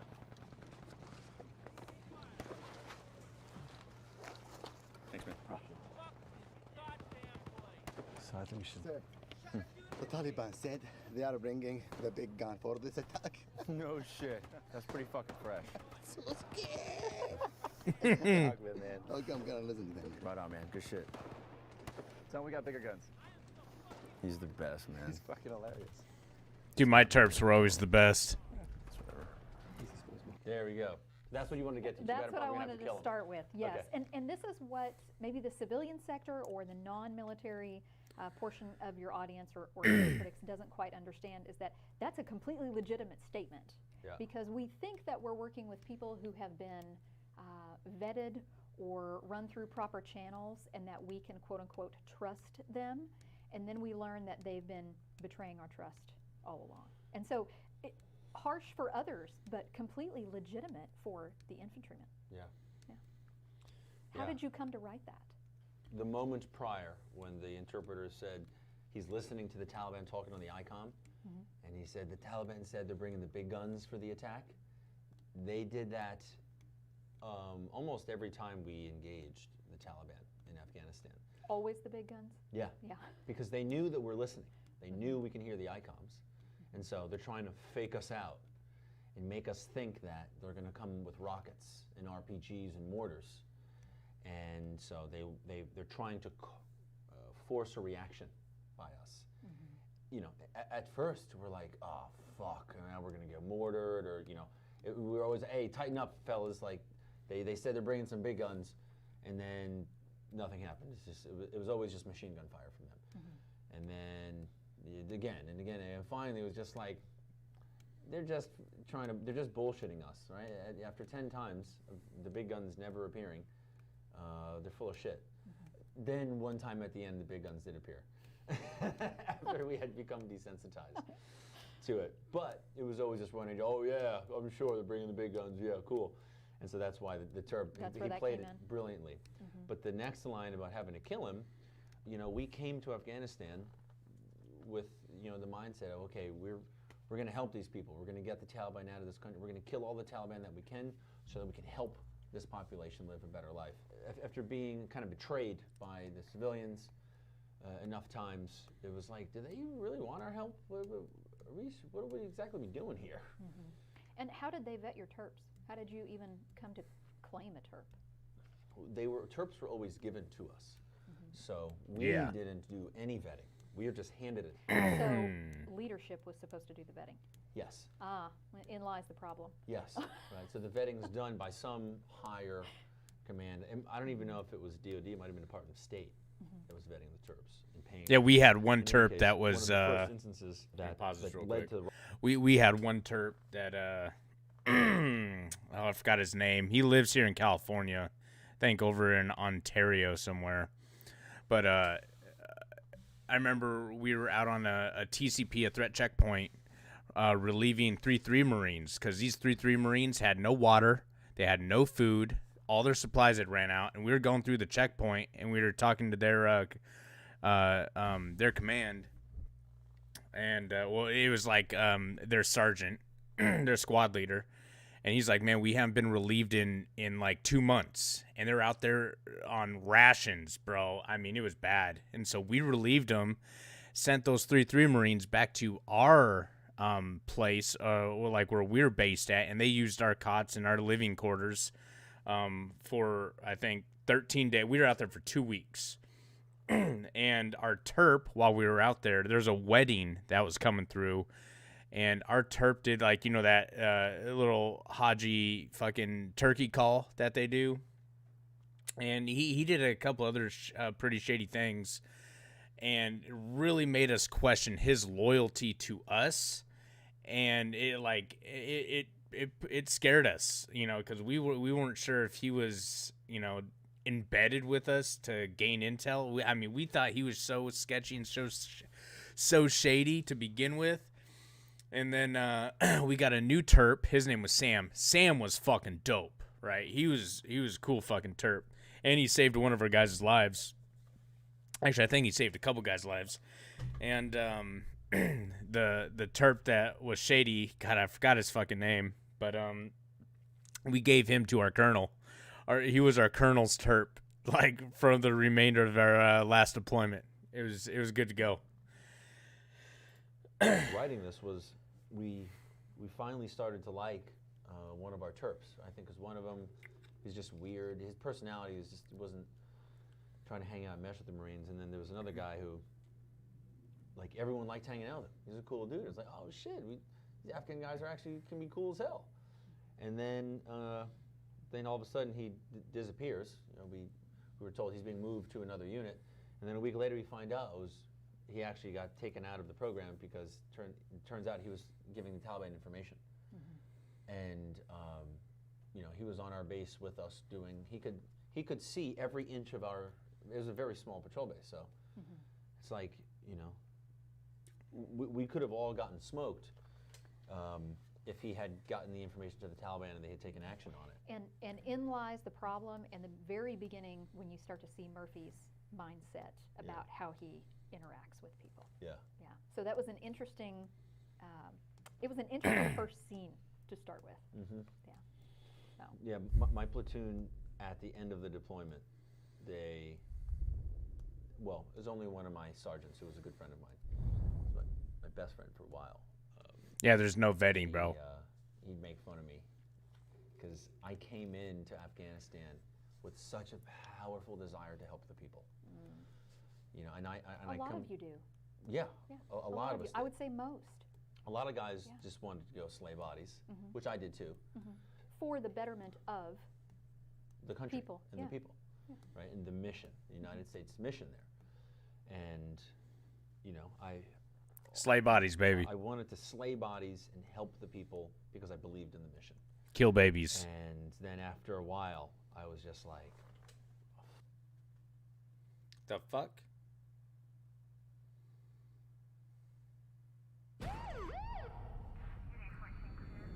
Oh, this is Nobody. This actually looks like a decent movie. fuck that. Let's just. It's coming out on Netflix. If these people have betrayed us enough, they know we're leaving. So they're just appeasing us until they know that we're gone, and they will be left with the Taliban. So they're not going to openly help us. Yeah, nor are they going to crayons. actually give a fuck. Vet TV, about Mike. Our survival, about our wellness. They do not care. They care about their own survival, and the key to their survival. Can you fault them for that? No, not at all. Yeah, I can't either. Not at all. And that's all part of the mind fuck that is fighting a counterinsurgency, which I think our government needs to stop letting the infantry do. I think you leave coin to special forces, and if they can't do it in conjunction with the population, then find another country to send our military to. We have lots of choices. Yeah. Yeah. She has nice legs. We're taking heavy fire in a coordinated attack. Requesting immediate close air support. Stand by for enemy pop-ups. All stations, this is 1 Bravo. I need immediate enemy pause reps from the squad leader, starting with 1-1. I kind of want to go. I want What do to you wanna fast cover? forward to Murphy's joke about. Oh yeah, Jones takes out a civilian. Oh yeah. That's heavy. Oh, that's a good heavy. one.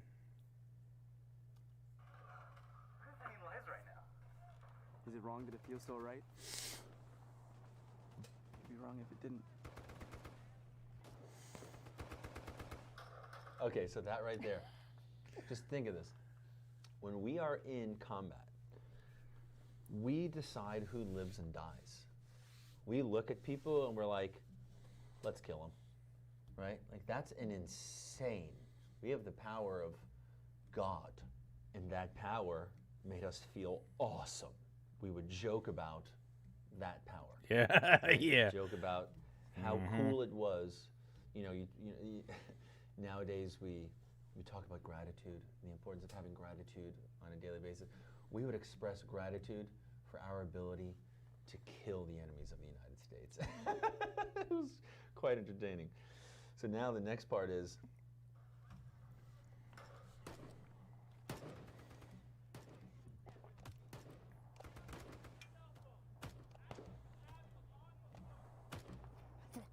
What? Nothing. It's bad. You can see his physical reaction, and later, you know, you actually get to see the tally marks on the wall of how many we're talking about. But and it is a woman, right? He shot a woman. Yeah. The worst traumas that I see walk in the door always have to do with women and children. Bombs built into kids, children's Oh, hands yeah. being cut Yeah. off once you've given a soccer ball, women being raped in the middle of the street, stoned to death. I mean, you name it. The worst traumas are always around women and children. It's different when you kill a man. People don't get that. At least the civilian population does not get that it's different when you kill a man. So, and then you have Fernando over here, whatever his character's name is, saying, you know, that's murder in the first, dog, going to Leavenworth, free ticket to Leavenworth. And the sad part is that he's right. You know, with the ROEs written the way they are, he's absolutely right. yeah. Oh my God, it was so terrible. I haven't watched this in a while. The topic of civilians was always on the minds. And what year was it? 2012. Okay. So in this time, I mean, the whole U.S. military was, I'm sure, very, very focused on not hurting civilians, knowing that hurts the mission. But In multiple ways. ROEs, dude. I they think talk that's about- the gear you wear. They never said, yeah, hurting civilians is going to fuck your mental health for the rest of your life. No. Just like Yeah, doesn't it's hurt the yeah mission. TP. Yeah. That's exactly Threat right. protection. And That's what I can TP understand stands a lot for. of the reasons Not for toilet all paper. The psychotic nature of why we do what we do, and it's really sociopathic. It's a complete distancing from the pain that we inflict on other people. Distancing, yes. Sociopathic, no. Lucky for you. It's not sociopathic? No. Oh, how come? No. Well, because this is war. Oh, yeah. Yeah. I think there is a degree of sociopathy that is needed to fight war. I think that is a part of the indoctrination process, is they desensitize you to feelings and to human life. This is true. I see where you're going, but when we talk legit sociopaths, we're talking Ted Bundy's. Ed Kemper's. Okay. You are not. At least I don't think you are. It is better. Ed Kemper. And so that means you're in the clear. But in the context of war, everything changes. Yeah. Absolutely. 100%. Yeah. Now there's a lot more of what you're talking about. She does have nice legs, though. Look at those things. Numbness, all of those, and all of those are tools. But it doesn't make you a sociopath. A lot of people come in my office though, thinking that they're a sociopath, that I can do this and not feel anything. But are you really not feeling anything? Yeah, no, they are. They're just suppressing it. They are. They're just not allowing themselves to actually feel it. Yes, exactly. Okay, I want to get into that in a deep way. Does that make sense? Soon, yeah. I was just watching a YouTube video, someone I follow earlier today, of the importance of whenever any emotion hits you, you need to allow yourself to completely feel it. And if you don't allow yourself to process the emotion as deeply as your mind and soul want it to, then it's going to come back and bite you at some point. Okay, that can take days to cover. Yeah. So in any case, we were constantly talking about not hurting civilians. Over there. There's always a threat because the civilians are everywhere. And the worst part about it, this is such a mind fuck, is that the Taliban are using the civilians to their advantage. And everybody looks alike. Yes. Especially because everyone is at least 300 meters away. At least that was our fight. We didn't have up close and personal, intimate fight like Guys of Fallujah kicking doors in. Yeah. It was not our battle. So in any case, there was this constant fear and worry of hitting civilians, and some guys because they don't want to hit civilians, and other guys just because they don't want to get in trouble. Bingo. Yeah. I'm not worried about killing the civilian. I'm worried about what's going to happen to me. Yes. And poor Jones, he just cannot catch a break. I know. Yeah. I don't know why you had to do that to that character. I mean, I know why you did it in the writing, but that poor guy. Yeah. You know why? It's because I love poking at pain. Yeah. I think pain is the funniest thing ever, and that's just that's how I cope with pain. Is I will laugh about the pain. It keeps me from crying. And so, anyways. That's why this thing is so riddled with jokes about killing civilians, is because that was one of our greatest fears. We feared killing civilians more than we feared death. Death was like, yeah, whatever, we'll take a derp nap. It's like, I'm going to war. But to kill an innocent bystander, yeah. It was constant. And I have guys who come in 8, 15 years later. I mean, if we're in 2020 and it was 03, you know, we're talking 17, 18 years at this point, and they still have nightmares about the women they shot. Yeah. You know. And ironically, if an HVT is an HVT, right? It doesn't matter if she's a man or a woman, right? Value is value. Okay, well, then she was a target and she had to go. Yeah. Bottom line. Yep. But that doesn't make True. nightmares go away. Logic does not make nightmares go away. James, tell me what woman does not use lotion, So anyways, that's especially why we on her have so many legs. jokes, is because it was such a serious thing. It was a constant. And a Unless they're constant thing. nasty. But also further. Trailer all park of trash. Not all, but many of the guys that I know who have had the worst mental distress, it was because they hit civilians. Yeah. And it was all the guys that I knew, they hit civilians by mistake. You know, and one of them, he's firing down an alley in Sangin. Taliban dude ran across the alley, and then not long after him, another guy, and then a kid. And the kid ran, and he had become accustomed to, for the last 3 times, fuck, next, oh shit. That was a kid. And he's been fucked in the head ever since. Yeah, that'll do that.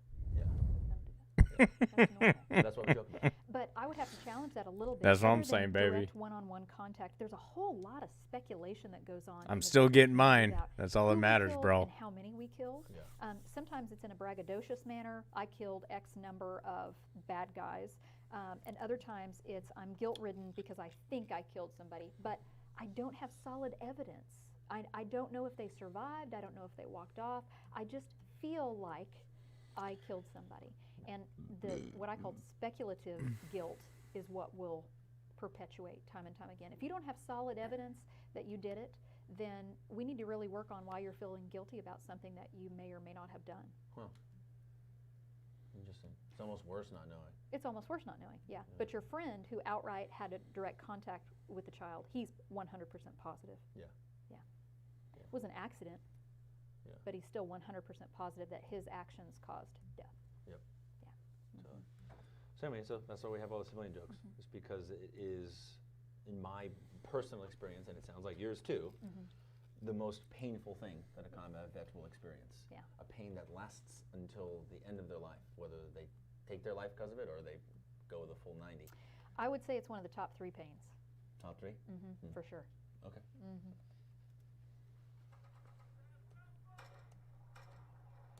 See, look at his face. He knows. And Fernando doesn't make it any better.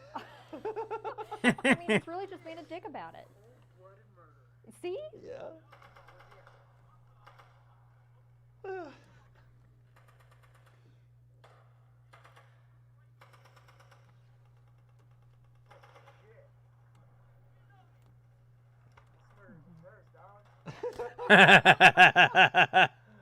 Oh, the pain in his face. Yeah. It's my favorite. Okay, so this right here is another instance of the joking about civilians. So. Those people in the field? Are they spotting us? You mean the kids playing soccer? Yeah, they look like they're spotting us. I mean, it looks like they're playing soccer. Okay, roger. Fox COC, you want actual? I got 3 enemy in the fields actively spotting us just south of compound 5-8 and Romeo. He called airstrike in on him. Okay. Oh, it's so fucked up. My job in Afghanistan was fire support team lead. So doing that right there, finding targets, getting bombs dropped on them was my responsibility. And it was an amazing job, and my, deciding who lives and who dies, that's what I got to do. And it was always this constant fear, because any piece of ordnance that falls and hits the wrong person comes back on you. Comes back on me. My conscience and my career. Which is heavier? My career. Yeah, I would hope so. Yeah, my conscience. I didn't join the Marine Corps for a career. I just wanted to have fun and get something. Well, your CO does. Yes, he came for the yes, long haul. He came for the long. He wanted to be a lifer. Yep. So I would, this exact joke right here, I had made in combat, and it was always because when we're actively engaged in firefights, anyone who is standing out in a field looking at us, or who's peeking out behind a wall looking at us, in the beginning it was just like, well, no, they're not shooting at us. But after just a couple firefights, it became very, very evident that if you don't evacuate the area, then you're probably helping them shoot at us, because they would leave machine guns in fields, right? And they didn't even make too much effort to cover them up. They'll throw some dirt on it. They'd leave the machine guns in fields, and then they would have machine guns behind compound walls, and they'd have holes in the wall. We call them murder holes. And so sometimes they would have the machine gun already positioned so that they didn't even have to re-aim. They knew where the bullets were going to land, and so when we would come to a certain part, they just, right? But other times they are aiming, and there's a guy who's 5 feet away looking behind a wall, spotting the rounds, and the guy who's behind the machine gun, he can't even see. That's an incredibly efficient process that we as Americans were not prepared for when we went over there. No. Yeah, we don't have that mindset. Oh, well, we were kind of prepared with JDAMs. Yeah. Okay, I'll give you that. Yeah. Yes, I'll give you that. And we used mortars a lot too, which was really cool. Yeah. It was this just constant fear and constant worry, and so eventually it got to the point where it's just like, why the fuck's that guy looking at us? Right? Like all the civilians, they're running that way, but this motherfucker right here, he's giving us this death look. And finally, I got to the point where I was just like, fuck it, we're killing him. You know, I'm not going to sit around here and wait for one of our Marines to die before we put a couple more bombs and fires on these people that we're pretty sure are a part of the enemy's engagement with us. And so, you know, being able to look at someone and make the decision. Oh, you blew that shit up? Did you drop a M67 grenade inside? That was where this joke. Or you just dropped a JDAM on top of it? Sometimes when it was just like, are we sure? And it's just like, let's do it anyway. And you're never going to be sure. Yeah. And then, of course, we never would, but we would make the joke. And I think there might have been one time, at least in combat, when I would pull the radio up, and I wouldn't hit the button down, and I'd be like, yeah, we got 3 bad guys in the field, whatever, middle-aged males, and it's clearly kids, but I'm not sending the transmission. I'm just fucking around in combat. And that's actually, watching this again later on, that's what I should have done in this moment, is I should have not pressed the radio down. It should have been clearly a joke.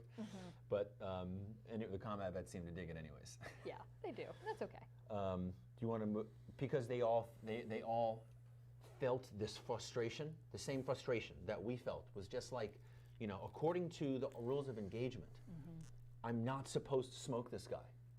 But the people who made the rules of engagement, they're not here. They haven't been fighting battles in this fucking area of operations. Seeing time after time, the people who are fucking staring at us when all the civilians have fled, they are probably spotting us. And spotting means you are a part of hurting us. And if you're part of hurting us, you gotta go. And so those are that anger of seeing these people who we know these people are fucking spotting You us. blew Why up. don't we fucking Hold kill up. them? Oh, Higher said we. You're telling me you blew up one of your own mortar tubes? Is that what you're saying? And a Fobbit is the one that called in the. Oh, so you had a Fobbit calling the airstrike? Is that what you're saying? Is that what I'm reading into right now?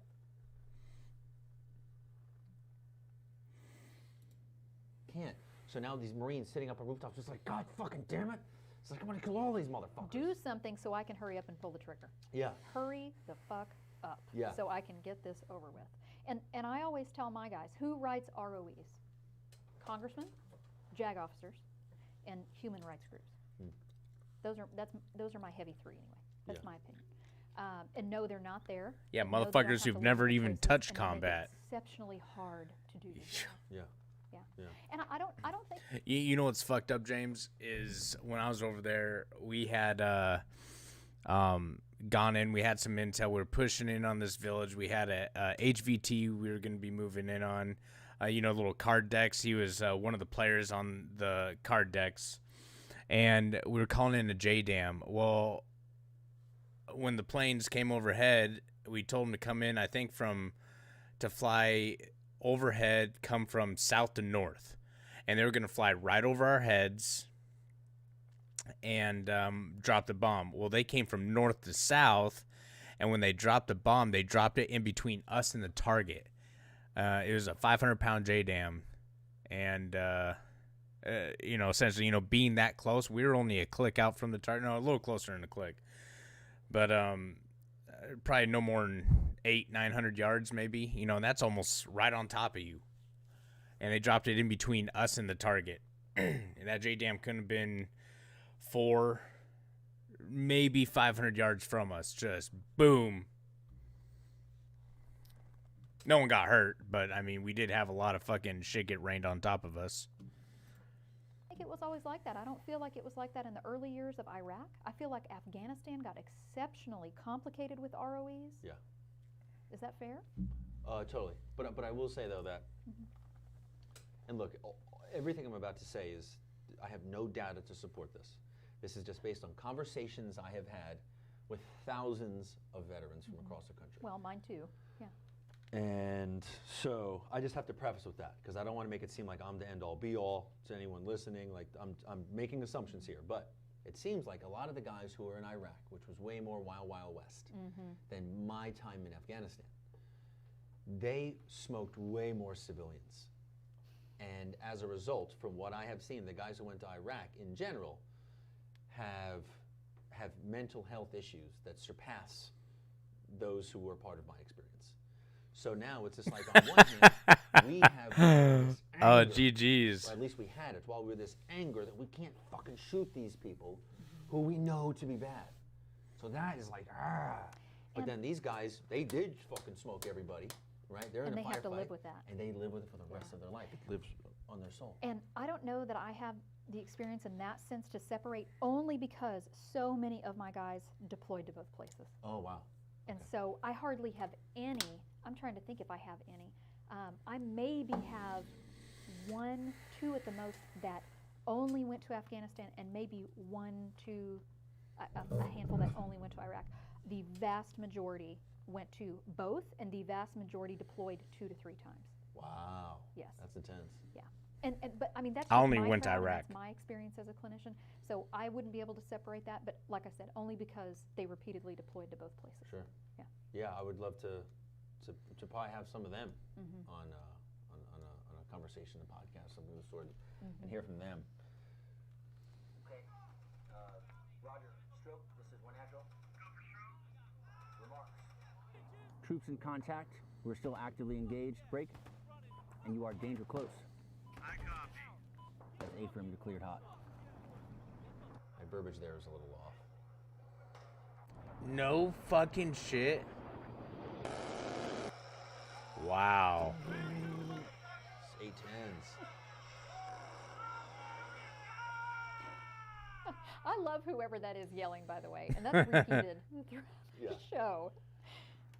Yeah, there was I don't know if there was ever a time when we had jets or helicopters fly overhead and someone didn't yell, America!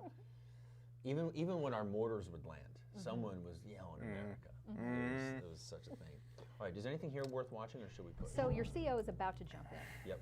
Mm-hmm. Oh. I kind of want to mention this one thing right here. Mm-hmm. Just be grateful nobody got hurt today.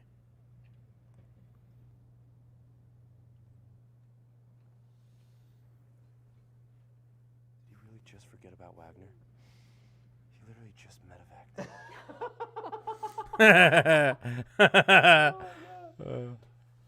So, what is going on there? He is so fucking desensitized to Marine casualties. The fact that one of his guys was hit and survived. He doesn't Glad even nobody give a got hurt. fuck. Yeah. Yeah. Right? Like, so that right there, that's a mindset that all the guys that I had that had multiple deployments. James, what unit were you with? Who the fuck were you with? Because I feel like you guys are broken.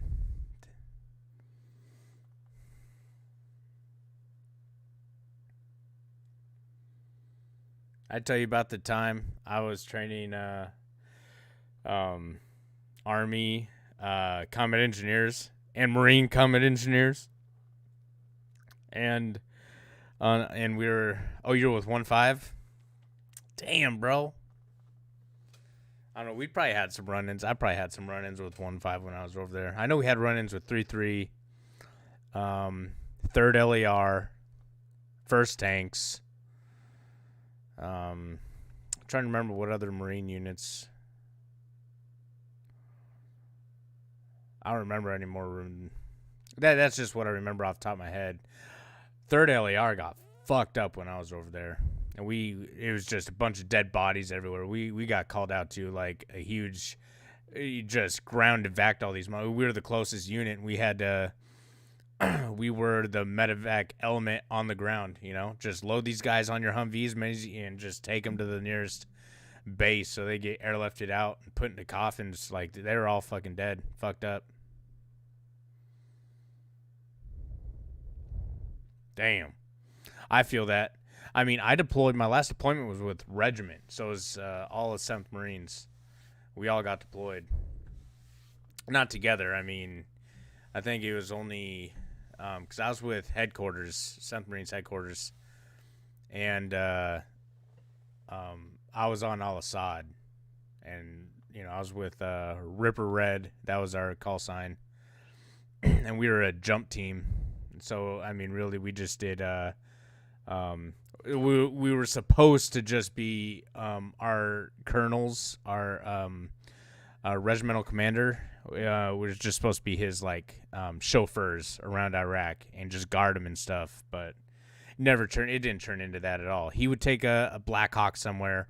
We'd drive 8-12 hours somewhere and go meet him. I was with 7th Marine Headquarters.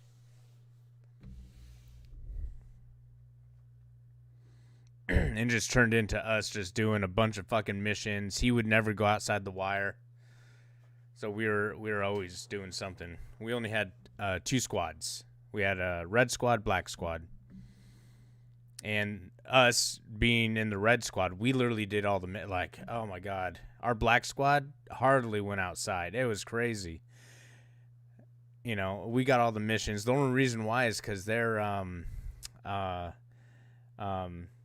squad leader was our lieutenant, Butterbars. I think he just got out of OCS training. Did he? It was his first deployment. I think he had just gotten out of OCS. I don't remember if he had just gotten out of OCS or maybe he's been in the Marine Corps a little over a year or something, but he was fresh. And the reason why my squad got all the fucking missions is because fucking Lieutenant fucking Hero over here pick and chose what missions he wanted to go on, you know, fucking asshole. But, you know, it is what it is. We did some pretty dope shit. All 3 of my deployments.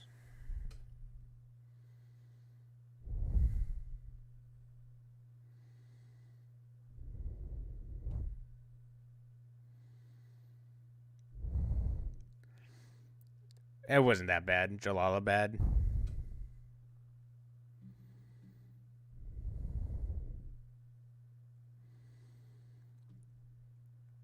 Oh, bro, Jane, I 100% agree with that statement. Jesus, our fucking butter bars. I mean, we did because I was with Red Squad, right? And my staff sergeant was our squad leader, and obviously Black Squad having the butter bars as their squad leader, which was a fucking travesty on their part, because they really just had almost a whole deployment just doing nothing. You know, we sat in cans that were air conditioned. Yeah, we did have air conditioning on my last deployment, which was so fucking nice, dude. And but I mean, we would only have a day or so to really enjoy it, and before we were out on another mission, you know, and we were always just bouncing back and forth.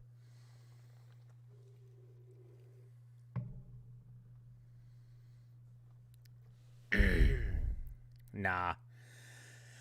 Oh, yeah, I mean, yeah. Yeah, I mean, I've ran into a couple people like that, in Marine and Army alike, coming from Jalalabad. I was in Haditha. I spent a ton of time in Haditha. A little bit in Baghdad. A little bit in Fallujah. You know, I did my first deployment was OIF 2. That was fun. I just missed the initial push. Like when I joined the Marine Corps, I just missed the initial push into Iraq. But at that time, you know, I was going through training and all that shit before I even hit the Fleet Marine Corps.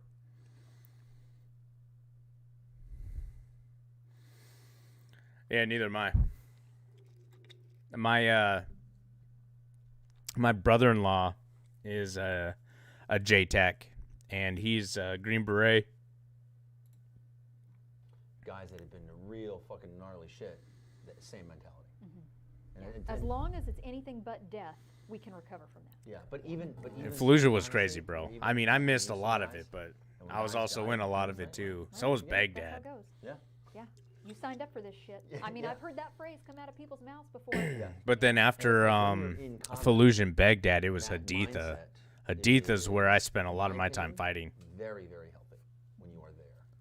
Because what that does is that enables you to focus on what's ahead of you, not what's behind you. Not just Green Beret. He's just Green Beret. Yeah. But But in order to do the job, He's the in JTAC order for you first to team. function and do your job, you have to live in that place. Yes. Yeah. Right? If you didn't live in that place of desensitization and numbness, you would never get anything done. You'd be a mess Correct. all the time. You'd be an emotional wreck. Yeah. So you have to shut those emotions down. It's like, what are we doing? We're going to sit here, we're going to cry about fucking whoever just died? No. We have an op in 12 hours. Start thinking about the fucking op. We'll think about him later. The counter to that, though, is that when someone gets hurt or dies, and we wait 6 months to have a memorial service. Oh, yeah. That's pitiful. Yeah. That's pitiful. So sometimes it goes the opposite direction. Oh, 100%. And all the things that I'm talking about, I mean, these are all things, right? Not processing someone's death. Of course your mental health is going to be wrecked. And the sandbox is not the place to process anything. You know, in my opinion, if we started processing immediately upon return, or even in Germany, or when you're hanging out in Kuwait, out processing, you know, those kinds of things. I mean, you sit there for days doing nothing. You know, we could actually do some legitimate work as you're coming out of that. We're not that high speed. I don't think we ever will be. Yeah, see, I never been to Afghanistan, right? Kandahar? So he's okay for doing what he does. I mean, I'm not saying he's not a jerk about it, but, you know, the others at least catch the issue that he's not even acknowledged that Wagner got medevaced. Yeah. And so that line right there was, he says, yeah, the Phantom Fury guys are savage as Oh, fuck. yes. Yes. Okay, so that yeah, and there's the stigma. Yes. So the reputation. Yeah. I was raised by Phantom Fury guys, which was one of the gnarliest battles in American history, and at least post 9/11 military. Oh, history. for sure. And so a lot of the guys who raised me, in terms of trained me, to include my platoon sergeants and sergeants, were in Phantom Fury. Yep. And those were the guys that were completely desensitized to anything. Everything. Everything. And I'm talking about, you know, connection with fucking anyone who was outside of the military, wife, kids, right? All of that was difficult, and I think it's because they had developed this mindset. And these guys were savage motherfuckers at war. They were great at war, but everything outside of war, not so much. Terrible, absolutely terrible. Yeah. And so yeah, that's where this mindset comes from. My company Gunny was in Fallujah, and this guy, he had a huge influence on me. This dude was amazing. He was just incredible fucking warrior. And so I would. Like fantasy? Ooh. You're gonna love this. Join forces with your friends in Clan. Say he was a big part of the inspiration for my admiration for the Phantom Fury vets. That makes a lot of sense. Yeah, so that's where that line comes from. Okay. 1-6. Sir? Seal's asking for you.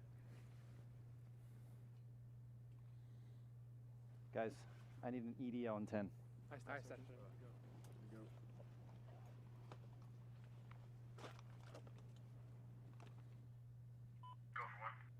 Yeah, I'm gonna need you to conduct a full BDA on the area Cash ripped up today. How copy? Copy. Full BDA break. 6, the area that we executed the cast in is riddled with IEDs. It's pretty much a minefield. Copy. 1, I understand there's a minefield, but we're not going to allow the enemy to dictate our movement. So you're gonna do a full boots on ground BDA. How copy? 6, based on the immediate danger to Marines, I recommend we use aerial ISR for the BDA. How copy? That's a -1. You've got engineers and mine detectors and months of training that you can use to counter the IED threat. These shitheads might Have some intel on them that battalion's been trying to get their hands on. Those motherfuckers at the COC, sitting in their nice air-conditioned offices. We've already lost 2 guys in that same area, so I recommend we do a BDA from a distance. How copy? 1, I say again, you will conduct a full BDA before sundown, and you will report anything you find back to me no later than 2200. How copy?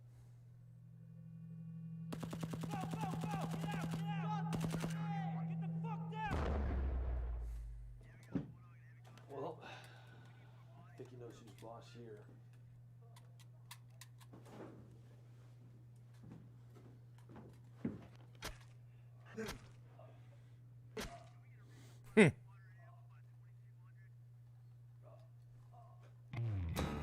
Okay,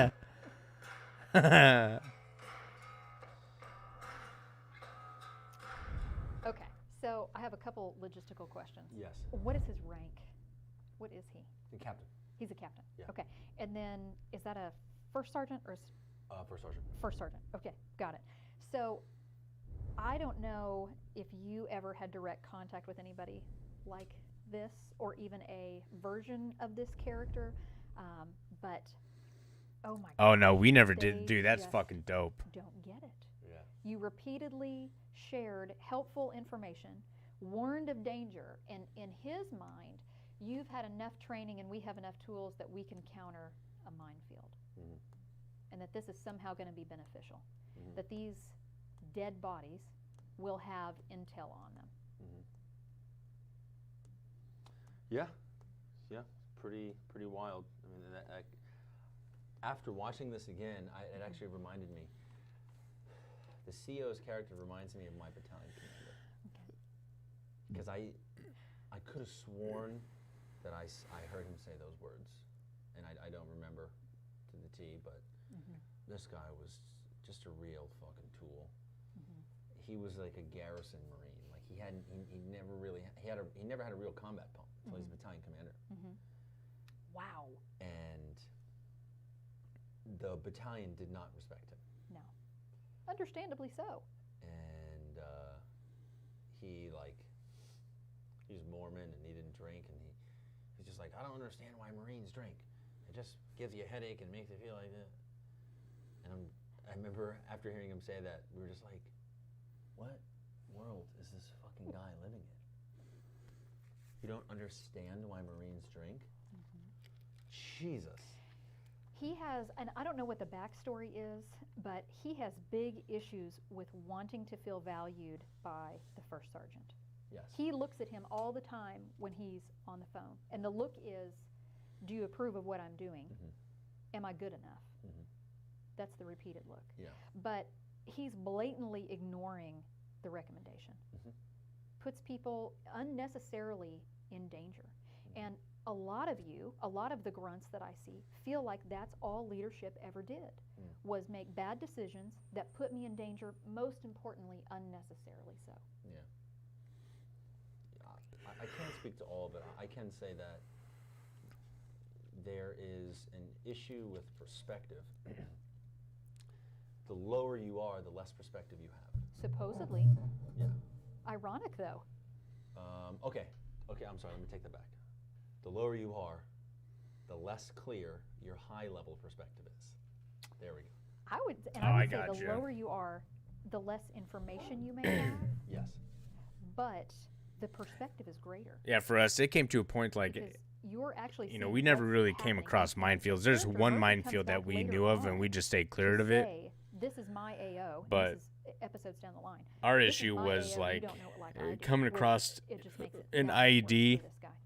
that we'd spot, But he really and then is we'd just call out in for EOD to come take it out. But he really just wants to feel good about it. And it doesn't matter how close we are to base. Like, you know, if we're like 2 miles, which has happened, you know, we'd be 2 miles outside of base, and it'd take EOD 8 hours to come out to us. 8 fucking hours, and we're only 2 miles outside the gates. Maybe a little further, but I mean, we're really close, less than 20 minutes. Is going to carry with you And so all it'd these take them senior forever to get out there, and so it came to a point where we stopped calling EOD, and we just my staff started to be like, "Fuck it, we're taking care of this shit ourselves now," you know. And he'd get some deck cord and get the fucking a brick of C4, and throw C4 on it or throw a grenade on the IED. Walk, you know what I'm saying? I mean, my staff sergeant was savage as fuck. This, that, and the other thing. So it's all go. Now there's another element too. You know, I don't want to speak totally ignorantly about this stuff, but there is one element. Oh, and my sergeant major, bro, was Sergeant Major Mashburn. This dude was a fucking tool. He just what we just heard in this video, he was a garrison Marine. Sergeant Major. Never saw fucking combat. Or he saw on one of his pumps, he may have been he got his fucking combat patch while, he was driving to a base on accident. You know what I'm saying? I mean, our sergeant major was such a tool. And this dude was like 5'0", white, just fucking moto, fucking, squared high and tight. I mean, it's okay to have high and tight. I love the high and tight, But it was just like that, he looked like Guile from Street Fighter with the hair, you know what I mean? Or just ridiculous, bro. Just the most squared up high and tight you've ever seen. Just, disgusting. Yeah, our Sergeant Major. Sergeant Major Mashburn. I'll never forget that fucker. Okay, moving on. Of it is like, even officers want blood too. And it's like, we're here to get some, so let's get some. The other side of the coin is, it's not his fault he's stuck at a desk. I mean, yeah. He signed up to be an officer, and that is the vast majority of what it is, but he could leave. He could go out there and interact and engage with people and learn more, but he chooses not to. Mm-hmm. Yeah. We're having more perspective later on, it's like, I think that what higher level leaders in the counterinsurgency should be doing is finding the key leaders in the areas that they're responsible for and meeting with them constantly. And that means you have to have a good personality. Mm-hmm. You have to be a diplomat. Which he does not. Which he doesn't. Mm-hmm. So, you could kill all the Taliban in the world, but if none of the leaders of that district in Afghanistan, or your little AO, which is a portion of the district, if none of them, if they just simply don't like you, mm-hmm. they'll let the Taliban in place IEDs. Yeah. And that's as simple as it is. Mm-hmm. All this, the counterinsurgency shit, it's like half diplomacy and half metal, half 7.62. And he's not very likable. No. Yeah. So in any case, this guy is all the officers from my deployment and the deployment before me. Our impression was, as lieutenants, was that these guys are just trying to get some more medals on their chest before the next we panel. Before we head home, make the fit reps look as good as possible. Mm-hmm. Because there's this one example, and this came from my buddy who was in 2nd Battalion, 4th Marines. Okay. I think he might have been Fox Company as well. He was he was a platoon commander for Mobile Assault Platoon. And they went all over Musa Kela and Nowzad. And they might have hit up Sangin too. And constant operating outside the wire, nonstop. I mean, they hit so many IDs and gotten so many engagements, it was ridiculous. In one instance, the battalion operations officer had written up a mission for them. And he was always, excited to push out the missions. We're gonna go, he would do impressions of him and make fun of him. Hey, we're gonna get out there, we're gonna smack him in the face. We're gonna step up, we're gonna get on this line, we're gonna punch him in the fucking mouth.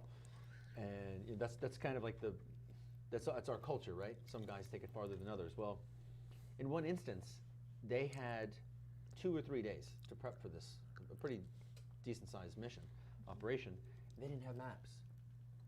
And so he goes and he says, hey, sir, we don't have any maps for this thing, so we can't do a map study, terrain study, MET-T analysis, we can't do any of this stuff. And not to mention, Intel Shop or whatever, S2, they can't get us the maps anytime soon. And his response was, what, maps? Maps? I don't need fucking maps to go punch somebody in the fucking mouth. Just get out there and hit somebody in the fucking mouth. And just hearing that now, it's like, if that guy could hear his words now, like I wish so bad that he's listening. And I actually, now I think about it, I really want to write that into AJL Season 2. Because just to say that out loud, I don't need, when he's not going on the mission, I don't need maps to go punch someone in the mouth when you're sending guys into an area where you know for a fact they're going to drive through minefields, and you know for a fact they're going to get ambushed. How could you, those words, I'm getting goosebumps thinking about it. That's the kind of fucking officer shit that makes guys insane. I think the word for that might be negligence. Oh, negligence. Complete negligence. Yes. That's the complete, he's completely disassociated from reality. Shirking of duties. Yeah. Yeah. Like what? Like obviously, he has never led a fucking combat op because he would know that if you go on a combat op without a map, without having studied it, you just don't do that. At least not modern warfare. No. No. It's wild. So it's just like, okay, a platoon commander comes and tells you, I don't have maps. You say, okay, well, do we need to do the mission in 2 days? Let's look at it. Let's break down all the things that are going on in the AO. Okay, so they're breaking down the base over here, and they're holding the line up here, and they're training the ANA over here, and the district center is making. Yeah, I think it had an update like a couple weeks ago. That off right now. Fuck it, let's push the op 2 weeks. I saw some big time streamer like streaming the squad. It's crazy. I'm just like, bro, like you guys don't have this maps? game's What been the out fuck? Did they tell you forever. why? Okay, I'm gonna figure out how to do the maps thing. You guys hang out, study this AO. Maybe we'll do an op over here to keep the enemy fucking at bay while they break down these bases. But we're not going in there without maps, so give me a minute to figure that out. You know, like that's as simple as that conversation had to be. There should be no question. We should at least be providing people. I'm gonna go get another drink. Yeah. And I think maps qualify as the very basics. The very basics. Yes. I mean, there are situations where it's like it's life or death. Like we don't have a choice. But this is Afghanistan. Days. Wasn't that? Days. Yeah. It wasn't that. Yeah. This is like the Taliban in Helmand. They're not mobilizing into fucking company-sized units and fucking overrunning bases. That didn't happen in Helmand Province. Korengal, yeah, but not Helmand. It was a different fight. Yeah. It's been 45 minutes or something like that. We were talking about episode 1. So we'll call it for episode 1, and then we'll link back up and we'll get into episode 2. To all of you guys watching, we hope this thing has been valuable. We hope that we hope we're not triggering you too bad, pissing you off with all that bullshit we had to deal with over there. Hopefully that this gives you insight, right? We want to talk about why we were the way we were in combat.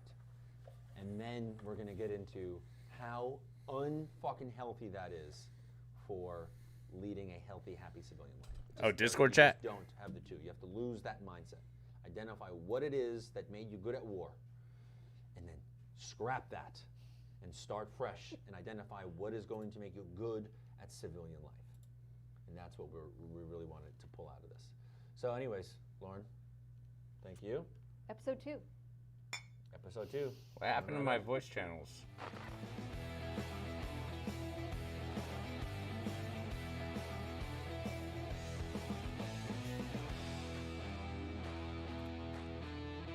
Aha! You hear me, you fucking turd?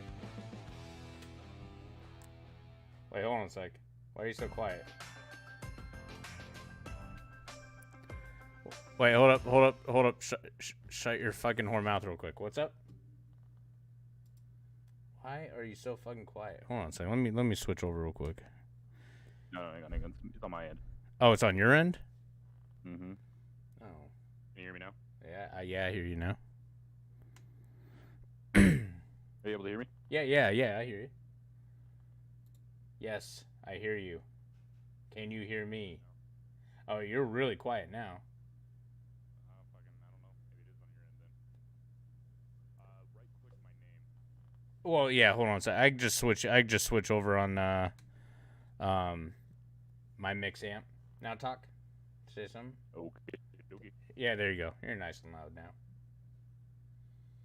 How's it sounding now? Oh, nice and loud.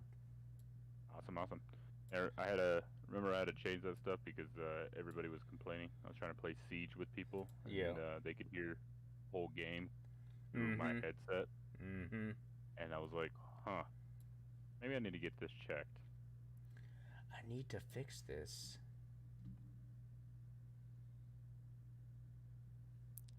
The fuck are you doing right now? Me? Yeah, you. What I do?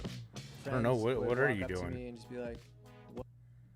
I'm watching your stream, talking to you now. Oh, okay, GG's. Fucking GG's. When you watch your enemy, so we can get better sound quality in chat. To do what? Yeah, so it boosts the chat audio in Discord now. Oh, really? Yeah, so it sounds clear on both ends. Oh, And okay. like if you were streaming Mhm. and you were in a Discord party with other people that you're streaming, like that you're playing Siege or something on PC or something. Right. And you had a bunch of people in that Discord, they would sound better. Basically, you would sound better too because you'd be also in the Discord. Oh shit! How'd you do that? So there's you just boost the server. Oh, gotcha. Pay like a monthly fee thing. Yeah, so it goes up from like 64 kbps audio quality to 128. Oh And damn! if you get to the next level, then it goes to 256. Holy shit! Mhm. That's why the fucking voice channels are always shitty. Yeah, so I was like, you know what, I'm gonna go ahead and boost this, and so that way we can talk. Hell yeah. Yeah, that's good, bro. Like I said, like we gotta have our reaction videos. You know what I'm saying? Oh yeah. Hey, we gotta do this. We gotta. You fucking able to talk shop and shit. Bro, all the time. All the fucking Man. time. There's so many stupid stories out there. Oh. So many. So many. Dude, and it'll never get old. Never get old. No. No, never. And the good thing is that civilians will always pay for this entertainment. Oh yeah. Yeah. My shit, I could even get my other buddy in here. He just he moved back here a year ago. Oh yeah? Right about the same time I moved back.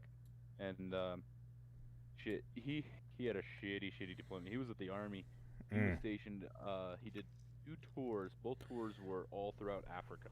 Oh, shit. Yeah. Like all the desert part of Africa. Like he never got to see beach. Wow. And so he was has some fucking horrible stories. And it's not it's more like horrible stories of fellow army guys.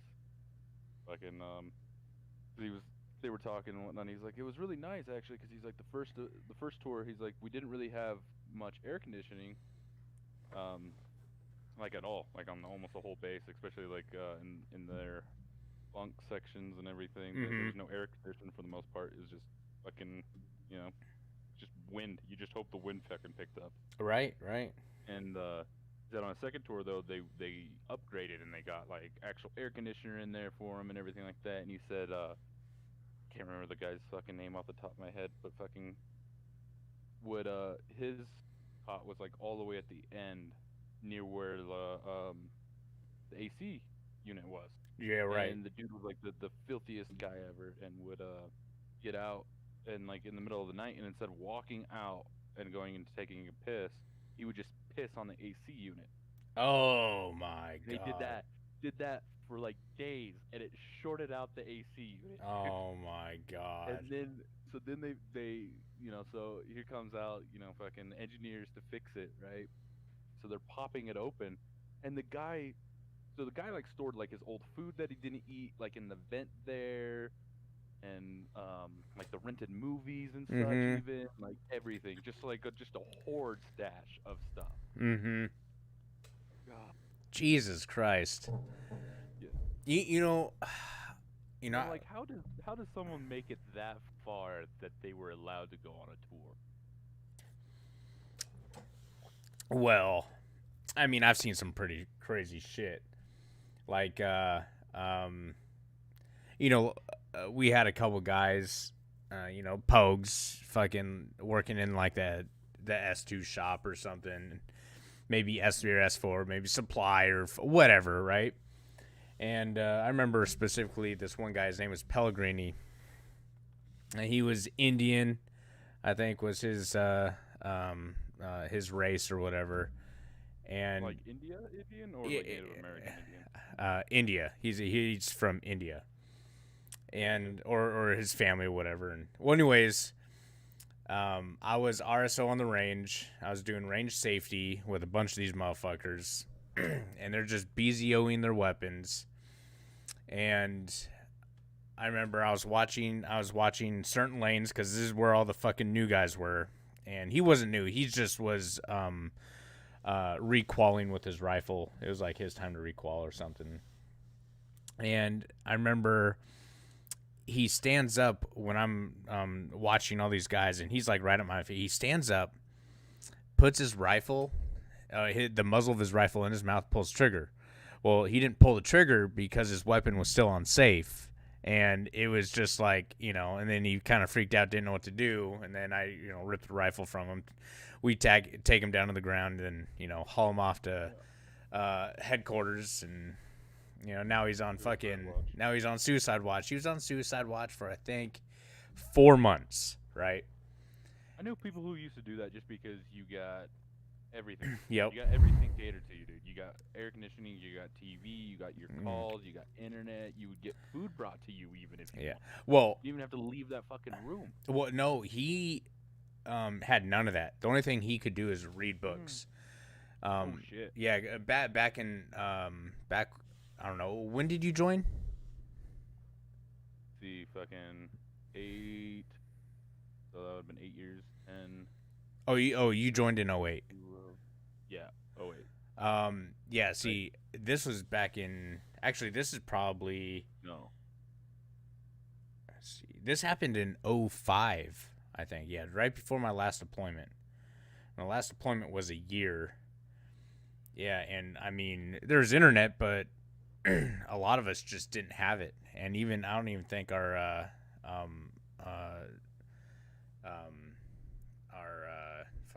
duty, because it's right next to the staff NCO duty, fucking NCO whatever. I'm so out of touch with fucking Marine Corps lingo right now. You just had to make me do math. And I'm still trying to figure it out in my head. Like, how many years is 12 years ago? Oh my god, dude. Yeah. This is why we did math for Marines. Almost like, what year is this year again? Like, oh my god, dude, it's just been crazy. Yeah, so he would sit in this room. It was just like usually this room was kept for any boots coming on, depending, like if they were like late arrivals or something, they would spend the night in that room. Then the next day they would get dropped into their unit or whatever squad or wherever they were going. Mm-hmm. And so he was in this room for 4 months, couldn't leave, but sometimes he got PT'd, but it was more like hazing just because he was on suicide watch. So our NCOs would fucking haze the shit out of him all the time for doing that stupid shit. He would only read books, and we would bring food to him.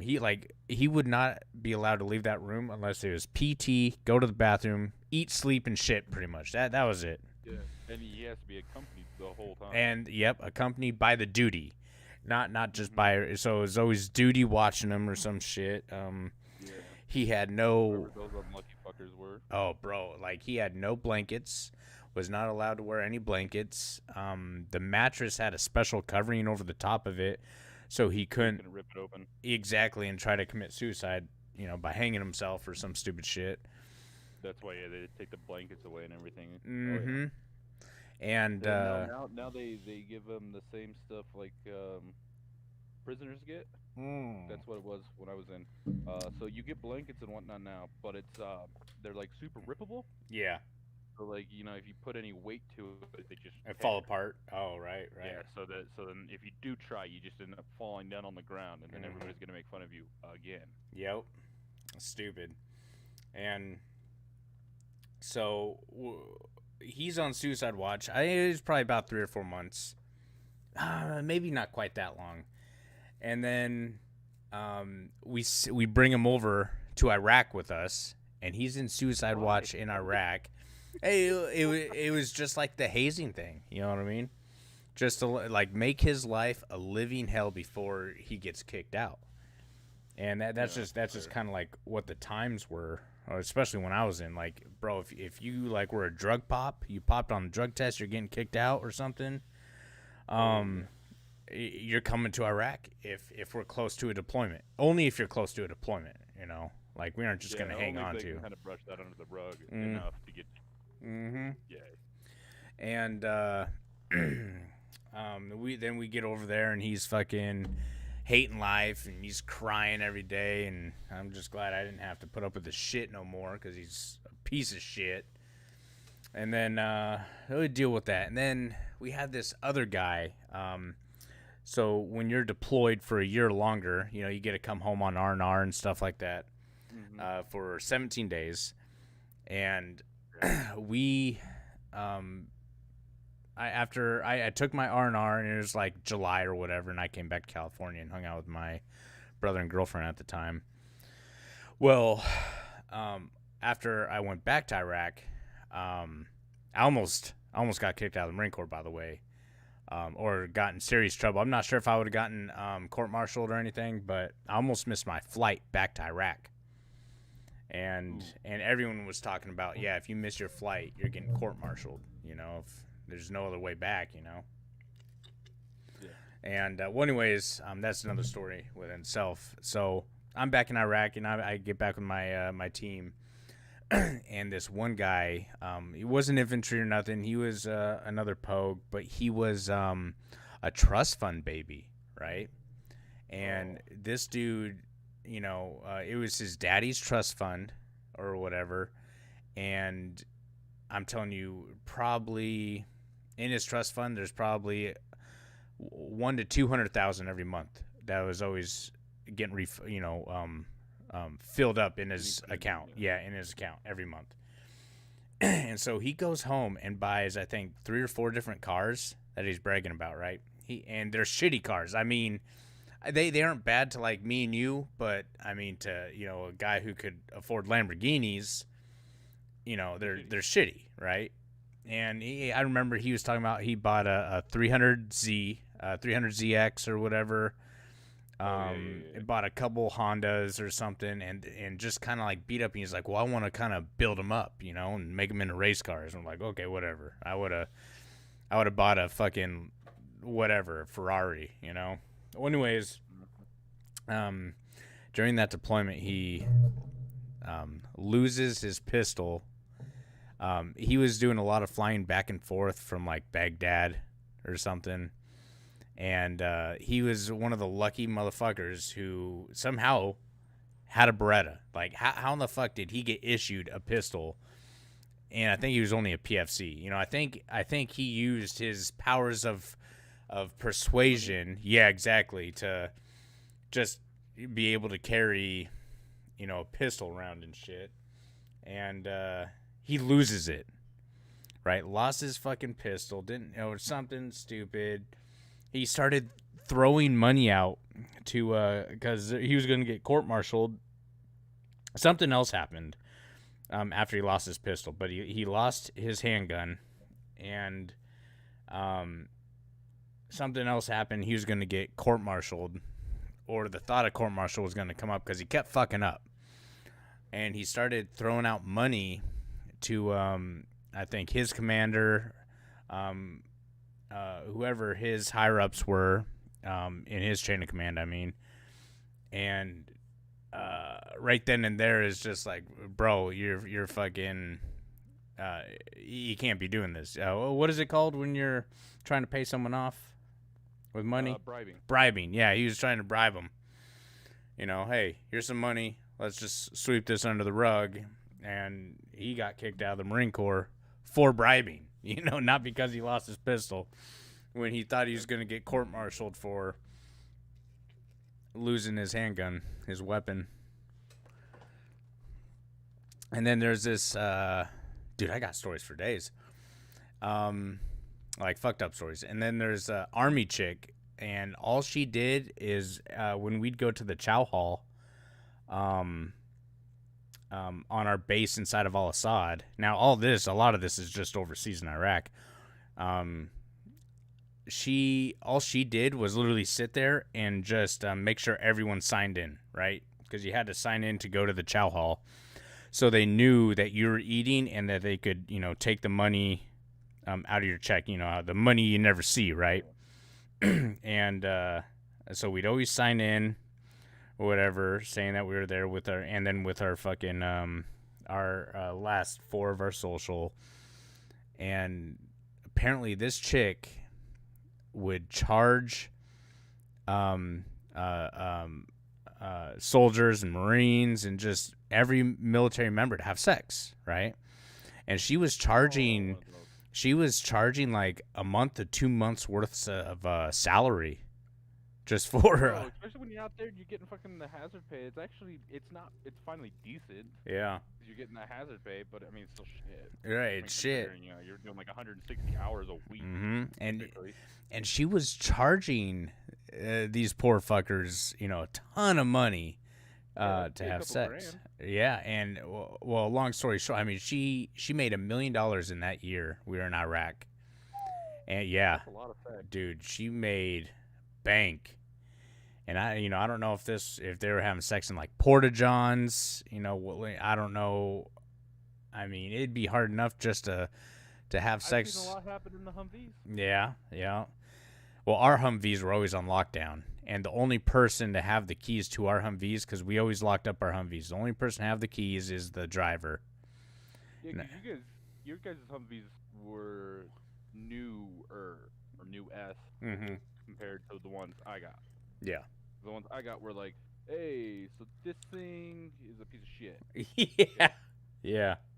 You know, they're like the last guys. And I was like, well, who was the last guys? Well, they had it like 3 years ago. And they said it was a piece of shit.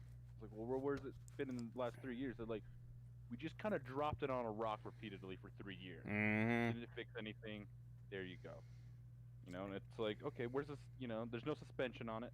Yep. Just fucking welded giant iron bars to the axle, basically. Yeah. They're like, it'll be fine. It'll be fine. Yeah. Yeah, thanks for that, guys. Yeah, and so fucking all you needed was a screwdriver. You could literally open it with a flathead screwdriver. You could start most of them with a flathead screwdriver. Damn, that's crazy.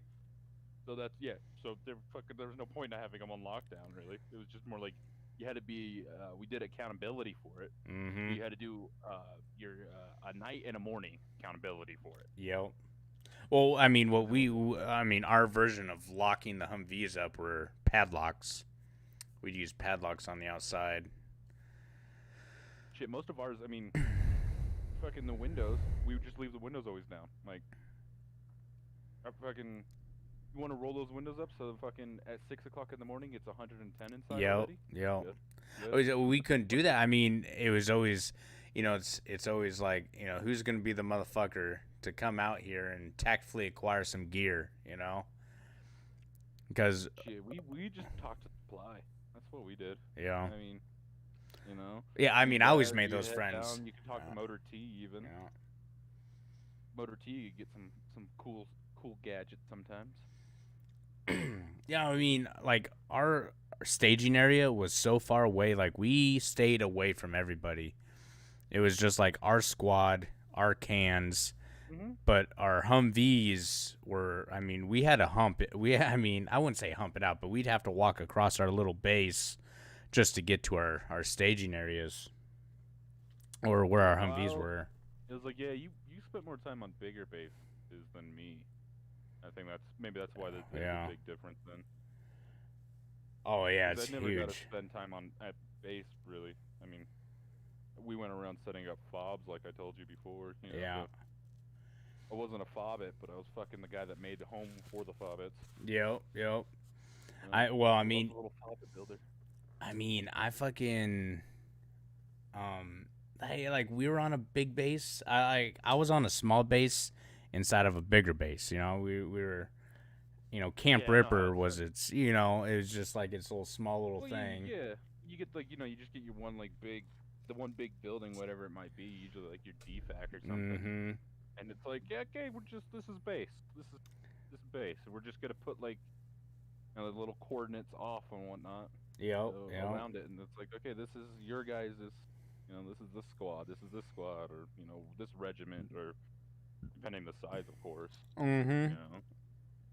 And then like, we would go, and there'd be, you know, 3 Humvees, and there's like 9 of us total, and we're fucking, I don't know, probably 100 miles away from the nearest person that's white. You know, like that's where we ended up sometimes. It was kind of, not gonna lie, it was a little sketchy at times. Oh, absolutely. I mean, you know, most of our missions or our ops that we'd go on, we'd be outside the wire for weeks, sometimes even a month. Oh man. Like I fucking let's see, it was my second deployment to Afghanistan, so it was my last deployment overall, and I think in total I spent about 7 days on a base that had running.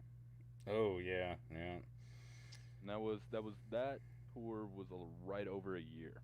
Mm-hmm. Yeah, we got lucky because I mean, it wasn't like legit running water, but we had like our restroom and showers, and then they had these like the giant tanks on the side that would just pump in the fresh water. You know, and we had to be very lenient with the water we used. The semi trailers. Yeah. It was made out of like a Connex. Mm-hmm.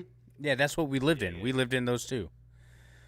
Oh, okay. I know what you're talking about. Yeah, no, we're the guys that fucking dug a trench and threw a fucking tarp over it, called it a day. Uh-huh. That was bad. Got like 9 Marines in there to stay warm at night. That's what we did. Yeah, that was my first deployment. Oh, shit. Yep. I was doing that all over again because you. Let's see. When did you first hit Iraq? 2000. The end of 2000 is November 2004. Yeah, that makes sense. I mean, we were still pretty fresh in and all that. Mm-hmm. So, I mean, it makes sense. Because when I was doing that, we were still fresh into Afghan. Yep. Bro, I was fucking killing it. Slaying bodies. You know, I remember the first... Cool. I remember the first time I jacked off in Iraq, and I was just like, this is the greatest feeling ever. It's pretty cool. It was the greatest, you know. Yeah, it was like the greatest orgasm I've ever had. Was jacking off. The rest of the people at the bazaar, they didn't like it. No, I mean, you could always tell the motherfuckers who just got done jacking off because it, you know. They're like happy for once. Not even that, bro. I mean, you'd be walking next. Oh, like you'd be walking by the porta shitter. You'd see a Marine get out of the porta shitter just drenched from head to toe, and you know that guy just got, he just got done whacking off. Yeah, because in the porta shitters it's like 130 degrees, trapping in all that We heat. used to call them. I mean, that's where almost, I would say 9 out of 10 people went to go jack off. So we used to just call them Whack shacks. Yep. Yeah. Yep. Or porta jacks, one or the other. Mm-hmm. And there's a couple times where we'd be like PTing, running around our like little cans and shit. And there's been a couple times where like in the middle of PT, I'd like, sneak off into one of the porta johns just to beat off. It's like, Jesus, what has my life come to? The nicest thing is the PT that's over there is not like PT at all. It's so much better. Yeah. So Oh, it's it like, wasn't hey, bad. I mean, it was really run with your gear, right. But it was more like we PT'd on our own. I mean, we had a couple. I mean, very far and few in between. But we had a couple times where it was like, our unit leaders or squad leaders or whoever, it'd just be like, we're gonna have we're all PTing together. Mandatory PT. I mean, that only happened a couple times while I was overseas. See, I was never mandated. Like our squad was never mandated, and a couple other squads were never mandated because, yeah, dude. I mean, all we did basically was we just digged our asses off. Yeah. Digged trench lines around fucking what was gonna be a fob and shit like that. So we just dig these giant trenches all day, all fucking night. Mm-hmm. Because we would sleep. So we had 2 sleeping schedules because of the work. So we would usually go to sleep at like 11 at night, and then wake up again at like 3 in the morning, and then work till like 10 in the morning, and then go back to sleep. Mm-hmm.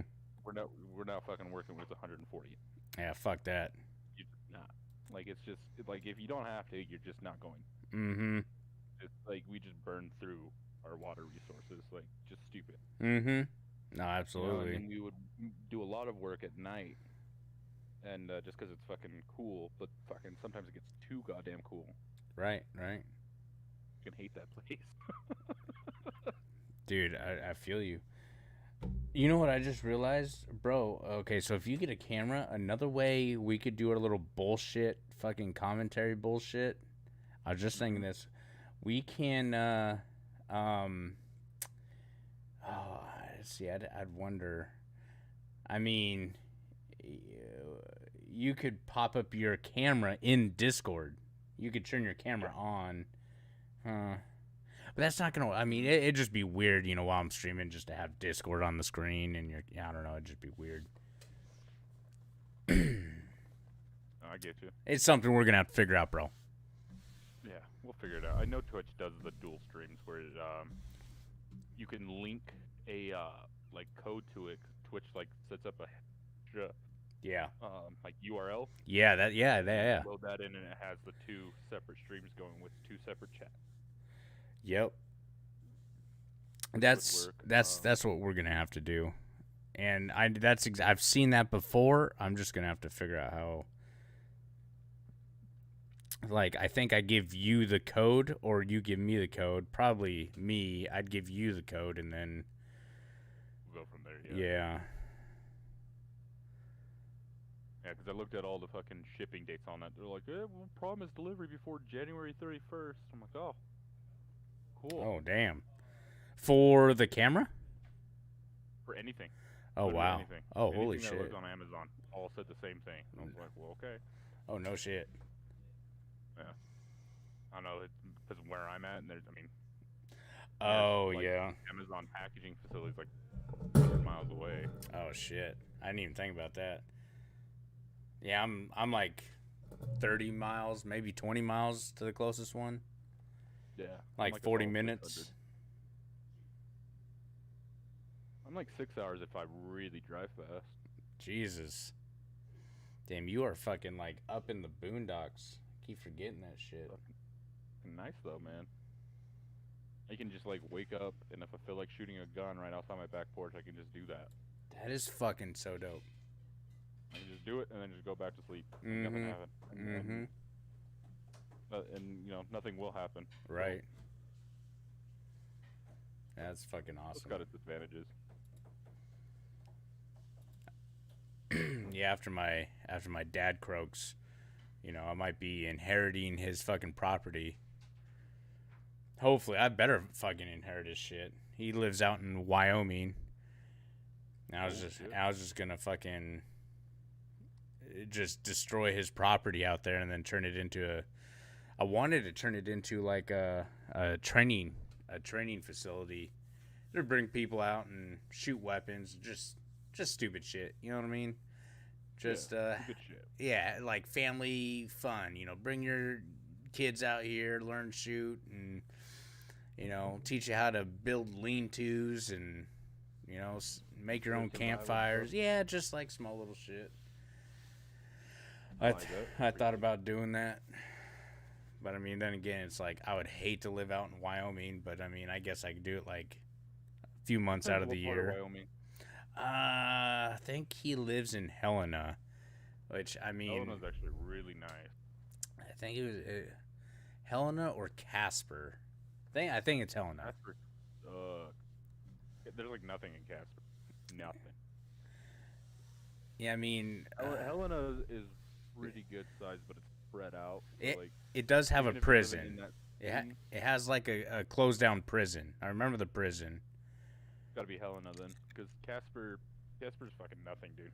I used to Okay. drive through Casper a lot when I worked in Canada. That was Mhm. how I drove home. Yeah. And I just remember Casper as being, if I'm coming from Canada going home, it's where I needed to make my right turn at their stop sign. Yeah. 'Cause they don't have a stoplight. Oh shit. Okay, then it's not. Yeah, it's Helena. Then he lives in Helena. It's like, yeah, fucking picture like Tombstone movie. Mm-hmm. Like that whole backdrop and everything, and just that's Casper, Wyoming. Oh damn. Okay, because I know I've driven through Casper, going to Helena. Casper from the airport. I think as long as I'm getting it confused. You know, I'm right. Yeah, Casper's nothing, man. It's right off the I-25. They have a fucking Oh, apparently they have a fucking international airport though, but the fucking population's like 5,000. Oh yeah, maybe I flew into Casper. That's where the airport was. Yeah, Casper sits on the east side of Wyoming. Yeah. Helena's kind of on the west side, near. Because I flew into Wyoming, and then I had to drive. It was like a fucking 6-hour drive. Because Helena's actually Helena's Montana. I think about it. No, I'm not talking about Helena, Montana. I'm talking about Helena, Wyoming. Right?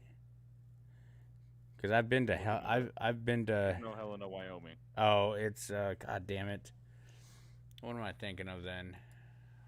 My brother just moved to Montana, so I'm fucking getting all this shit fucking confused. Goddamn. Now I can't even think of. Like the biggest city, I think, of Wyoming, Cheyenne. Oh yeah, Cheyenne. Keep naming off some cities. Rock Springs, Green River, Evanston, Jackson. Jackson's really fucking beautiful. Richie, Sheridan, Buffalo. Nope. Yeah. You didn't. Hold on. Gillette, Rock Springs, Cheyenne, Jackson. Gillette's pretty good size too. Rawlings, Greenerlander. I'm gonna find out. I forgot the name. As soon as I seen it. Douglas is pretty close. Casper. Damn it! Why can't I remember? Thing. No. I'm telling you, as soon as I see the city, I'm gonna be like, oh, that's where he lives. Can't believe I can't remember the city. I'm going to find it. Hannah. I kept saying Helena. It's Hannah, Wyoming. I don't even know where that is. Yeah, that's where my dad lives. Yeah, I'm not sure where that is. It's here. I got it up on stream right now. So it's almost directly south, like right in the middle of Wyoming, just south Wyoming. Yep, Carbon County. What's that? Do not know. Probably off the I-80.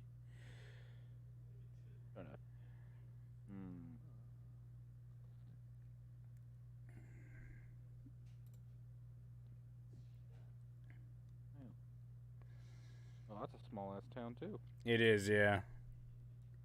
You know, it's Wyoming. Everything's small. Mm-hmm. Okay. Oh, okay, I know where it's at.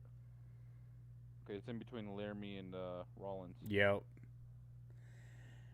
And I remember, I think it was Casper I flew into. I remember Casper being, Like fine or something. Yeah, like I flew into whatever city it was, and then it was like a 6-fucking-hour drive to Hannah. Maybe it was an 8-hour drive, dude. It took forever. I'll be right back. All right.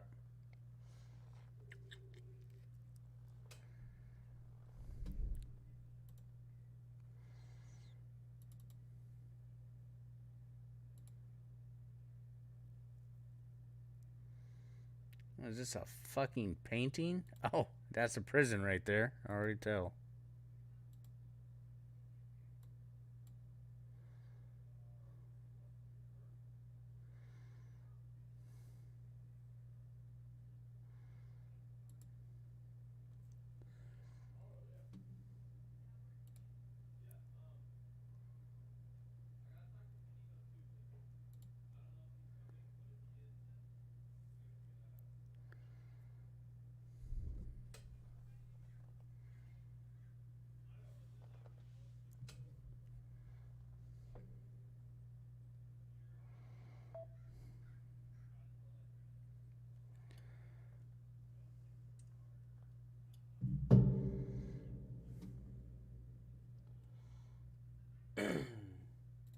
All right, guys. It's been real. It's been good. We about to end the stream right here. Once again, we just been bullshitting today. But do look out for the podcast. Like I'm trying to create my own podcast right now, and just kind of, you know, reaction videos. I don't fucking know. You know, I just like, I got a whole bunch of fucking shit on my mind right now. You know, shit I want to do, shit where I want to take, you know, my content. You know, I want to make it good. I want to make it entertaining. You know, just bullshitting. You know, we're going to get a lot of veterans up in this bitch, man. Shit's just going to be, it's just going to be real. But with that being said, guys, again, I will be on tomorrow. Same time as always. Well, probably not 6 a.m. I got to take my girlfriend to work.